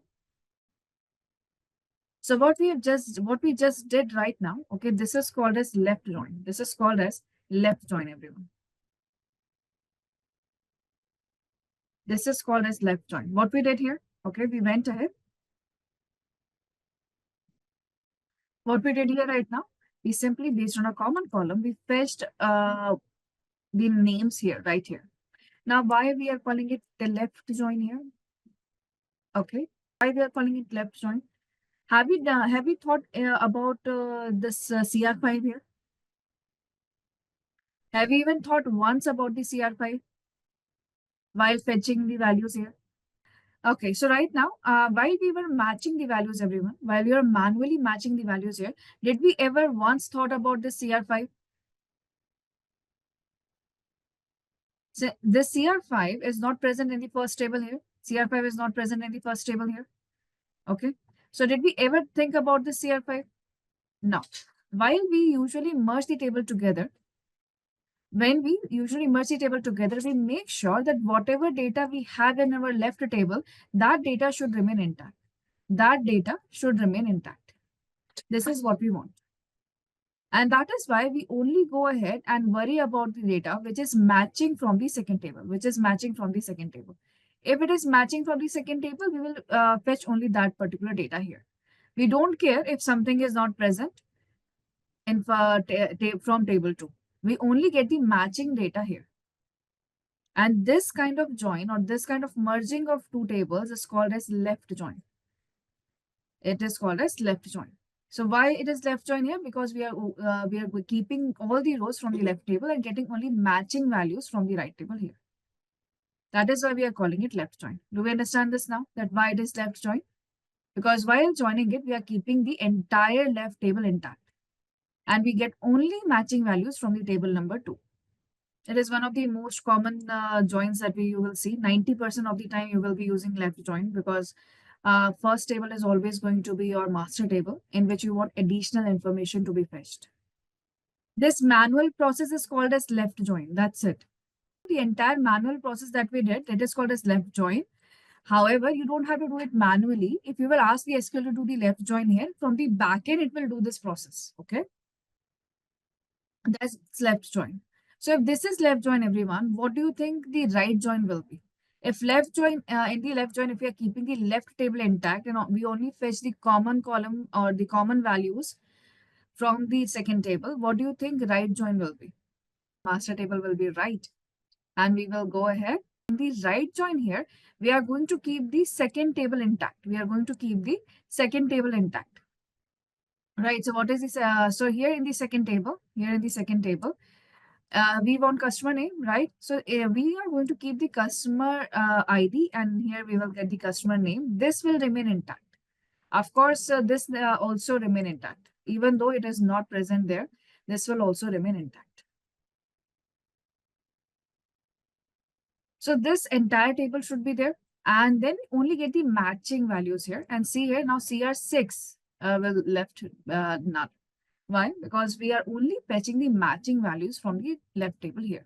And the right join is not used here. There are very less, there are lesser examples or real-time scenarios where left join has to be used. Right? So left join is left table intact, right join is right table intact. Now what will be the inner join here? Inner join means it will only keep the matching values from both the tables. It is going to keep only matching values from both the tables. So which are the matching values here? These are the matching values, right? So it is going to keep only matching values from that table. Only the matching values. And yes, correct. Common records across both the tables, right? So this is inner join. Okay, we can see here we have CR1 and CR4. So do you see any difference between the left, right, and the inner join? A very visible difference here.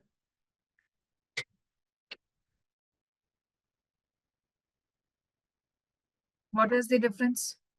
What is the difference that we are looking at here, everyone? Look at this here. In the left join and right join, they will have null values. Okay, left join will have the null values because some data will not be present in one of the two tables.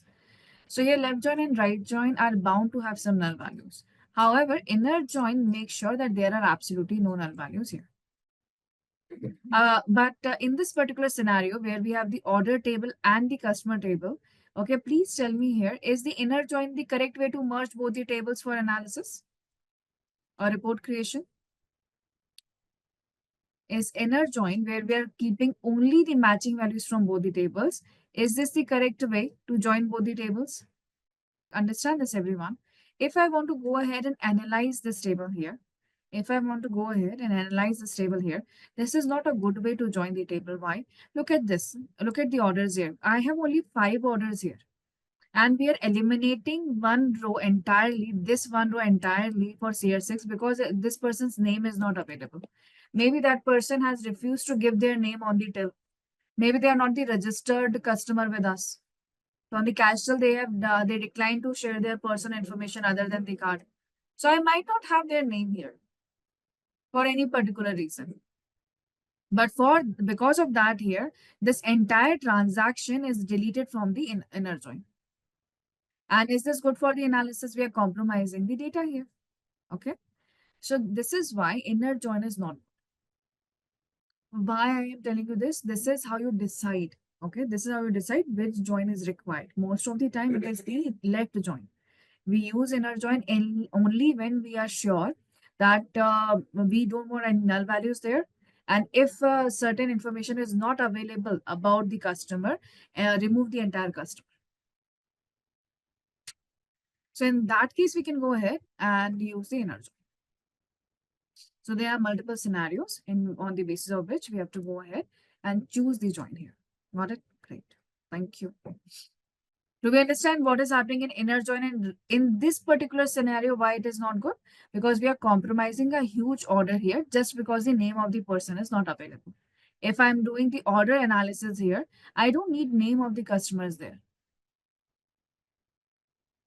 And I need all the data. So we don't want to compromise our data set here. Now next is full outer join. What will be the full outer join? Any guesses out there? What will be the full outer join here? What is left? So let's, what is left right now?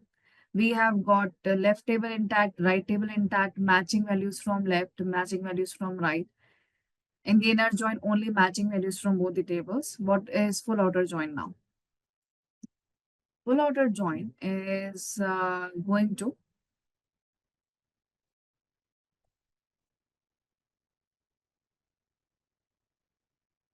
it will return everything. Okay, it will return everything from both the tables. It doesn't care whether there is a common column or whether there is value there or not. It is going to go ahead and extract the tables, extract all the rows from both the tables based on common column, of course.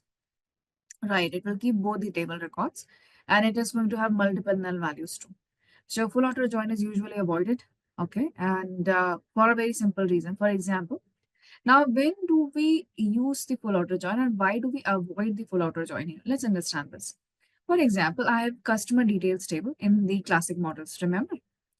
And now I want to go ahead and see how many of them have placed the order, how many number of orders they have placed. Remember? So now to know about that, I have to go ahead and join both the tables together, customer table and the orders table together. And then we will go ahead and see that how many orders have given by one customer. So for example, here, this customer has given 2 orders. So, but a CR5 has not given any order. So in my output, I don't want CR5 there because this person has not given any order. Then why do I need this person in the list with a 0 sign there? I just simply eliminate all the 0 persons. Those who have not given any orders till now. But if I require the customer details, which has given 0 orders, right, I will go ahead and do the full order join. So usually if someone has not, I want to count the number of orders given by individual customer. However, if I will go ahead and do the left join, I will only keep the customers who has actually placed the order. So my minimum order number will be 1. However, if I want to go ahead and actually analyze that which are the registered customer who have not given any order in the past 6 months or in this particular quarter, I will go ahead and do a full order join. And in the full order join, we will simply count again. And this time, wherever is the null value is there and the count is 0, there we will know that, okay, these are the customers we need to focus on, that why they are not placing the orders there.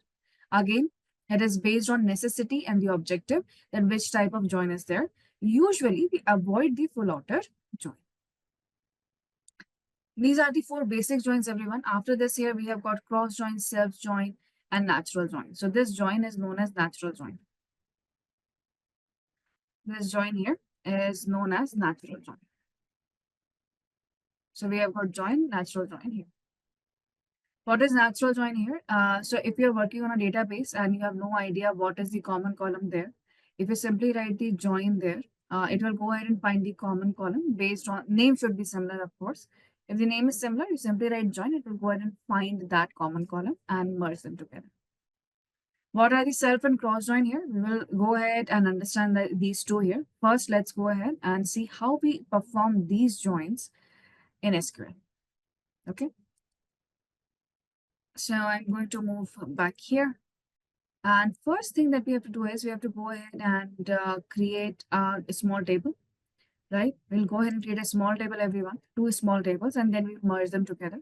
And once we understand how to type the joins properly, once we understand the syntax, the typing rules of joins, then we'll go ahead and see better examples or complex examples in joins. Okay. Great. So here, let's go ahead and create a database. Now, first, how do we create a database here? So we understand from the first class, right? We can simply go ahead and write create database or create a schema. In MySQL, it will be exactly similar thing. And once we create this schema here, afterwards we will go ahead and we create the tables. After creating the tables, we'll go ahead and insert the rows. We will go ahead and we insert the rows right there. So this is what we are going to do right now. So let's go ahead and create a fresh schema, everyone. So we are going to go ahead and create the schema first. So I'm typing create here. You can type a schema or database in MySQL. They will be both similar.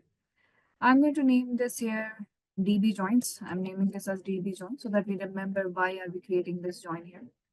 Why are we creating this database here? So this is the create a schema. And this is the DB joins here. Okay. I'm going to write here use DB joins. However, I will be keep using the name of the schema because I have no idea whether you will be who is going to make it default or not. So I will make sure every time I will be still using the joins here. Now, since we are using the joins, since we are using the this create table for the first time, now after this here, we will create a table. So how do we create a table? Very simple, create and table. Now, after create table here, once we write create table here, we will go ahead and name the table. How do we name the table here, everyone? We will go ahead and first we have to write the database name, and then we go ahead and we give the table name. And if you have properly made sure that the database is default here, then you might not need to write the database name here. So here also, you'll go ahead and listen first. Now, once we have given the table name, what we do next, we'll go ahead and start typing here the column number 1 name. So first we'll go ahead and type the column 1, column name 1. So whatever is the first column here, that name will be written. And then after this, we'll go ahead and give the data type, comma. Then we will go with the column name 2. So whatever is the second column name, we will go ahead and give the data type there too. And likewise, we will go ahead and keep on writing the column with the data type till the end. So this is a very basic table creation, and that's how we create a table. So what we will do when we type create a table here, we are simply preparing the structure of the table here. Only the structure of the table will be prepared, not the entire table. So let me show you how does a structure looks like. So here I'm writing create table. Where do I want to create the table? We want to go ahead and create the table inside the DB joins. And inside the DB joins, I'm typing the name of the table here. Let's name the table employee info, a very simple table here. This is the employee info. Now, after naming the table here, now we will go ahead and give the column name. So if it is the employee info table here, the first column that I'm getting here is the employee ID. We can add employee ID there. Maybe the 4 characters are fine. It can be alphanumeric characters also. If we have employee ID and employee info, we can add employee name also. So here I'm adding employee name. Employee name here, now we cannot be very sure about it, that how long it will be. So maybe let's keep it 50. Let's go ahead and get their skills also there. So skills are going to be wildcard again. So I'm making this also here 50. After skill set here, let's get their experience, number of experience in years. So let's keep that as integer here. We can keep that as integer also here. Once we are done with the columns here, we can close the bracket and put a semicolon here. Now this will only create the table structure. What does that mean here? It will go ahead and create the columns entirely. So I'm going to select this here and execute and refresh here as usual. Once I have refreshed here, I can see the employee info right now. In this employee info here, I'll click here on the right side. It will go ahead and write the select query for us and see. Only a structure is there, absolutely no details inside it. So if you go ahead and look at this, it is a simple structure of the table. All the columns are here and we can, there is no data there. So you can also go ahead and describe it. You can also go ahead and describe the DB joins from employee info and you will find that this is the field, this is the character type. Okay, and there can be null values can be there and there is no extra any constraints or limitations are there. But what we have here is the name of the field or the column and the data type that we have given. Now, once you have the create table here, now we go ahead and insert the values. Now, once we've created the table, everyone, what we need here, we want to created the schema, created the table. Now we will insert the values inside the empty table here. How do we insert the values here? How do we insert the values here? We will go ahead and we will go ahead and simply type insert into. Insert into. And in the insert into here, we will go ahead and type database name again and the table name again. Inside this table name again, we go ahead and we type values. Now inside the values here, what we will do, whatever is the employee ID one, we'll add that. Whatever is the employee name one, we'll add that. So if it is a text, it will be added inside the double quotes like employee ID, employee number, employee name out there, whatever skill set they have. And the experience that we want to add is an integer. So here we'll type a number, any number here. So maybe 9 years of experience like that. So this is the one record or the one row. Now we type a comma and in the similar manner, we go ahead and we add another record. And like this, we'll keep on adding individual record one by placing comma, comma, comma. Right? So this is how we go ahead and we insert the values here. Now, if I want to insert the values here, so I'm typing here insert into DB joins employee info. This is what we want. So we're asking it to go ahead and insert into DB joins employee info and which values? Values are these. So here we want to go ahead and insert the values. Now in the values here, okay, maybe our employee ID here is, let's say, A123. And here I'm catching some name here with the experience. So I'm also copying, pasting. I'm not typing and wasting my time in typing individual record. Like this, I will go ahead and get more records here. So listen to me very carefully. I am also not wasting my time here in typing each and every one record right now because our main focus is learning joins. So I am also copy pasting the insert into here. Now, everyone, please listen to me very, very carefully right now. This insert into DB joins here, it has to be executed only once. Why? Because right now we are not placing any limitation or any condition here in which we can save it to not create the duplicates. So execute the insert into only once. You will not see anything immediately. Okay, you will not see anything immediately. You don't need to even refresh. Just execute it once and then look at your table. This is insert. See what I'm doing here. I'm selecting the entire, I'm going ahead and selecting the entire insert from the start till the end. Now I am executing it only once. That's it. Okay. In the output here, you can see it has perfectly we have the output here, 5 rows affected, and there is a green check sign. Now, once I see that once, that's enough. Now we go ahead and execute the select everything from, and you will immediately see the output here in the result grid. So please remember, execute it only once. If you'll execute it twice, all right, you are going to have multiple duplicate values. And I will not help you right away to remove the duplicates, because for removing duplicates, we have to use the update there. Okay, update there, update keyword or there. So I'm not going there right now. Right now we have got just one single table. Now let's go ahead and get another table too. Okay, so now we need another table. So for another table also, we are going to create another table, DB joins employee salary design. So this is another table, everyone. Employee salary design. So designation here. So we have got employee ID, this is designation, and the salary is float. Now again, after this here, we will go ahead and insert the values. This is the insert the values here. So very simple. So here, only 4 rows we are inserting right now. This is the designation L1, L2, L3, and this is it. Since we are writing create table and insert continuously here, please listen to me once again very carefully. Those who are not paying attention, you are going to get the errors if you won't hear. Listen to me properly, please. Come back and listen. Right now, you can see we are creating a second table, everyone. We are currently selecting a second table here. I'm telling you here how to execute it. Okay, how to execute this here. So this is the table number 2 that we are going to create. This is table 2. Now in this table 2, what I did, I have written create a table and insert into together. These are the 2 separate statements here. I'm going to select the entire 2 statements together. After selecting entire statement together, create also and insert out also from the start till the end. Now we will go ahead and execute this from the first lightning bolt, because first lightning bolt executes all the statements inside the selection. So we'll use the first lightning bolt here after selection, and then we refresh it here.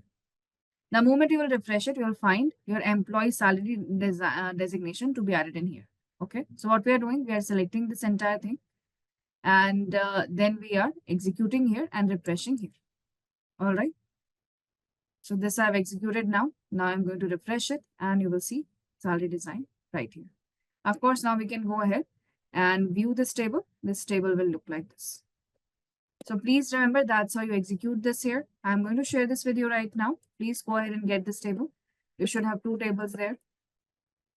And this is how you will execute this. Select everything together and execute only once.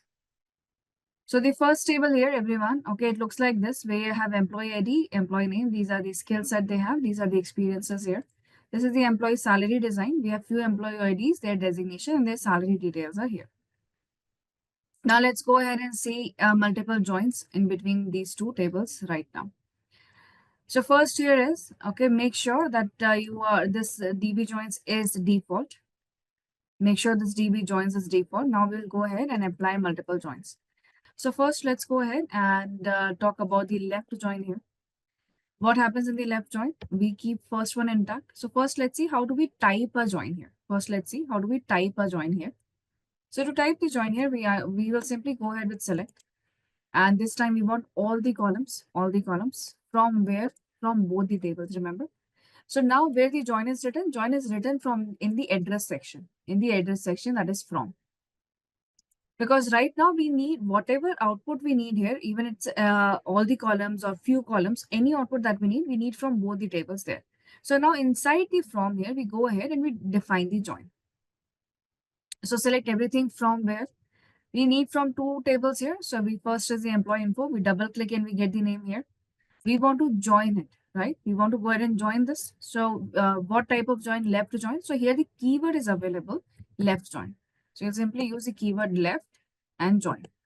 So here we can see left and join. So from we are selecting a left join right now with which table here? With the employed salary and designation here.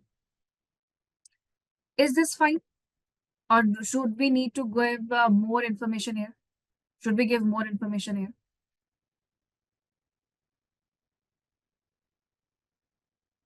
Is this fine? Do you think from this with this much information, The SQL will be able to join both the tables.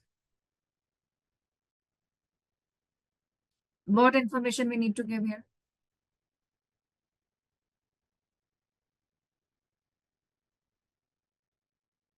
What information do we need to give here? Yes, the common column. So now we go ahead and we give the information about the common column. Now, there are two ways. Now see here. Okay, after this here, there are two ways to give this information here. First is the keyword using. This using keyword here, okay, we go ahead and we tell them that the common column between these two tables here is employee ID, right? So by utilizing the using key by writing using keyword, we can go ahead and define that. But we use this particular keyword only when we have exactly similar name, exact same name.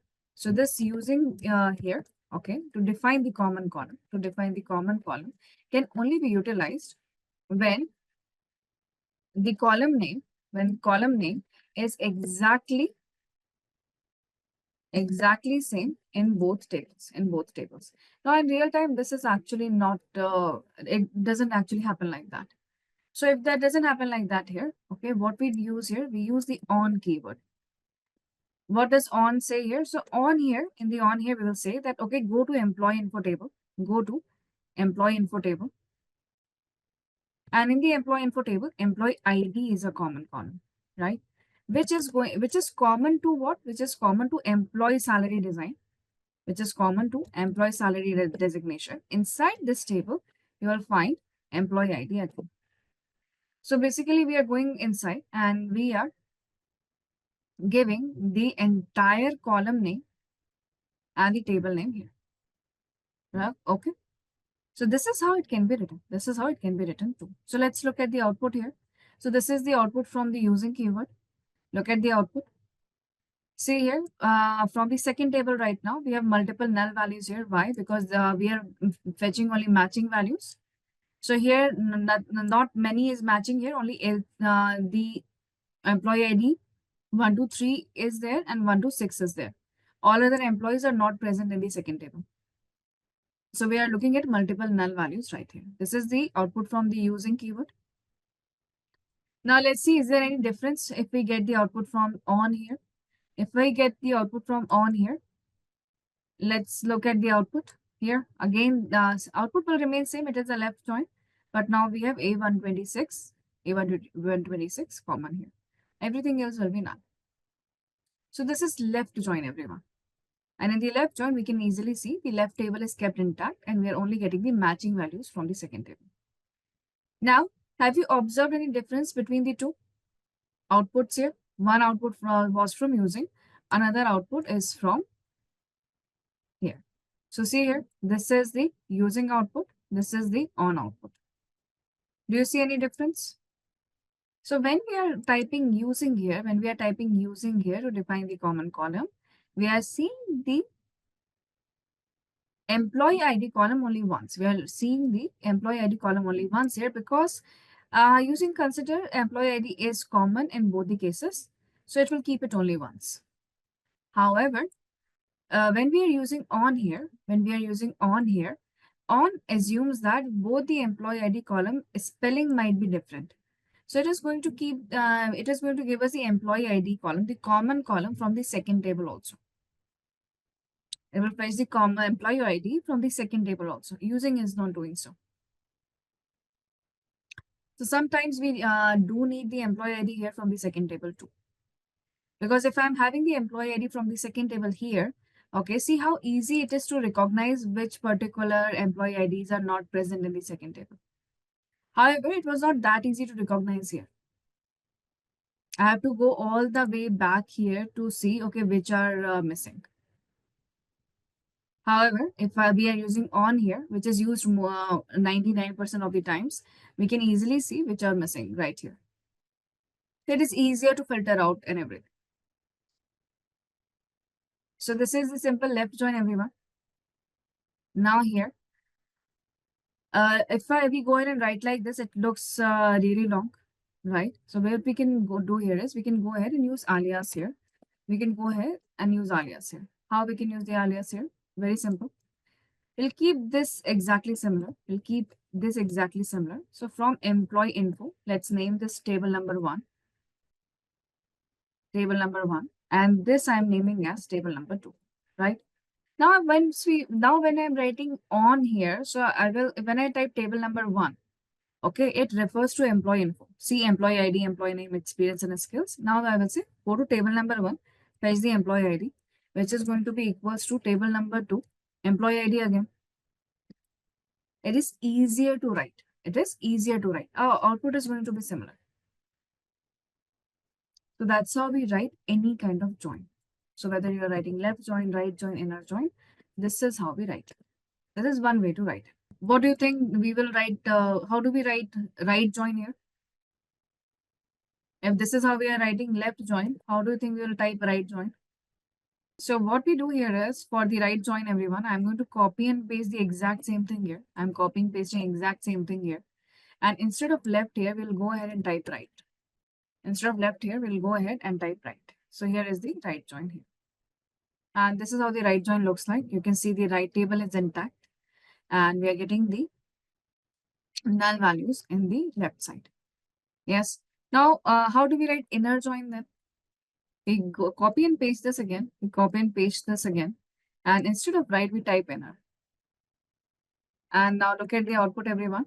See, we know that only two are the common rows here, and we're getting only those two rows out here. So please write the inner and the right join. Then I will show you another way to write the inner join. Then I will show you another way to write the inner join, which is used most of the time. Because then we are going to talk about how we can type inner join in one more way. Because inner join is basically all the rows that are this employee ID equals to this employee ID, right? That's what an inner join is. So we can simply use a where clause also to type the inner join because we are actually getting whatever values are similar in both the tables.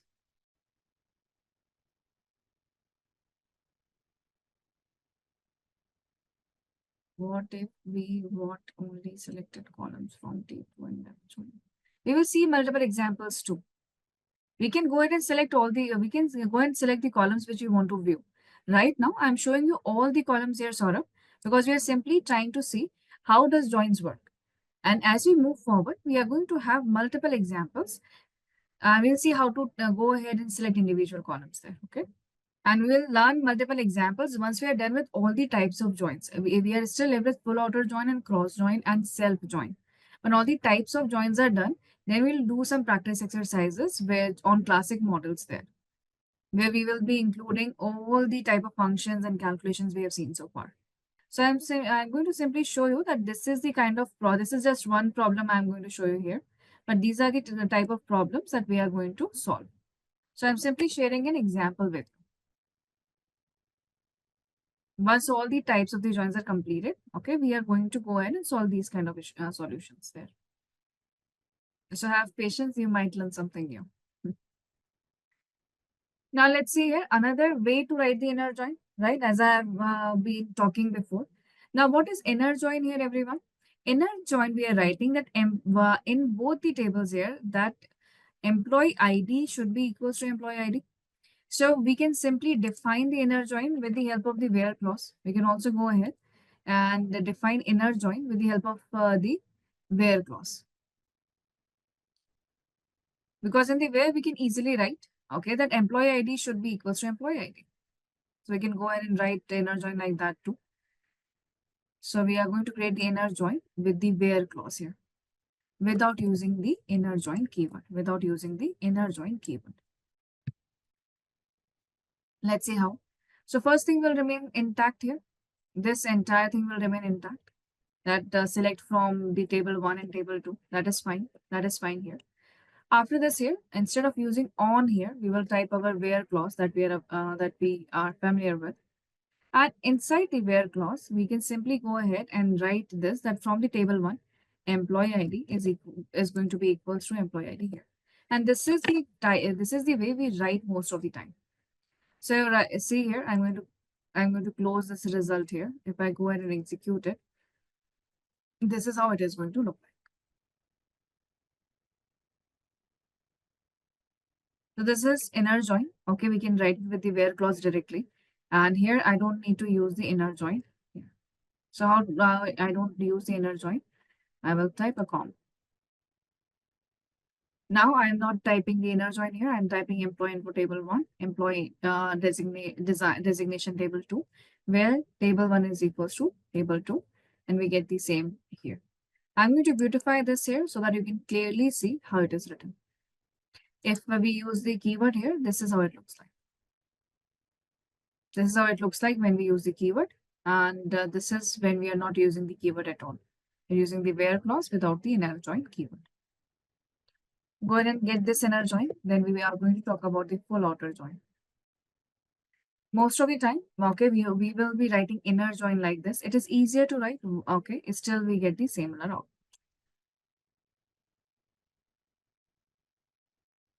No, Saurabh, we cannot. Because in others here, okay, we are very specific that I want to keep one table intact, another table intact. In inner join only, we need exactly equals here. In no other join, we need exactly equals. Now, let's go ahead and understand about the full outer join. Now, in full, when we go ahead and want to type full outer join here, in MySQL, there is no keyword like full outer join. There is no keyword like that, as you have left join, right join, and inner join. So instead of that, what we do here is we go ahead and we, what is the full outer join in real time? Full outer join means that we need the output from the left join. This is the left join output here, right? This is the result grid here. And just this is the left join here. And now we have got right join output. This is the right join output. So what we want to do here, we want this output from left join and the right join to be typed one below the other. That will become the full outer join. Yes. So let me remind you the full outer join here from the smaller example. What was the full outer join here? So this is my left join output. This is the left join output with one null value. And this is our another right join output here with one null value here. And what was the full outer output? Left join and the right join both together, one below the other.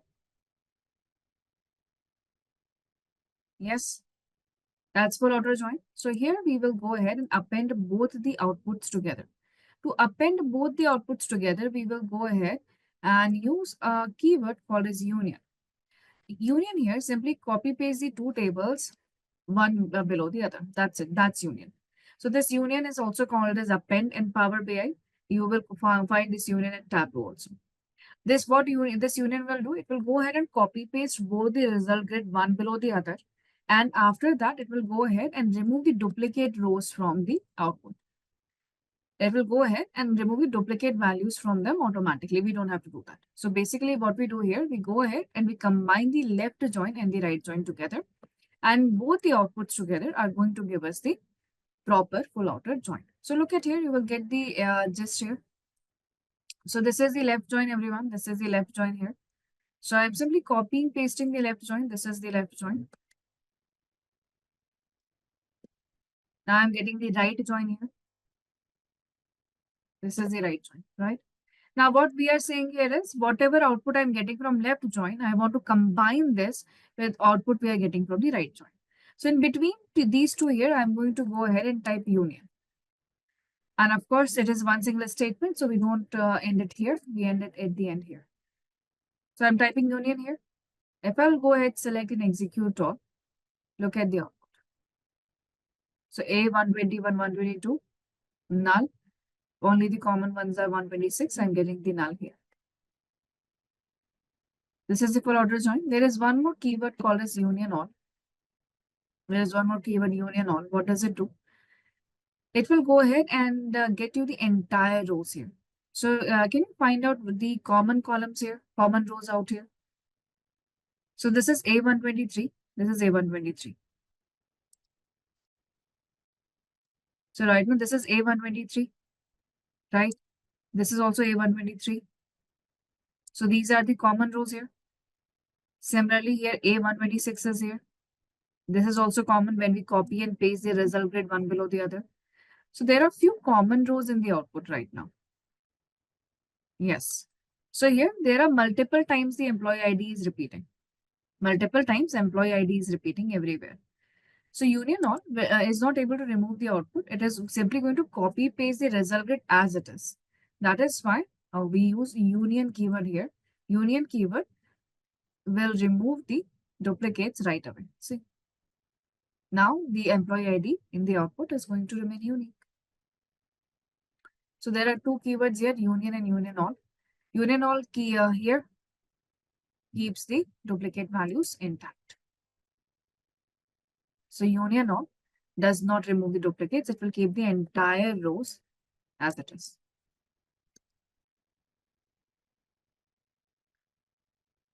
Okay, it will not remove the duplicates. So I will also go ahead and write it for you here.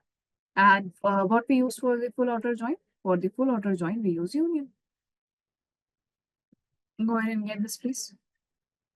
So these are the four basic joins. These are the four types of basic joins here.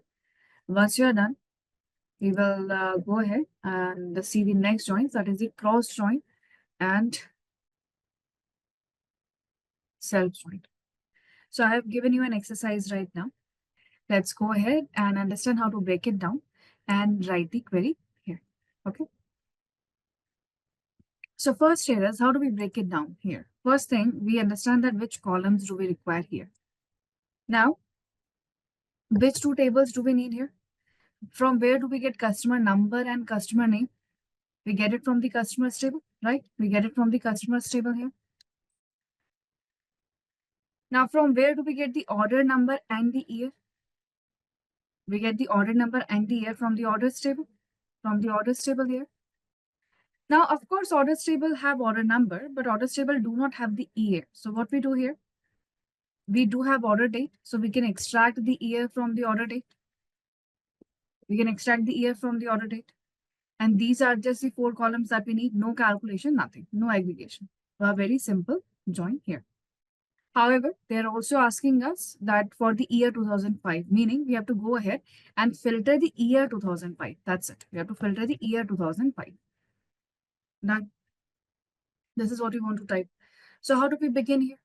It's step number one. Okay, remember the order of execution here. So I'm going to write select first and everything first. And I'm going to figure out from here. Okay, from here, because I need to join two tables right now. So first I'm going to type join properly, and then I will go ahead and apply other operators here or select columns.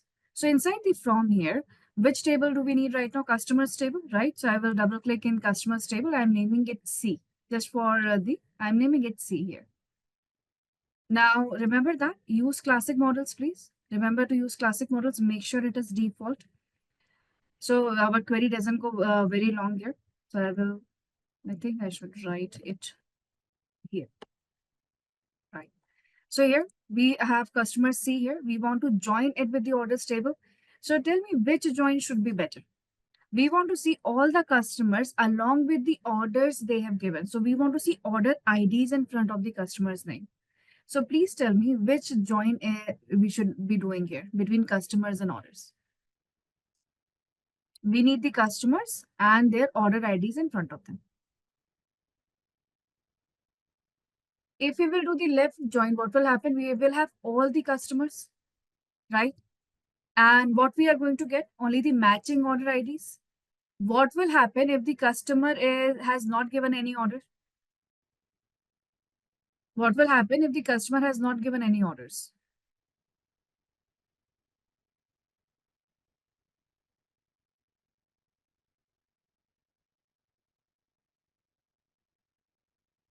This left join is left outer only, sort of. So what in the left join, my customer table remain intact. All the 122 customers will remain intact. Okay.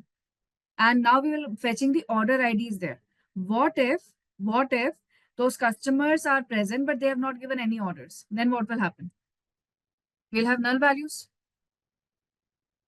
Now what we will do here? If I do the full outer join, I will get null values at both the tables. Will it solve the purpose having that many null values? Inner join, everyone, inner join. Why? Because I need customers who have placed the orders. So if the customer exists, then only the order will exist. Do we understand this point here? If the customer will exist here with us, then only the order is existing. Why? Because customer number is the common column between the two tables. Which one is the common column between orders and customers table? Customer number. So customer number has to exist in the customers table also. Then only they can place the order with us. So the correct answer here, inner join. Correct answer here is inner join. If customer has not placed the order, I don't need to go ahead and see that. Why do I need the null values? We don't need the null values here in the output. So customers here, inner join. And we need to inner join it with the orders table. I'm going to name this as O. Now, after I've named it as O here, we will go ahead and join them based on common column. So on C dot customer number, and this is equals to O dot customer number again. Till here, the join is done. First, I've written the join here. Now, what is the next thing here? Filter. We want to filter the year 2005. So how do we apply filter everywhere? With the where clause. So after from, I'm writing where clause here. So in the where clause, do we have year inside the orders table? We don't have year inside the orders table. So what we should do right now? We can extract the year. So here I'm typing year and we're extracting with the order date, right? So extract the year order date and it should be equals to 2005. If I go ahead right now and execute this, I'll get the entire customer table. So look at here. And now here I'm getting the entire order table too. Period element, customer table is done. Now here I'm getting the order date here exactly from the 2005. Of course, we don't want the entire table to be joined here. We want few columns to be extracted. So here we will have all columns in the output. All columns, and now we will select columns. Selected columns. So how are we going to write selected columns here? So let me show you here. So if we are looking for the selected columns here, okay, it is pretty clear. We need customers. We need customer number, customer name, order number, and the year. Meaning we need two columns from both the tables here. So this is how we define it. So from this customers table here, we want customer number. From customers table again, I'm looking for customer name here. Then the orders table here. This is the best practice. If you will not define from which table you are getting, in few cases you will get the answer. In few cases you won't get the answer. So be careful. Inside the year, from the orders table, I need the order date. If I go ahead right now and execute this, I get the answer. So here I'm not defining from which table I'm getting it. I'm still getting the answer. But the best practice is define from which table you are getting this column. Okay. Yes. Define from which table you're getting this column here. C and O are aliases, right? I will go ahead and clearly write this here. I am writing like this here because we don't have to type AS every time. Even if we don't type AS here for alias, okay, it is still understand that C and O are alias. Okay. Give this a proper name, that's it. I'm going to beautify this so it is easily visible to you what we are typing. And let me tell you how many rows of output are there. So we have 64 rows. We have got 64 rows, everyone. Now we will explore few more types of join there, and then we will do similar type of examples here. Okay, we'll go ahead and we will do similar type of examples from here. So let's go ahead and understand what is a cross join, everyone. So till now, what we were looking at that we want to merge two tables together, right? Now, what is a cross join then? So to understand what is a cross join here, let's see our Excel right now. So what we have here, okay, what we have here, we have got order details and customer details, right? Now, what is a cross join here? Cross join here is a Cartesian product of two tables. Now, those who are from the those who remember the mathematics, they remember the Cartesian product. Those who don't worry about it. So what is the Cartesian product of two tables? Let me define it for you here. What is a Cartesian product? Let me go ahead and show you here. So let's say this is my table 1, okay? And this is my table 2. Table 1 here contains A1 and A2. So these here, let's say these are the customers. Customer A1, customer A2. And here, in the T2 here, okay, what I have here, product. So this is here, product 1 and product 2. Now, what is a Cartesian product? So if I go ahead and merge it using the Cartesian product, how is it going to look like? So I'm going to have table 1 and table 2 here. And this table 1, A1, in front of A1 here, I will get a combination of P1. With A1 here, I will get a combination of P2. Then with A2 also, I will get a combination of P1 and the P2 here. Meaning, this is combined with these two here. A2 is also combined with these two here. There is no consideration of common column. That's Cartesian product. Meaning each row will be combined with all the rows in table number 2. So this row here, CR1, it is going to be combined with each and every row in the table number 2. This is Cartesian join. I join here. I understand that at first it doesn't make sense that why do I need the combination of everything out here? Doesn't make sense at all, right? But it is useful in a few use cases. It is very useful there. For example, okay, you have to go ahead and do an activity right now. And you simply you want to do an HR activity right now, and you want to give a certain task to everyone. So there are few tasks that has to be done by each and every person. So there is a game, and in that particular game, some task has to be done by each and every person out there. So you have the list of the people, and here you have got all the tasks. And these tasks has to be combined with each and every person right here. So there is no common column consideration here at all. We simply want the multiple different combinations that are possible. So with CR1, every other combination is there. CR2, every other combination is there. That is cross join. Now, at first, cross join doesn't make sense, and yes, it doesn't. But let's see how to write it, and then we will see a real use case here. So first, let's understand how to write this cross join, and then we will go ahead and see what is the real-time use. What can be a real-time use case here? So basically what it is showing us, cross join is a Cartesian product of two tables right now. And this is simply showing us multiple combinations, multiple possible combinations.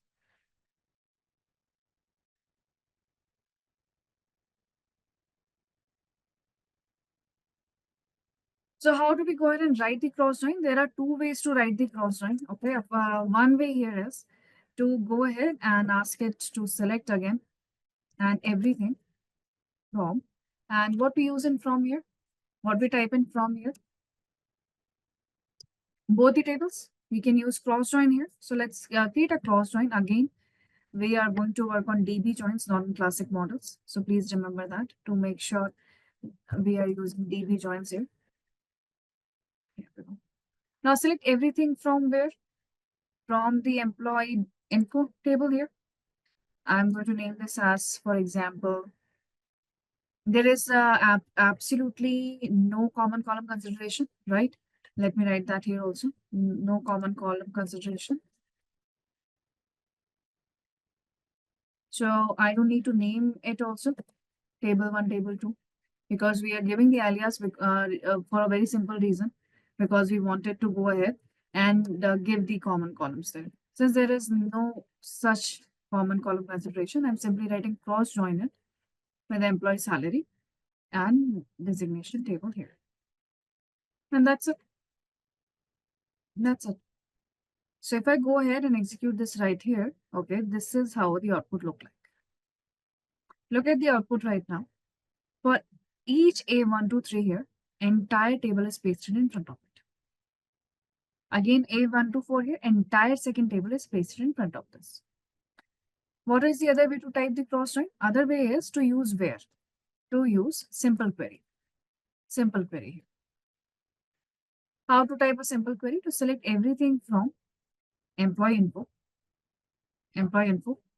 comma, employee salary designation table here. That's it. I don't have to use where also.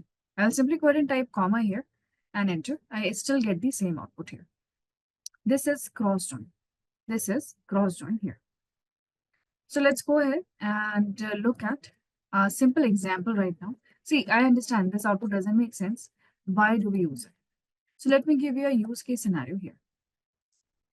What is the use case scenario? So let's say there is a restaurant there, okay? And they have created two menus. First, they have created for the food. Another, they have created for the beverages. Now they want to go ahead and create a combination menu. So you go to restaurants, right? And they have some combo offers that this is a combo offer. If you buy this combo offer, you get this much discount. How they're creating that? They need some random combinations of that, right? So yes, do you go to restaurants? Do you ever see the combo offers are there? If you combine these three things together, you get some discount, right? So usually their food menu and beverages menu is separated. However, sometimes they run the offers. So we are supposed to look at their two separate menu cards, combine them together, and determine their combo offer price. Does this make sense? You go to any online application or you go to any restaurant there, anywhere, there are always combo offers available. So how are they deciding that these combinations should work out and what should be the pricing for that?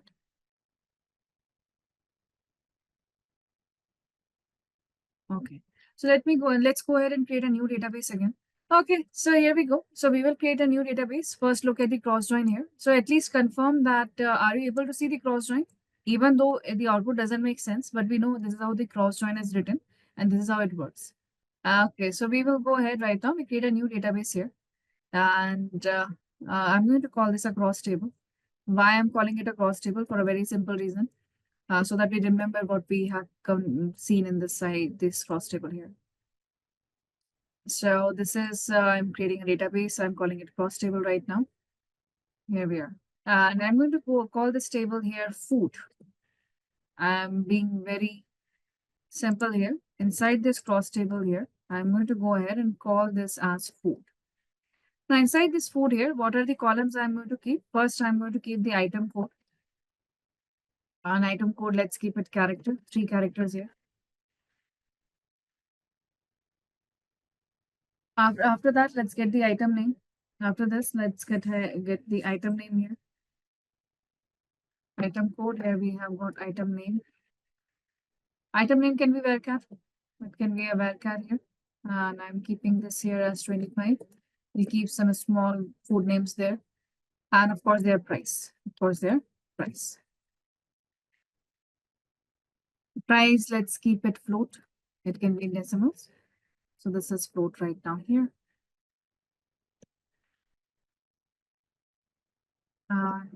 Will go ahead and close the bracket here for the table. So table is created. Now inside this table here, let's insert some values. I'm not executing the table right now. I'm going to execute the create table and the insert into together. So I'm typing here insert into. Insert into. This is cross table food. This is cross table food. And the values here.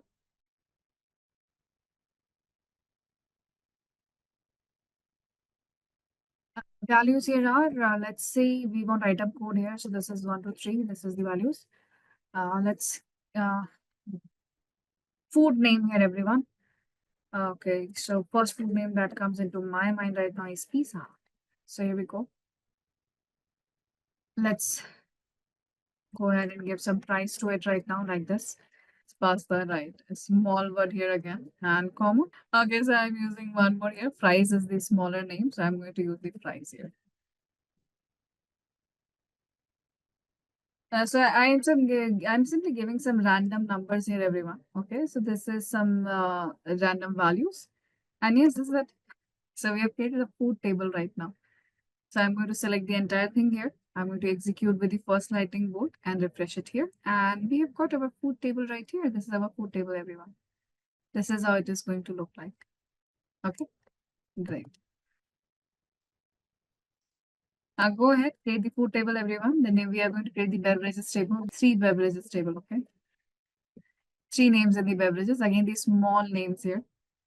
So I'm going to create another table right now in the similar manner as we have done before.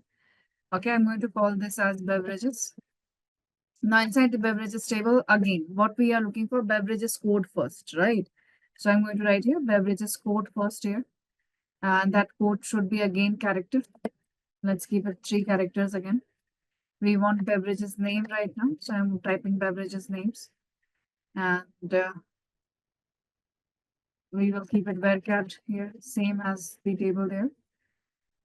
Now their prices, beverages prices here. This price we are going to keep float. So here table is created.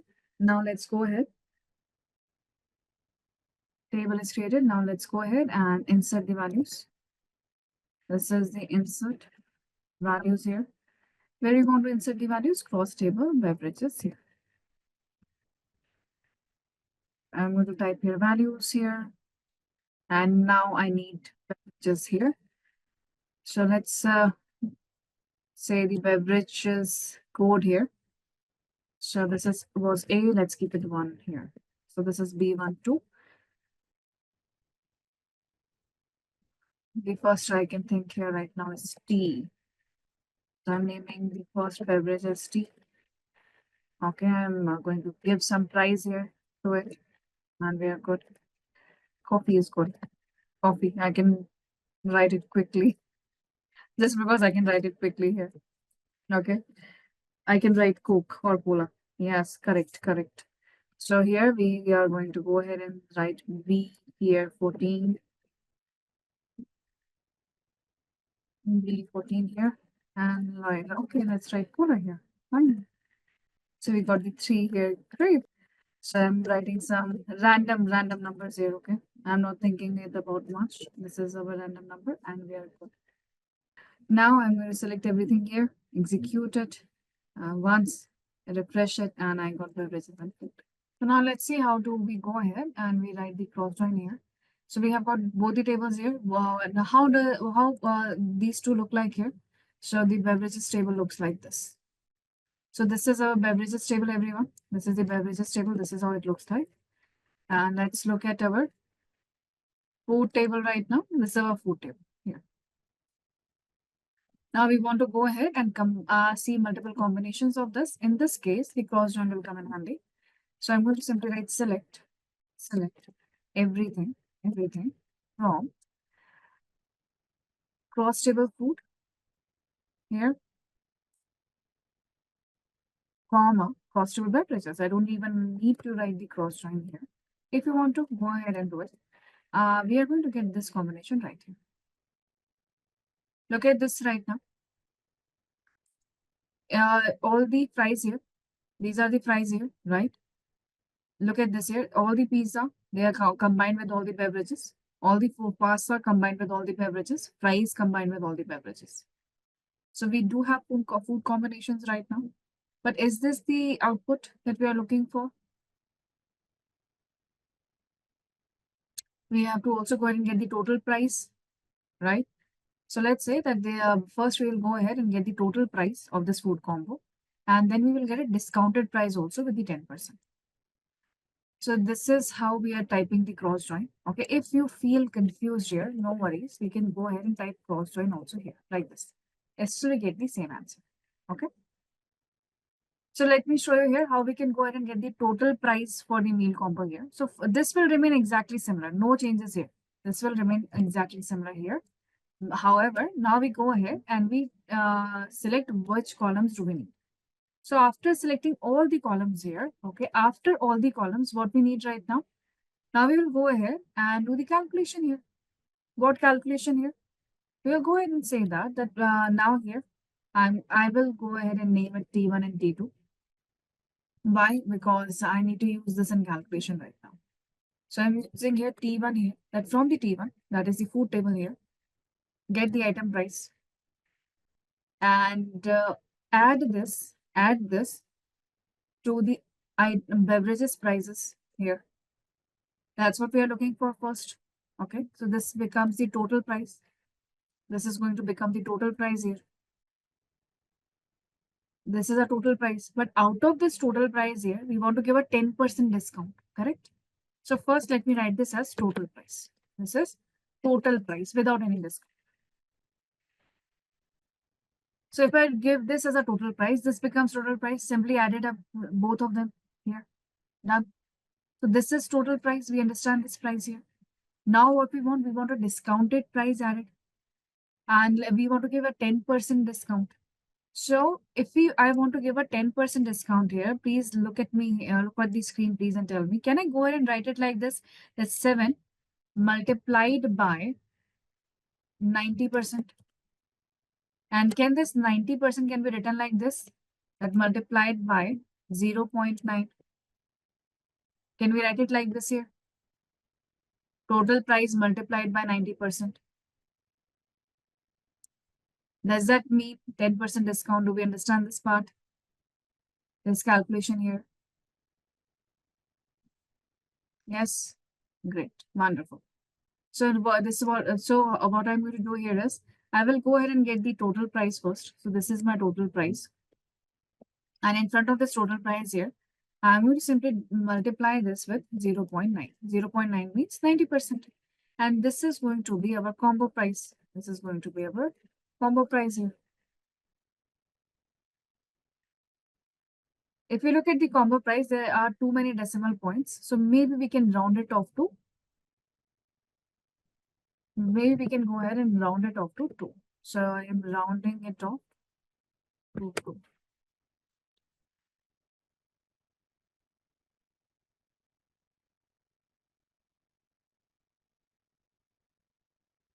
So I will go ahead and give more parentheses here. And now here I will take this.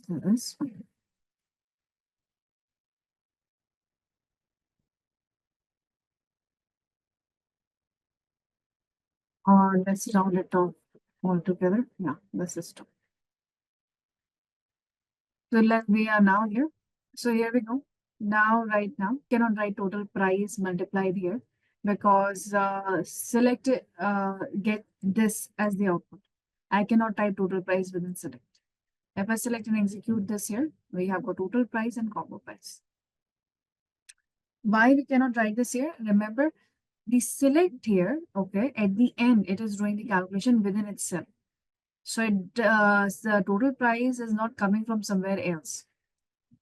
And select will get executed at once. It will not execute it once, all, then this. No. So whatever you write here, it has to come from the database directly inside the select query. Remember the execution plan. Select executes at once, not one time. No. Remember the execution query? We have talked about that. What is the order of execution? In that, when select gets executed at the end, right? It is going to get executed at once. It is not one by one. It is going and fetching, going and fetching. And once it fetch what and inside the select, you have to go ahead and tell select to go back to database and get something because that's what select understands. It is not going to read its own calculation and on top of that, it will do its own calculation. It cannot do that. I'm also going to go ahead and write this here, okay, with the reformat option because the reformatted actually looks better. So this is the combo price here. So this is these are the cases. Okay, maybe you want to go ahead and create a product mix out there. So you have some flavors with you, and you want to create the product mix. For, let's say for shampoo also, for toothpaste also, and every other product that you have here. You want to create the mix with the flavors. So maybe you are selling out soaps, shampoo, conditioners, right? And now you want to go ahead and mix with some 3-4 flavors you have in hand. And the flavor should be repeated in everywhere exactly similar, of course. For conditioners, shampoos, everything, soaps that you have here, of course, the entire flavors will have their own separate mix. So in that case, also you can simply go ahead and create the combinations within that. Now this is the cross join everyone and one of the use cases of that. Once you have seen the output, you understand the cross join, we will move to self join first.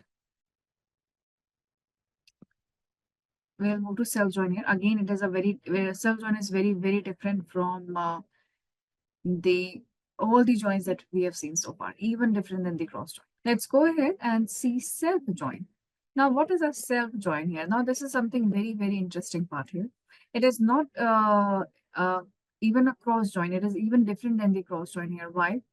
Because in self join, what happens? In cross join, at least we are using two tables to join together, right? What we do in self join here? In the self join here, we simply go ahead and join the table with itself. What we do in the self join here? In the self join here, we go ahead and we join the table with itself. Meaning we need only one table and we join it by itself. Why do we do that? That's the question here. Self join is done whenever we want to go ahead and create a hierarchy. Whenever we want to go ahead and create a hierarchy. So we'll have the one table only and we will create the join based on the common column that is there. But that column will be saved within the same table there. And why we do this? Just to create a hierarchy within a table. Okay. So for a few things about the self join that you should remember, that there's a special type of join here that we can create by itself by using inner join. There is no specific keyword for the self join here. And why do we commonly use the self join? Just to create the hierarchies within the table clearly. I will give you the example. Don't worry about that. So that it is easier for us to retrieve the interconnected data within the same table. Within the same table. For example, and there is no specific keyword called as self join. We will use the inner join. We will use the inner join to define the self join here. Now let me give you an example, a very simple example here.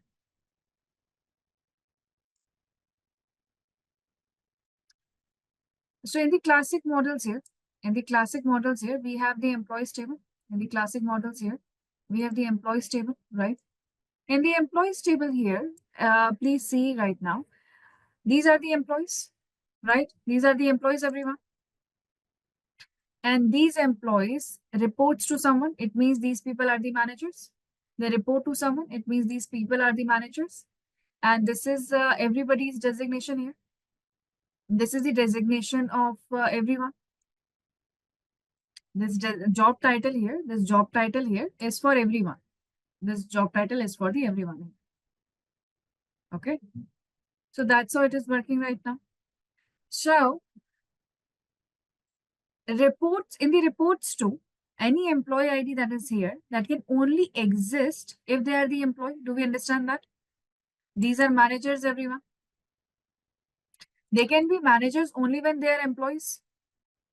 Yes or no? They can be managers here only when they are employees of the organization.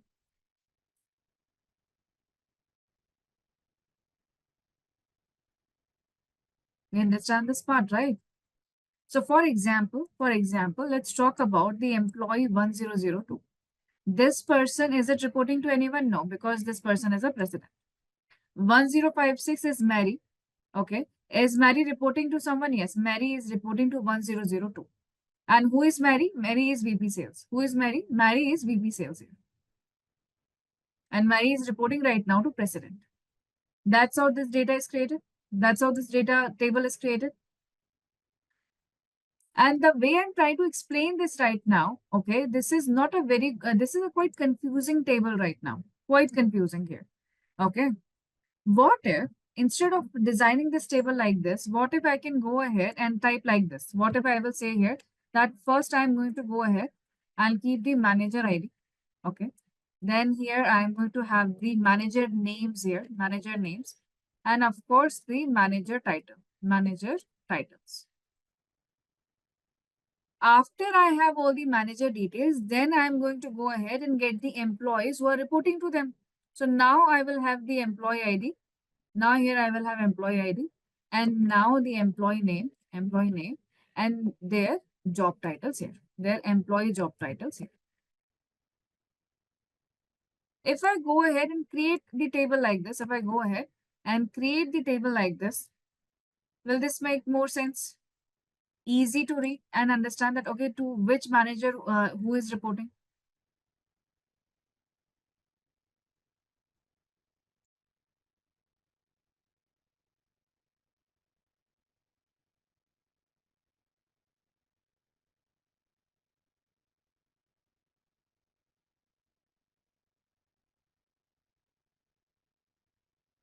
Yes.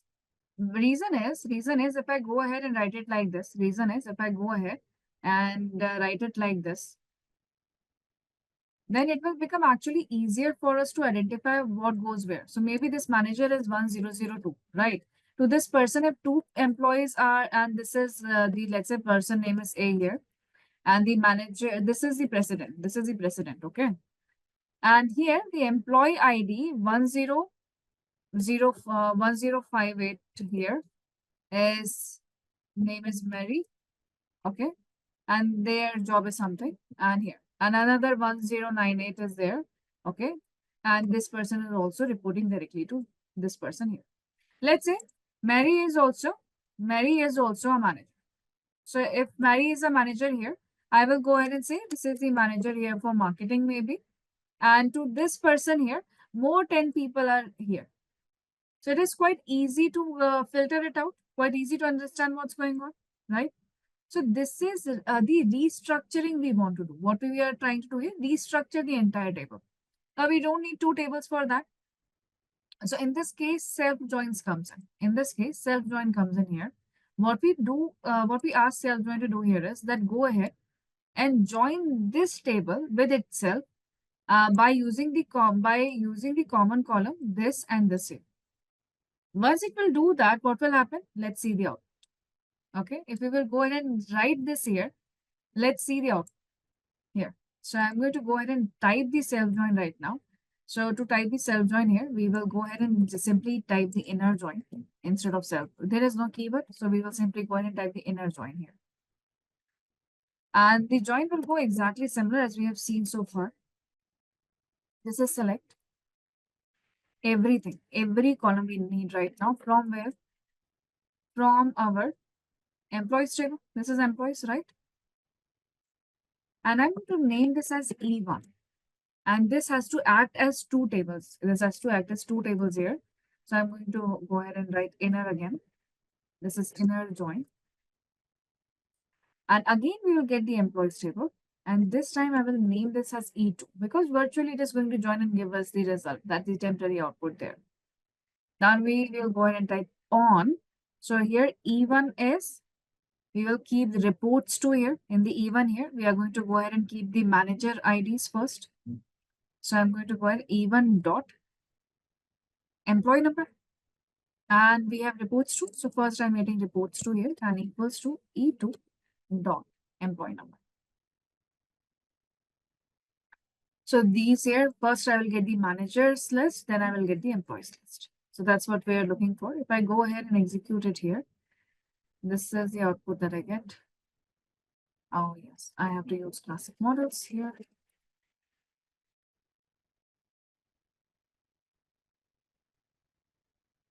So make sure classic models is default again. And once it is default here, we will execute this right here. Go ahead, look at the output. This is not the output. Okay, we will go ahead and create a proper output, but we have to understand how does the entire self-join looks like. This is the self-join, everyone. Okay. Now in the self-join here, look at the employee number. First employee number that we are getting here. This is the employee number. You will be surprised to see here, this employee number here. Okay, it is still going to be remain unique.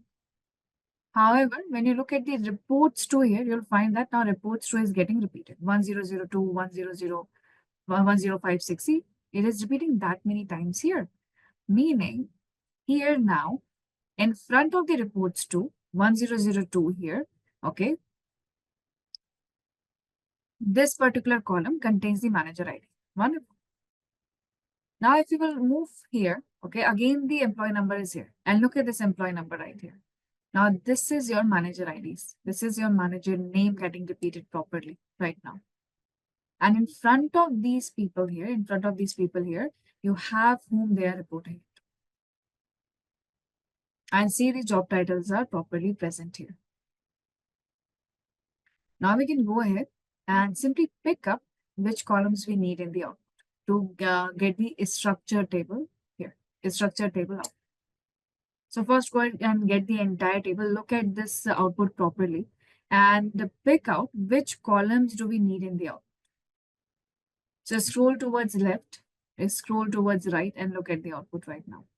The second table that you will see, you will find this contains only the details of the managers out there.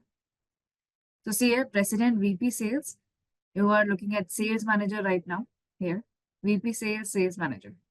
So the persons who are the managers here, and then table number 1 here, you will find all the sales representative here. Those who are reporting to someone. In this job title, you will not find the president. Why? Because the president is not reporting to anyone. So the first employee number that you are looking at here,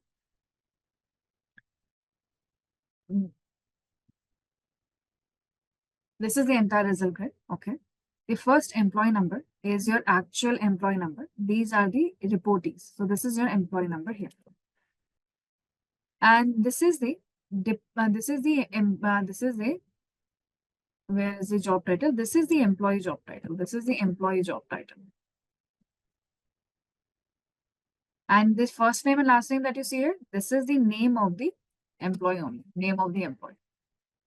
But the second part that you see here, okay, this is now your manager ID. This is now your manager ID.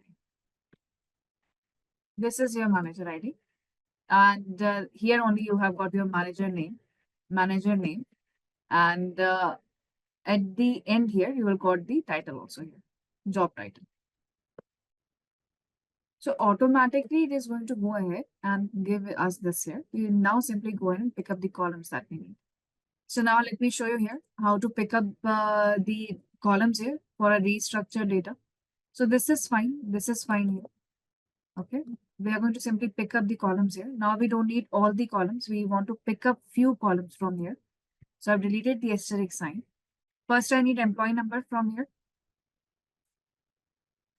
So we'll go to employees here. I'm selecting that get me the employee number.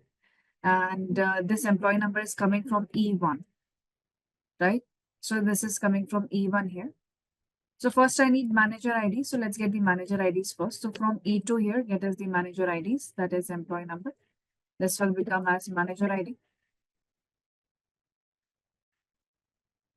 This is manager ID right now. In front of manager ID here, okay, we are looking for the first name and the last name here. Okay, you can go ahead and do the join also here. I am not doing that right now. So from the second table here, I am only getting the first name right now. Okay, this is the manager name. This is going to be the manager name right here.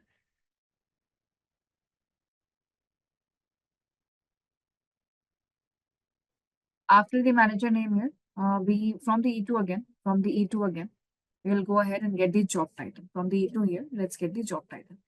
This is the manager job title here. So this is manager title. Now we will go to E1. Now we will fetch the employee's detail here. So this is employee's number. So this is going to be the employee ID. The people who are reporting to someone. Same here, E1 dot employee's first name here. Of course, you can go ahead and use the concatenate here. And I'm naming this as employee right now. And then we have the job title. So E1 here, get the job titles too. So this is here. Of course, we will name this here as employee. Right. Let's look at this here. The output right now. So here we have got managers. These are the managers, everyone. And these are the employees. Those are reporting it to them. And we have the proper titles here. The simple restructuring of the data set. Simple restructuring of the data set here. I will go ahead and reformat it. I will also go ahead and reformat it so that we are able to read it properly. Let's see right here. So self-join simply restructures the dataset. So whenever you have a hierarchical dataset like that, it will help us to restructure the dataset as we want to. And with that, we have come to the end of our course. If you have any doubts or questions, ask them in the comment section below. Our team of experts will reply to you as soon as possible. Thank you and keep learning with Simplilearn.